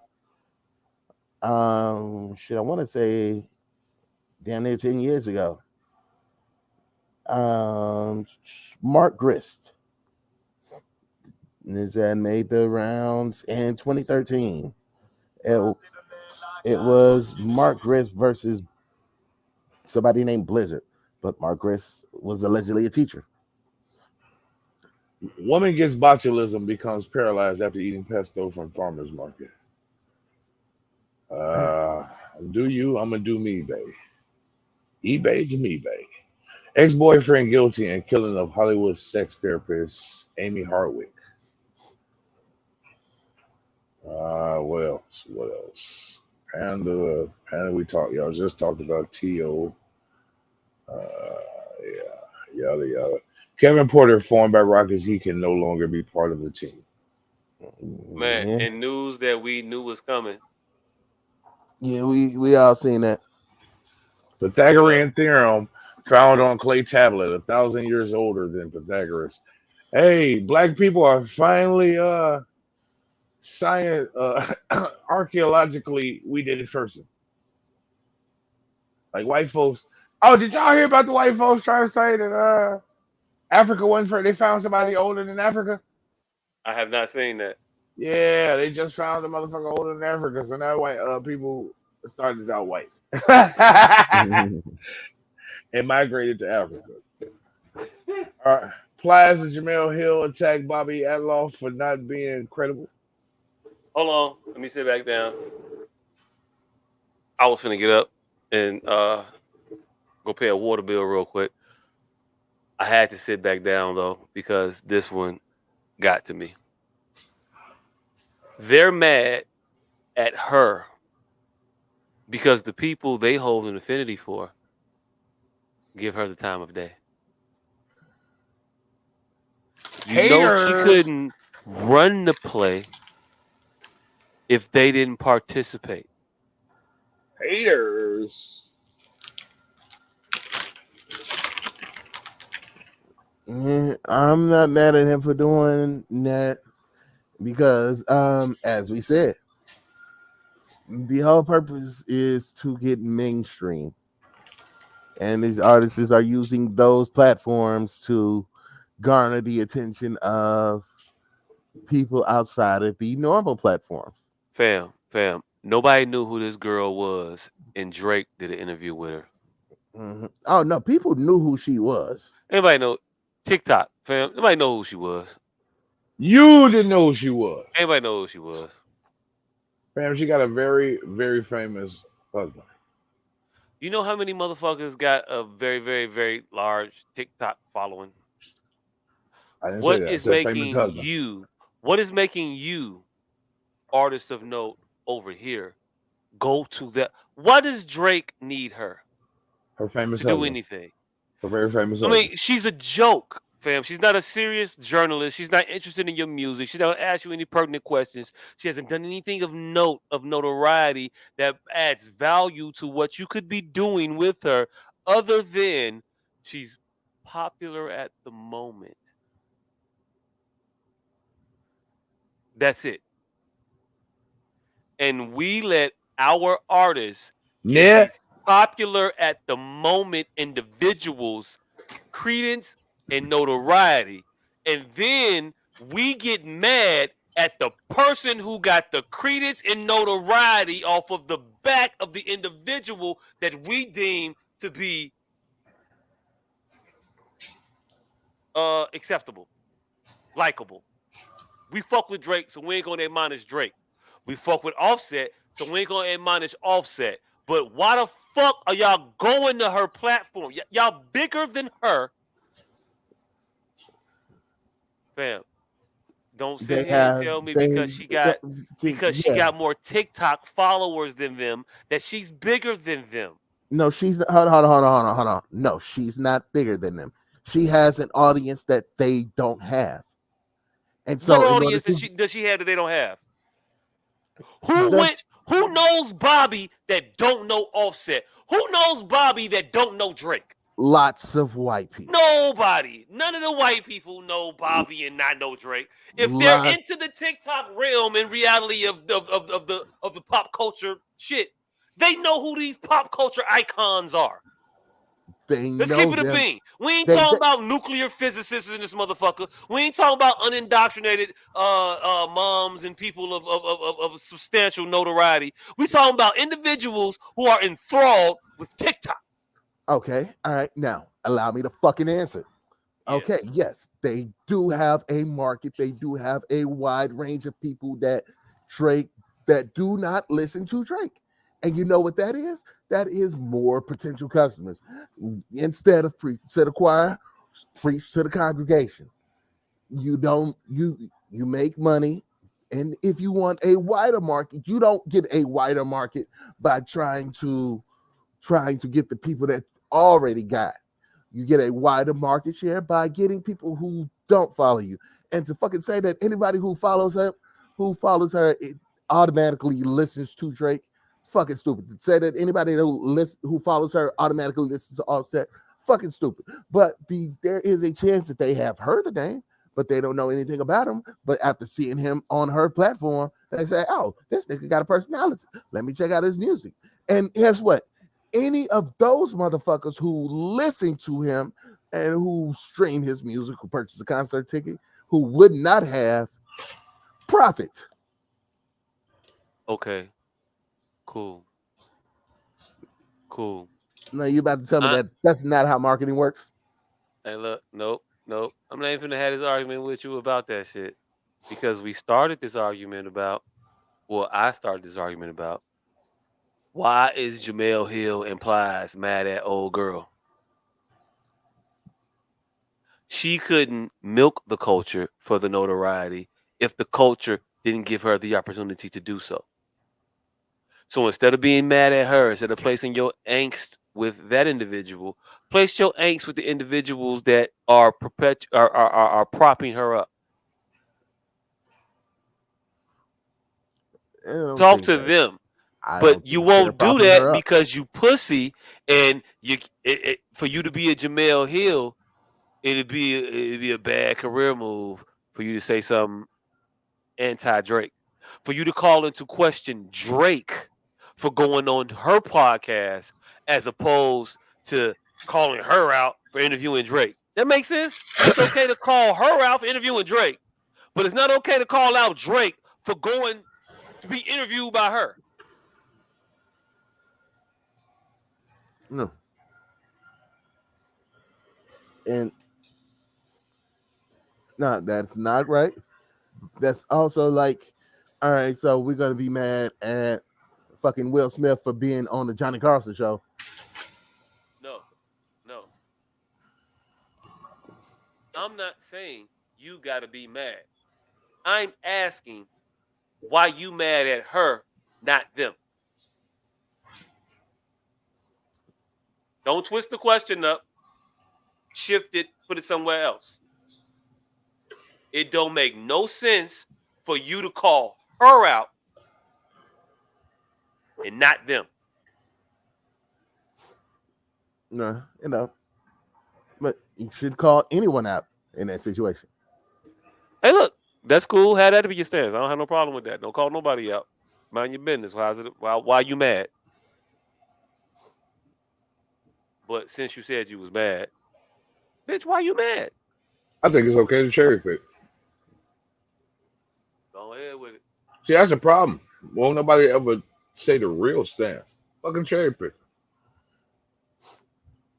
That's why we mad at her and not him. Because they're cherry picking. Because she's the focus of our ire. Case closed. Because we choose to be mad at her. Blank period. I'm all right with that. Let's have real discussions. You saying real discussions, fam. I'm having the real discussion. Why is she mad at her and not them? That's the real discussion. Because what is it in you that causes you not to call out the people who you actually should be calling out, that makes you so pussy to call out an individual who you deem attackable, who you feel is safe to attack? I'm not going to get backlash from my core constituents for calling out a Bobby at whatever her name is. But the motherfuckers who fuck with me that also fuck with Offset ain't gonna fuck with me if I call out Offset. Call that out. That's the real conversation. If you want to have a real conversation about some shit, No, that's the real one. the real conversation is history has never levied them fairly. So it's our turn to to protect ours and point at theirs. They do it to us all the time, but now when we do it, this is why we don't ever get nowhere. Because when we do it, now we have to be fucking self-righteous and some old other shit. But everybody else gets to protect their own and point out the fallacies and of the races. But why is your positioning so centered around protecting people who you, by your own admission, by your own stance, are the least of, are the positions that are in least need or in least deserving of protection? Again, my stance has always been the same. We need all of us, derelicts included. I've been saying for a long time that we need to start turning a blind eye to our shit and start pointing out their shit like they do to us. I've been saying that since day one of this podcast, that we need to turn out a blind eye. As a matter of fact, that Wisconsin shit, I said I hate to even talk about this because it was white on white crime. What was so? When a white boy shot another white boy out there for the Black Lives Matter. Oh, Kyle Rittenhouse? Yeah. National treasure. Well, y'all fought me tooth and nail about that. I didn't fight your shit. I said I don't even want to talk about it. It ain't got shit to do with us. That's white on white crime. We need to start ignoring their shit like they ignore our shit. We need to. It was another motherfucker. I'm like, damn. We have to. I want to cut my nose off to spite my face. Like he did some good shit, but he did some shit that ain't got shit to do with us. So it's like, God damn you. On one hand, you got to take every victory you get. Not talking about this Kyle Rittenhouse, mind you. On one hand, you got to take every victory you get. On the other hand, sometimes you want to admonish the components of the victory. Yeah, because and that was my thing about the Rittenhouse shit. Like, all right, yeah, he ended up killing 2 white motherfuckers, but what were the odds of that? Right. Like his whole intent was, all right, I'm finna go shoot me some niggers. And it just so happened that he missed. And this is one of those situations where I'm cherry picking. We're gonna fucking admonish the white girl and not Drake. All right. Cause reasons. Cause America. Right. And so why our answers gotta be so staunch and nobody else's is the real conversation. I'm with you on that. Why can't we just say because they never have any actual factual information of why they denigrate or choose to single us out. They never have an explanation of why they single us out. They never have an explanation why we 13% of the population and 67% of the prison population. Never. That is literally life. They single us out in life. So we get to single out this white girl on the podcast, Popa. Yeah. Fuck her. Stay out of our culture. But also, hey, I ain't mad at them niggas trying to get some of that white people money. Yep. Anthony Mackie goes viral for declining to take a picture with the child. This nigga Jimmy Butler has lost his goddamn mind. Yeah, this nigga Jimmy Butler has done it again. Second year in a row that he has shown his sassy side on media day. Last year was with the weave. This year, this nigga got the white girl that fucks black dudes haircut. He got a bob. It is what it is. I thought that shit was the emo. I think that's what he called it. It's a bob. I grew up in the 90s. It was a bob then. It's a bob now. Nigga, that's the little Nicky. That's an emo little. Hey, look. Jimmy's gonna troll you with his hair. Why we talking about this shit? We know what he's trying to do. It's ridiculous. We get it. I don't know. I didn't get Bob. I got that weird ass emo shit. Weird. Look, whatever hairstyle it is, I don't give a fuck. It's why the weird. nigga? Why and the we know nigga you gotta being be? weird to be weird. But that's what I'm saying. Why we can't cherry pick? Why didn't they gotta be weird and gay? Why can't he just be strange? He's strange, fam. But all right, Chicago has once again been named the best. Hey, look, big city in the not for US. nothing. I just thought about this real quick. Jimmy Butler got a lot of Dennis Rodman in him. Pause. But Dennis Rodman, they get half the flack. He came, Dennis Rodman got a lot of flack. We got a lot of flack, but he got a lot of flack. But their stories are not dissimilar. When you compare them, when you put them up side by side, homeless, NBA, abandoned, extremely hard workers, really try hard guys. Their effort is the reason why they're in the league and why they're the great players that they are. Yes, but it's all it's a lot of parallels between, I think, Jimmy Butler and the Dennis Rodman. And the Worm were adopted too. I believe Jimmy was adopted, and I think Dennis was adopted or had a foster family or some shit. Dennis went to some 4-H white people, and I think Jimmy just stayed on the streets until he got into some junior college. Something. All right, the American justice system is rigged. Dude emptied a clip. We talked about this like 4 years ago. Oh, maybe. I don't know. But yeah, motherfucker shot a motherfucker. Yeah, and it definitely in the car, and then he got off. But there was also another motherfucker who shot a motherfucker in the mall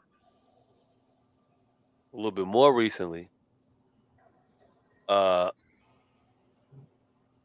ain't gotta play it. We had the clip though. But dude was trying to do a prank in the mall.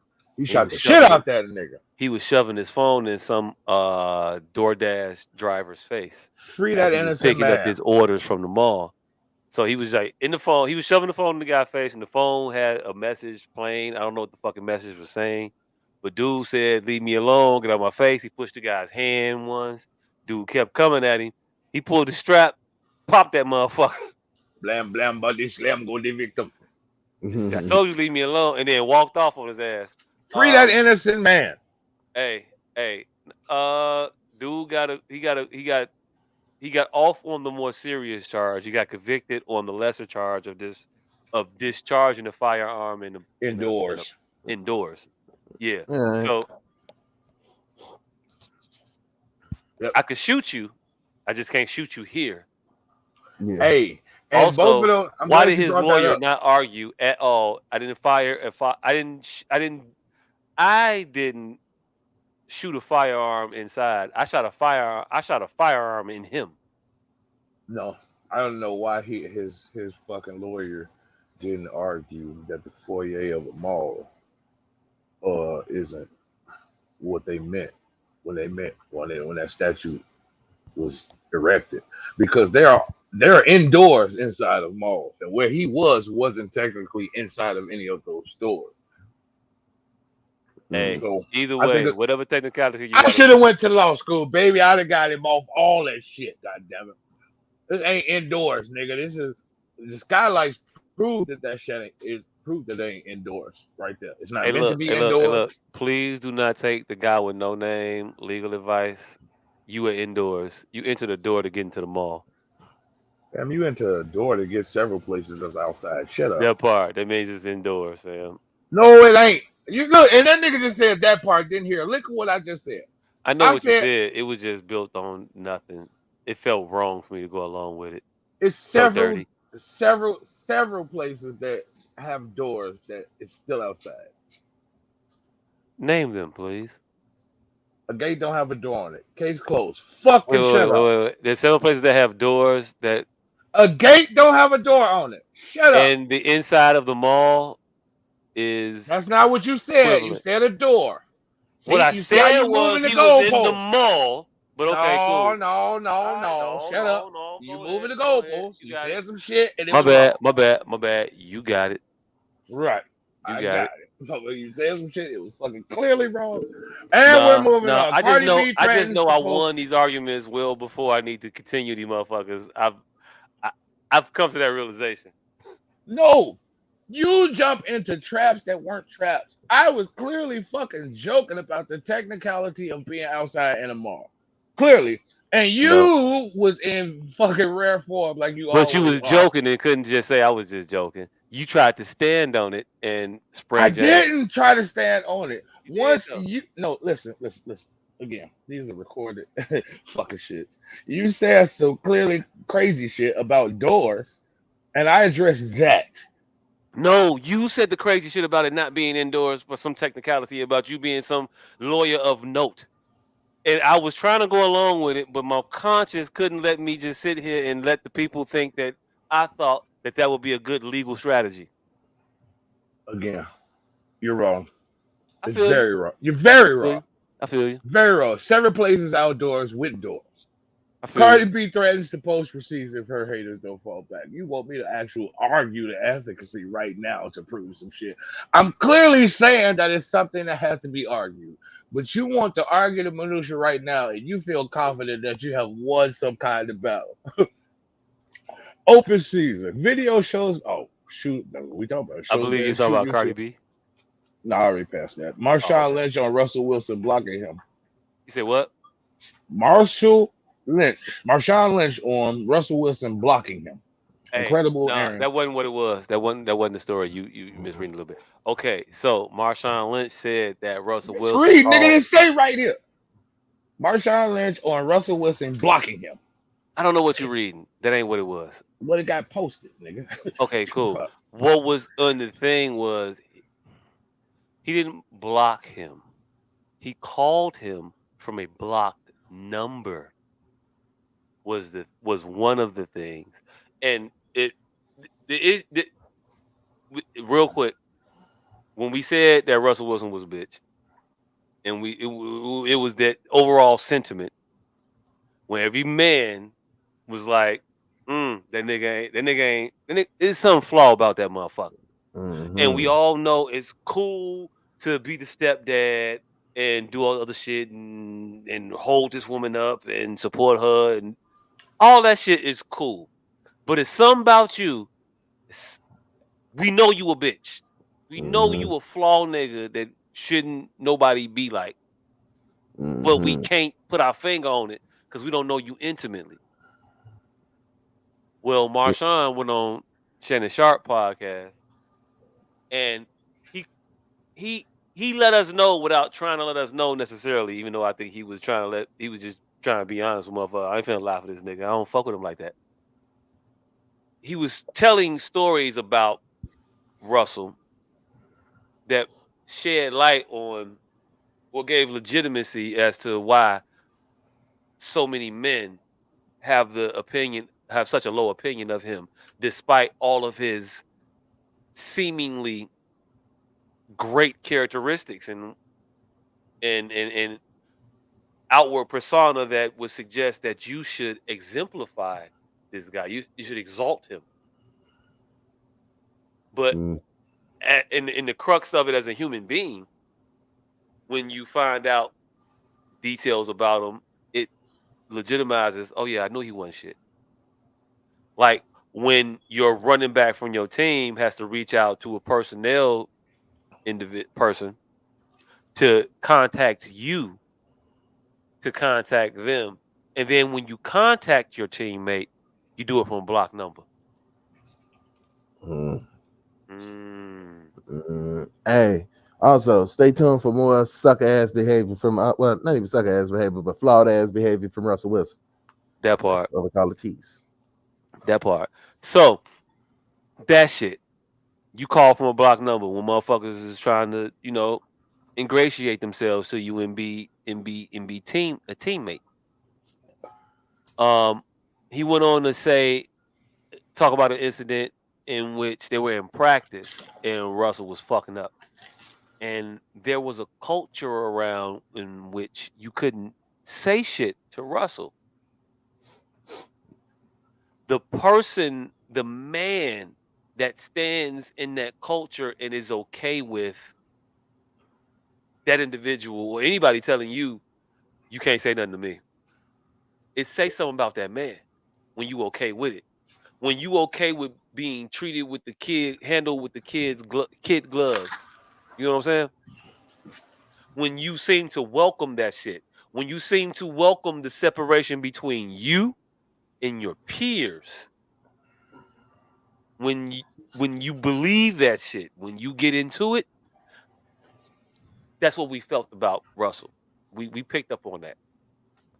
And we might not have said it as detailed in it with the knowledge that of Marshawn, but niggas is gonna tell you I just don't like that nigga.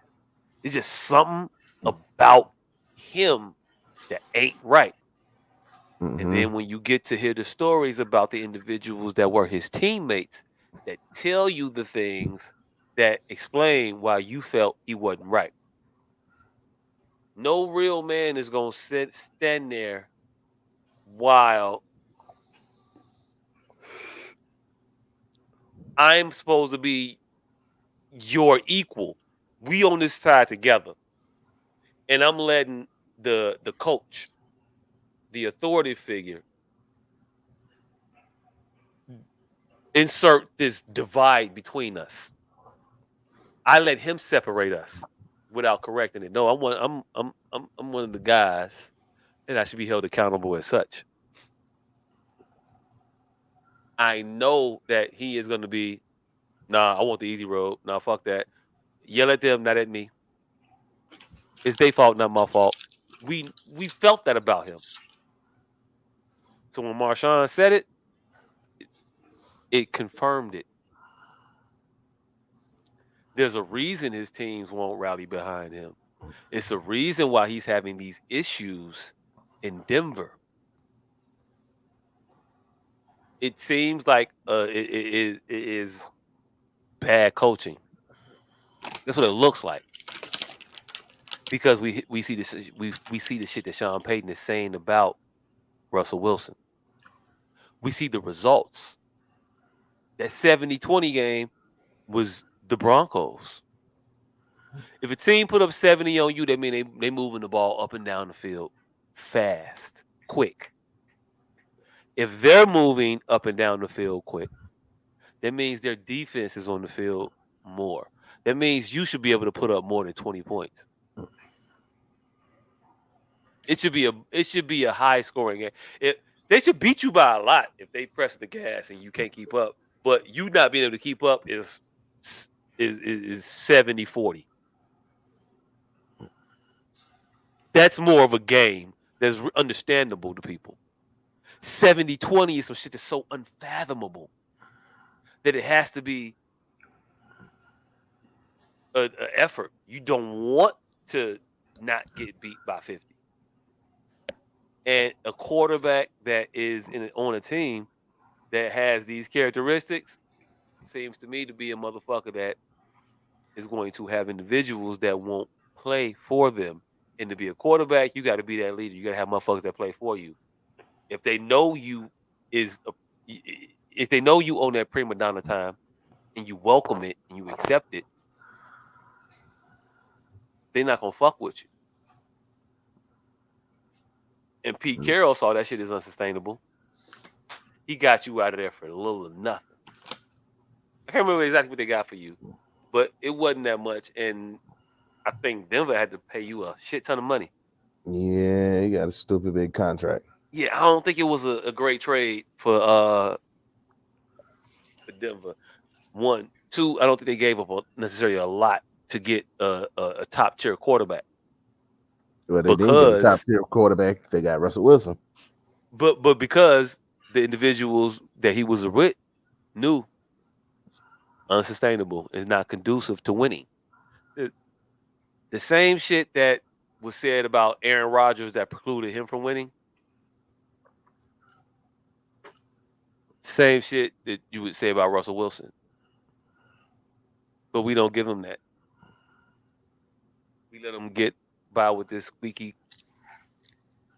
cookie cutter image. And nah, we should be saying that this motherfucker's a bad teammate. Mm-hmm. And it's because he's a bad man. But find out more why when we get to this week in sports. Big Daddy Big- Kane reveals he was present when the Outlaws told Tupac that Lauryn Hill and Mobb Deep had dissed him. Ooh. I still don't know when Lauryn Hill dissed Tupac. I was trying to find that shit. I could not find it. Knows. It's some song called Cowboys. in Cowboys is on the Fugees' The Score. Yeah, and I don't think that was the one. They trying to say it was something about it. I don't know. They said Wyclef was friends with Haitian Jack, and that might have been the reason also. Black China explains selling her belongings amid custody battle with Tyga, alleges he has diminished her role as a mom. Hey, did I hear one of you motherfuckers lying to say y'all didn't know who Tyga was earlier? What? I said, did I hear one of you motherfuckers lying to say y'all didn't know who Tyga was earlier?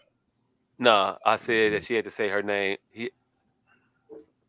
I said our producer had to say his name the correct way. It was Tyga, and she said it Tigger. I said there's only one Tigger. Oh. Thank you for sharing. Hold on, but real quick. Black China is selling her shit off to pay for things. Can we understand what's going on here? It's one of two things. Either she does not want to become the mother that she has disparaged so publicly for so many years, and she is recognizing, and that was the reason for her transition, she was recognizing herself in her mother.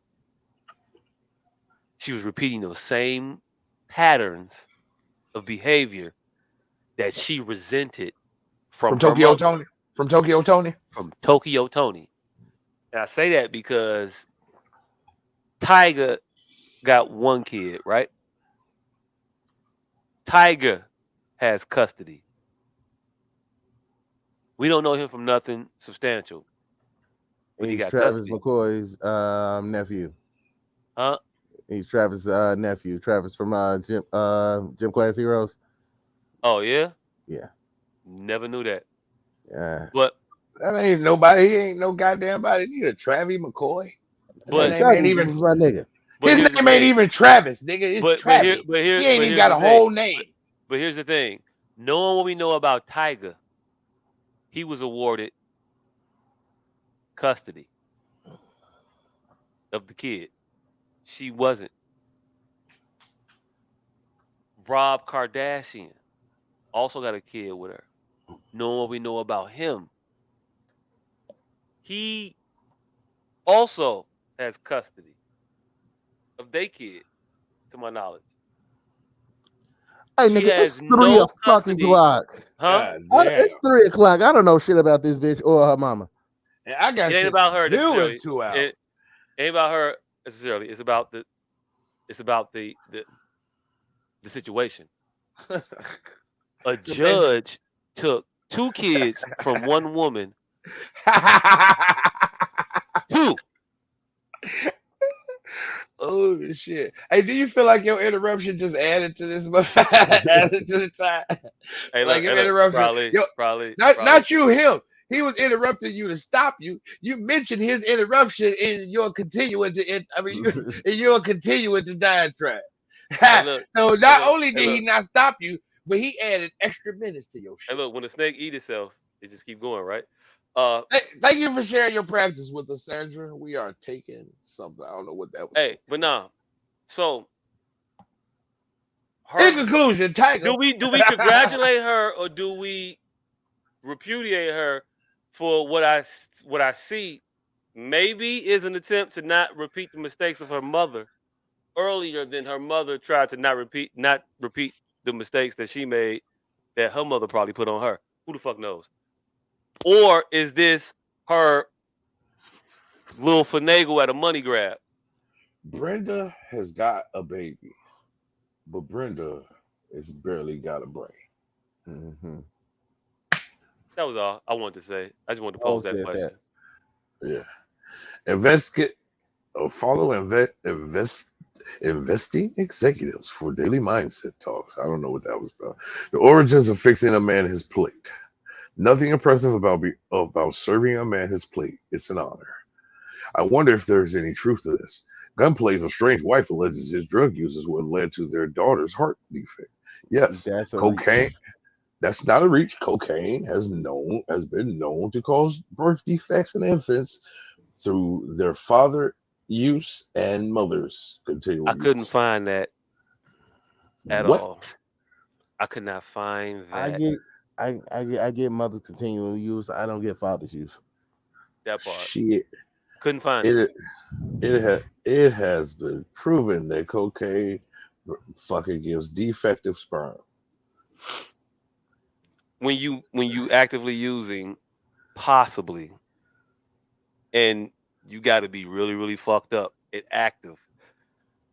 But a recovering drug addict, person that's not using, I don't know. It seems weird. It seems like a very weird thing for a woman to say, a mother to say.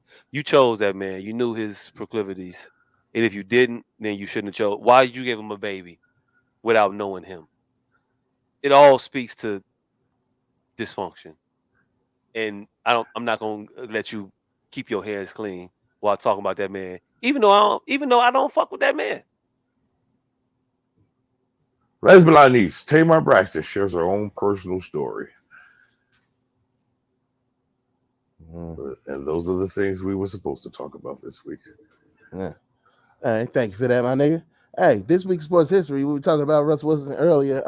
Also, Russell Wilson brought the Broncos back from being down 28-7 to the Bears, continuing their streak of we are at 19 minus 365 is 346 consecutive days without the Bears winning a professional regular season football game.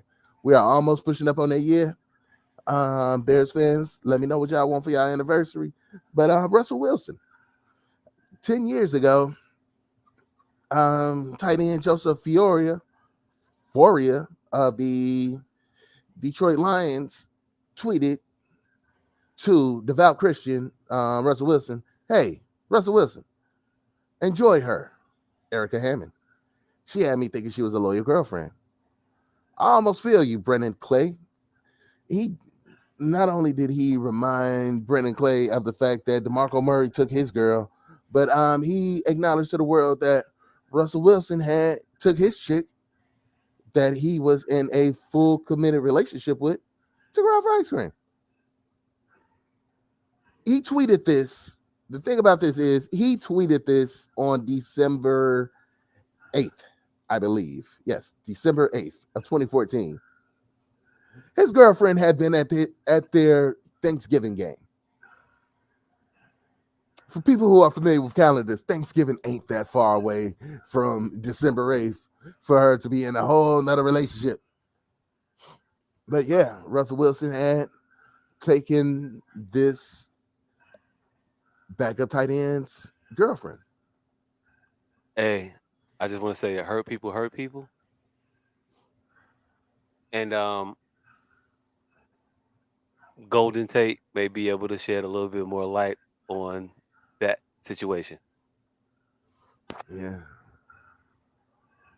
When he's not fighting people for, did he knock up somebody's sister or did somebody knock up his sister? He knocked up somebody's sister. And I also think that while he was with Seattle, he tapped Russ' wife, which is the reason why Russ wasn't with his wife no more.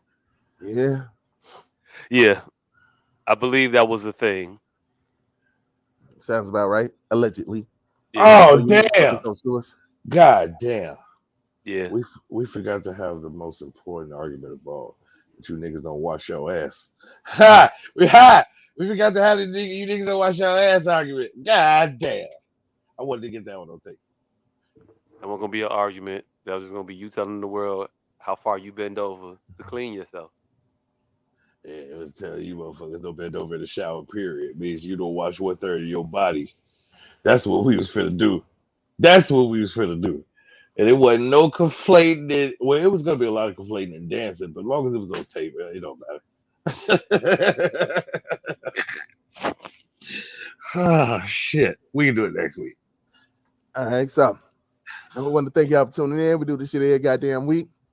Hey, the nigga that you can't see, he got herbal containment units, personal protection gear, ashtrays. This nigga got fucking house moons. All that shit for the low. You don't even know though. $29 motherfucking 99. House moon costs a whole lot more.